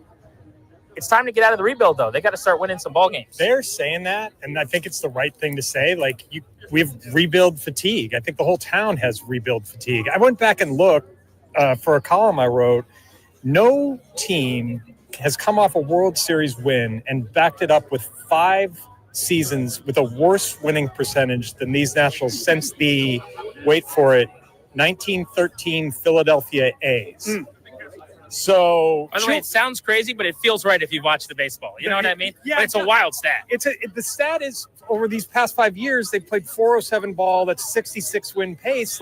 That's got to stop. Now that's a 107 loss season. The year they traded Soto, that was the nadir. I get it. And on this field today, from that trade, they're going to have Mackenzie Gore starting power lefty. They're going to have C.J. Abrams at short. They're going to have James Wood in left. There's reason to believe that was the right thing to do. And I think even in the moment, some of us felt like that's the hard but right thing to do. But at some point, it's got to pay dividends with wins at the big league level. It feels like this has got to be the year where some significant progress is made in that category. Well, Barry, you touched on it. They seem internally very confident. And I would have had a different offseason if I was that confident. But, who knows what the limitations are, and that's a whole different column. But do you think they're right? The odds makers have them at 70.5 wins, lower than they were last year. So I go over 70.5, but I'm tepid in my over. I'm not over 82, 84, we're in the playoff race. A lot of things that's an 11-win improvement. Where is the war out there coming from? In my mind, is Nate Lowe going to help you better defensively at third and maybe run into 20? Sure. Is Paul DeJong maybe going to be a veteran presence and help you get more offense at third? Probably. But the important things are still the important things. Mackenzie Gore, build on your 30-plus starts. go more innings, have a lower ERA, win more games. CJ Abrams, don't be an idiot in the second half. Be the first half all-star CJ Abrams and secure your spot as the shortstop of the future. And I don't think you can pencil in Dylan Cruz and James Wood for all their potential as plus players in their first full season. Like, they'll be fun to watch, but those are developing stories. We can't rate them as finished products, especially on a team that when Bryce came up, he had Worth and Zim and all these pieces around Desmond. That's not the environment that these guys come up to. I also think the Cruz and Wood conversation needs to be had a little differently, maybe locally, as we talked to Barry Svrluga of the Washington Post. And what I mean by that is, when I hear Nats fans talking about these two, I don't know about you, it's like inexplicably they've got a couple of future MVP candidates. I think James Wood is the superstar potential big bopper. He could win an MVP award.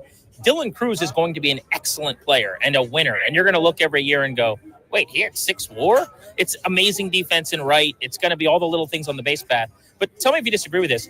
I think the conversation about him right now, and it's going to sound like I'm down on him, I'm not at all, but it's not correct. Like, this is a really good championship winning player, but people, if they're expecting this MVP thing, are going to be disappointed. And I think we need to really shape the conversation better. So I think you're right, and I'm not down on him in any way, but I think he has always been a high floor guy, not as much a high ceiling guy. Like, James Wood's high ceiling, like what he could become, is really multiple time MVP. Like, he can run, he can hit for power, he can hit for average, all that stuff. I feel like Cruz arrives here closer to what he will become because he almost was a professional at LSU. The way he carries himself, like, he has very Bryce Harper vibes as a just ball player-ish vibes, but that doesn't translate to me to 1,000 OPS as a first or second year player. Like, he's not going to be bad. I think we can safely say that. But I think you're right. Anybody who's thinking he's like, I don't even think he's like leading candidate to be rookie of the year necessarily, right? Like, he'll be in the conversation, but it wouldn't surprise me to see him struggle and scuffle for long periods of times, like any rookie would. I'm with you, Grant. Like, I think we need to ratchet back the 2025 expectations for Dylan Cruz. And just generally, my thing is, again, I just keep hearing this whole, like, it's Cruz and Wood. And no, it's kind of Wood and Cruz in a sense. And what I mean by that is, I think Dylan Cruz will be the guy, if you ever slapped a C on somebody, it'd be on him. And the clubhouse ultimately will be run by him, and he'll do here what he did at LSU. But everyone thinks a superstar looks the same. Like, his ceiling of being awesome is just different looking. Wood is the guy that could be the judge or whatever. Yeah, that's right. And that's because of the body. That's because of the skill set. That's because of all of that. And they are very, very different players. I mean, I think you can talk about them in a tandem because they're going to be the corner outfielder, or one of them could be the center fielder at some point if Jacob Young doesn't hit. And they also have good outfield prospects on the way. So I don't think we have a finished product even as an outfielder. But if they're 1 and 1A in some order and they both are on the higher end of what they're supposed to become, then they've solved a lot. Like, then they've got 2 middle of the order bats, and I hope Wood develops into a at least average defender. Cruz will be a plus defender in right or in center. That's the fun part about this season. But if we go back to the original point, like, the fun part has to be development while getting a few more wins, not just development, another 7-2 loss. So, Barry Svrluga with us here live on the field before opening day. For wax poetic here for a second, for those of us who grew up here, have been here for so long, this didn't seem possible. That there was baseball in here that we're talking about, hey, we're disappointed after they won the World Series. I still kind of haven't fully grasped all that, for just pining for the sport to be here in this town and being a part of it in some ways the best. But just what does this still mean to this sort of developing fan base and marketplace and the like? So I think that's a really good point, Danny, because I do think it's different. Like, I was a beat writer in 2005, and even in that chair, you're like, holy cow, this sport has returned. It means something to a city. It is the fabric of your summer. Like, it is the rhythm of everything you do for 6 months. And I think the way that this kind of ebbed and flowed was like that slow build to, okay, now we're competitive. We're competitive for 8 straight years. Even the years they didn't win, they were expected to win. They were in that conversation. And so now, and I just talked to Mike Rizzo about this, like, You're on the other side of that now. Now you've got 20-year-old fans who don't know what it was like to not have a team in this town, and they know what it was like to win, and they have the right to say, wait, what kind of product are you putting on the field? I'm investing. I always say you invest as a fan your time, your money, and your emotions. And if that's not rewarding in 2 out of those 3 or 3 out of those 3, then you ask yourself, what are you doing? The fans in this town are at a point where they can ask those questions because they've lived through the good and the bad. Thanks for the time, Barry. I know you're closing in on watching your longtime colleague and legendary writer Thomas Boswell throw out the first pitch today. I think he could touch 60. We could see 60. We could. I know he's put a lot of work in, and I know he analyzed that Nolan Ryan, when he did a first pitch at age 67, threw from the front of the mound. And so he said that answers that question. I'm throwing from the front of the mound. Good. Hey, it's good enough for Nolan Ryan. It's good enough for him. Exactly. That's right. I'm excited. Thank you, Barry. Thanks, guys. Thanks, Barry. Welcome back to Nationals Park at 106.7 The Fan. Our coverage of 2025 opening day. Barry Sverluga, kind enough to stop by. Davey Martinez joining us as well. And we are now in the left field concourse where Nats fans are streaming into the ballpark on Grant and Danny. And there is an excitement in the air. The amount of people who have wished us a happy baseball new year. This is months and months in the making. And even though the ball club is not necessarily built to be a contender for anything meaningful in October this year, it doesn't change the joy of this day. Not today. No, I mean, because you see, my neighbor pulled her granddaughter out of elementary school and drove her over. Yep, and that's what today is, right? I mean, that's what the whole deal is. This is the holiday. This is you put everything else aside. You hang out with your kid, your fathers, your sons, your daughters, your granddaughters, the whole 9 yards. It's perfect, man. It is a beautiful weather day. It's not boiling hot, but it's better than we're used to here, quite frankly. Usually it's windy, rainy, freezing, miserable. This is, kind of cold, but sun is out. It'll be a blast today. I am seeing plenty of the gear over at the team store, the Cities Connects, flying off the shelves. I want to check in with Toby Altizer in just a moment over at the team store because it seems to me like there's plenty of purchases being made. Everyone keeps talking about the cherry blossoms and how great they were and how you would like those cherry blossoms to be back. It's not up to the Nats. They're pulled, they're gone. But I think their new look is actually very, very popular. People are buying them. And I've seen a lot of hats with that color, with that, kind of the new, the City Connect, I think is the appropriate nomenclature. I've seen a bunch of those. I've seen a few jerseys. There's a Dylan Cruz jersey with the City Connect right next to us now, for example. But yeah, it is a popular deal, man. When you kind of go big and go bold like that, you like it rewarded, and it certainly seems to be. All right, let's go over to the team store right now and to Toby to try to get a feel for how people are feeling about the new kits. I'm Toby Altizer out here checking in from the team store. We got Andrew and Jalen. Andrew, you're checking out the new City Connect gear. You like it? I do like it. I'm looking for a nice Cruise jersey from rock for the Nationals, Jalen, you like the new City Connects? I do like them. I do like them a lot. What's the play here? We going jersey? We going hat? Are we going both? What are we doing here? Well, we might have to go both, but, mainly jersey for sure. I'm going to go with the ball cap. Whose jersey? You say Cruz? Yeah, Cruz. You getting a jersey, though? I am not getting a jersey now. All right, well, that's it for the team store. Back to you guys down on the field. All right, we'll keep Toby busy checking in from all over the ballpark. I like one of everything. I like that. Here on 106.7, The Fan, Charlie and Dave pregame coming up in just a few. One of my pet peeves and an observation more than a complaint, I would say, over the recent years. It's nobody's fault, really, but you don't see a lot of jerseys of current players at Nats Park.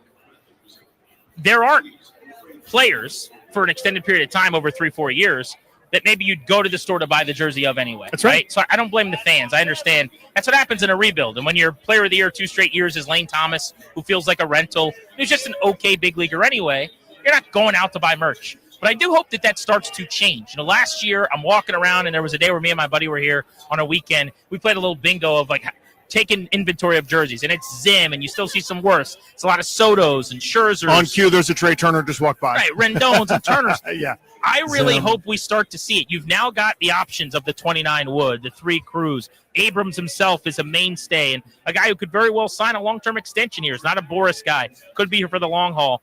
I think it's time that starts to change, too. It's up to the team, too. They've got to market these players. I want billboards. Right now, all the billboards we see, there's one that has James Wood or Dylan Cruz on it on this parking garage. It's got Mackenzie Gore, Dylan Cruz, Abrams, Luis Garcia. Like, that's what I want more of. I got a screech. I got, Davey Martinez kissing a trophy, and I love Davey. He just joined us.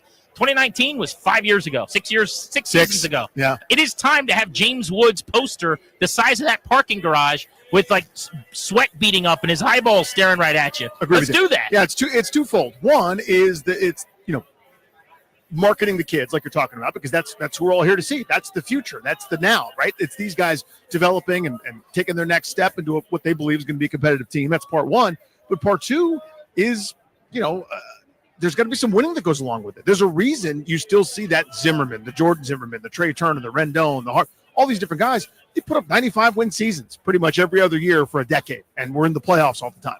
You go to a game and you see them win enough times, not a 71-91 team for a couple straight years. That's not as exciting to people, right? When you're going and your heroes are there every night for you for the better part of a decade, that's when you're more likely to kind of, pitch in and grab some of that nostalgia in that jersey. There's not enough buy-in just yet because they haven't won enough. They're hoping to change that this year. So yes, marketing 100% with you, rubber stamp that. The second part, though, is maybe let the rubber meet the road a little bit. Some of the rhetoric where they think they're going to be a lot better, maybe they are. Now you start to see that turn, I think. That is the voice of Danny Rouillet every single day right here on 106.7 The Fan.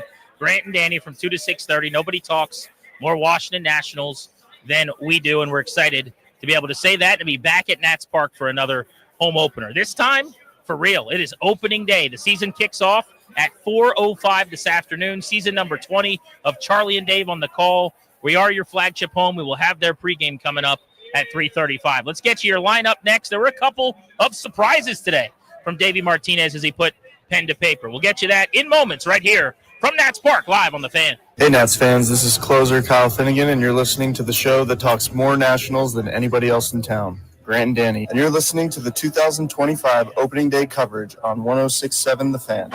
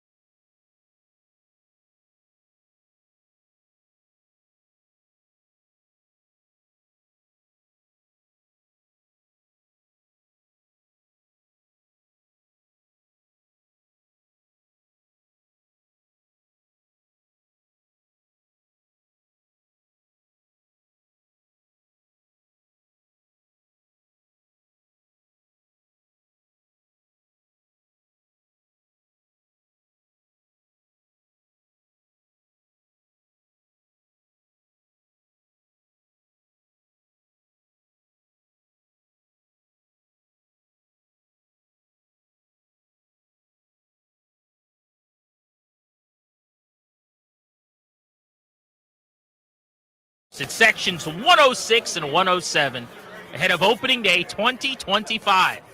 Grant and Danny coming to you live on the Fan. I'd like to shout somebody out. Oh, please do. We don't normally do shout outs.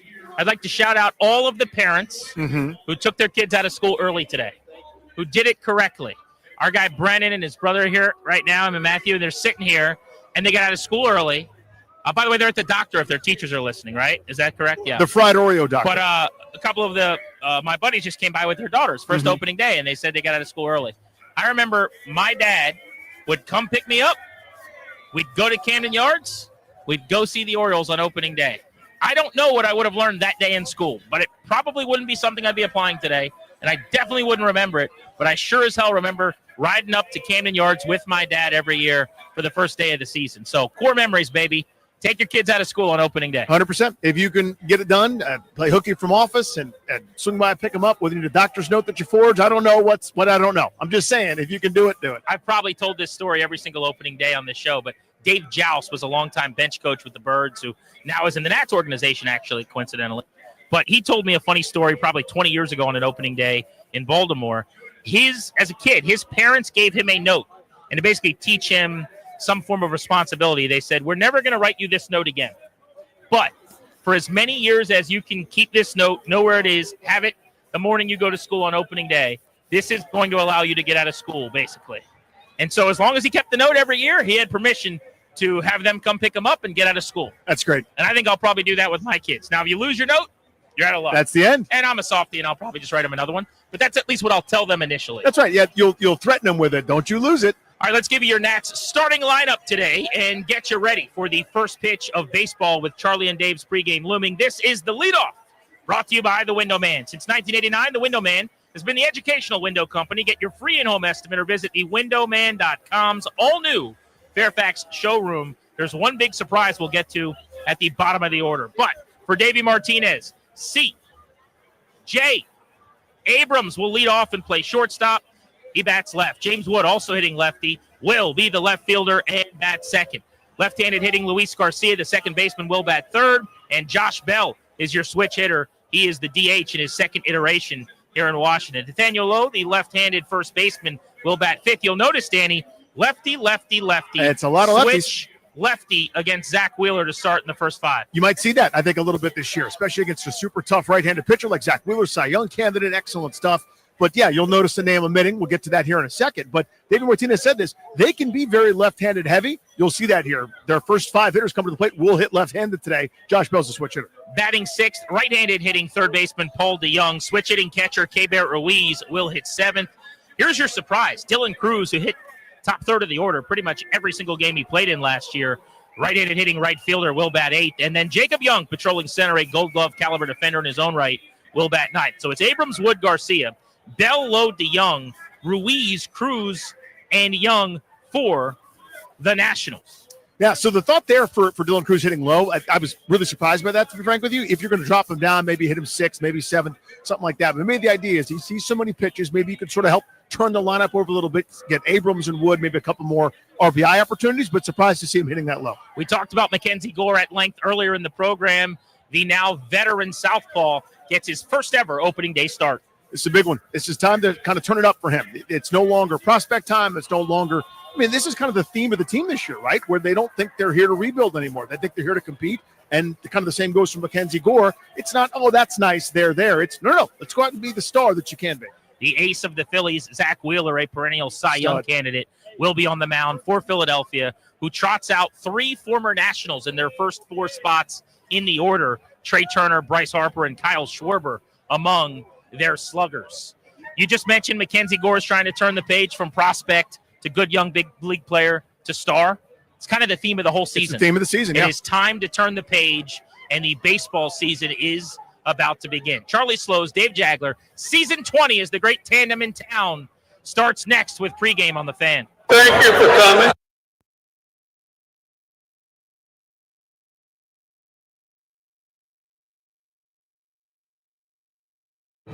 This Odyssey Sports broadcast is brought to you by Geico. Switch and save. Get more with Geico.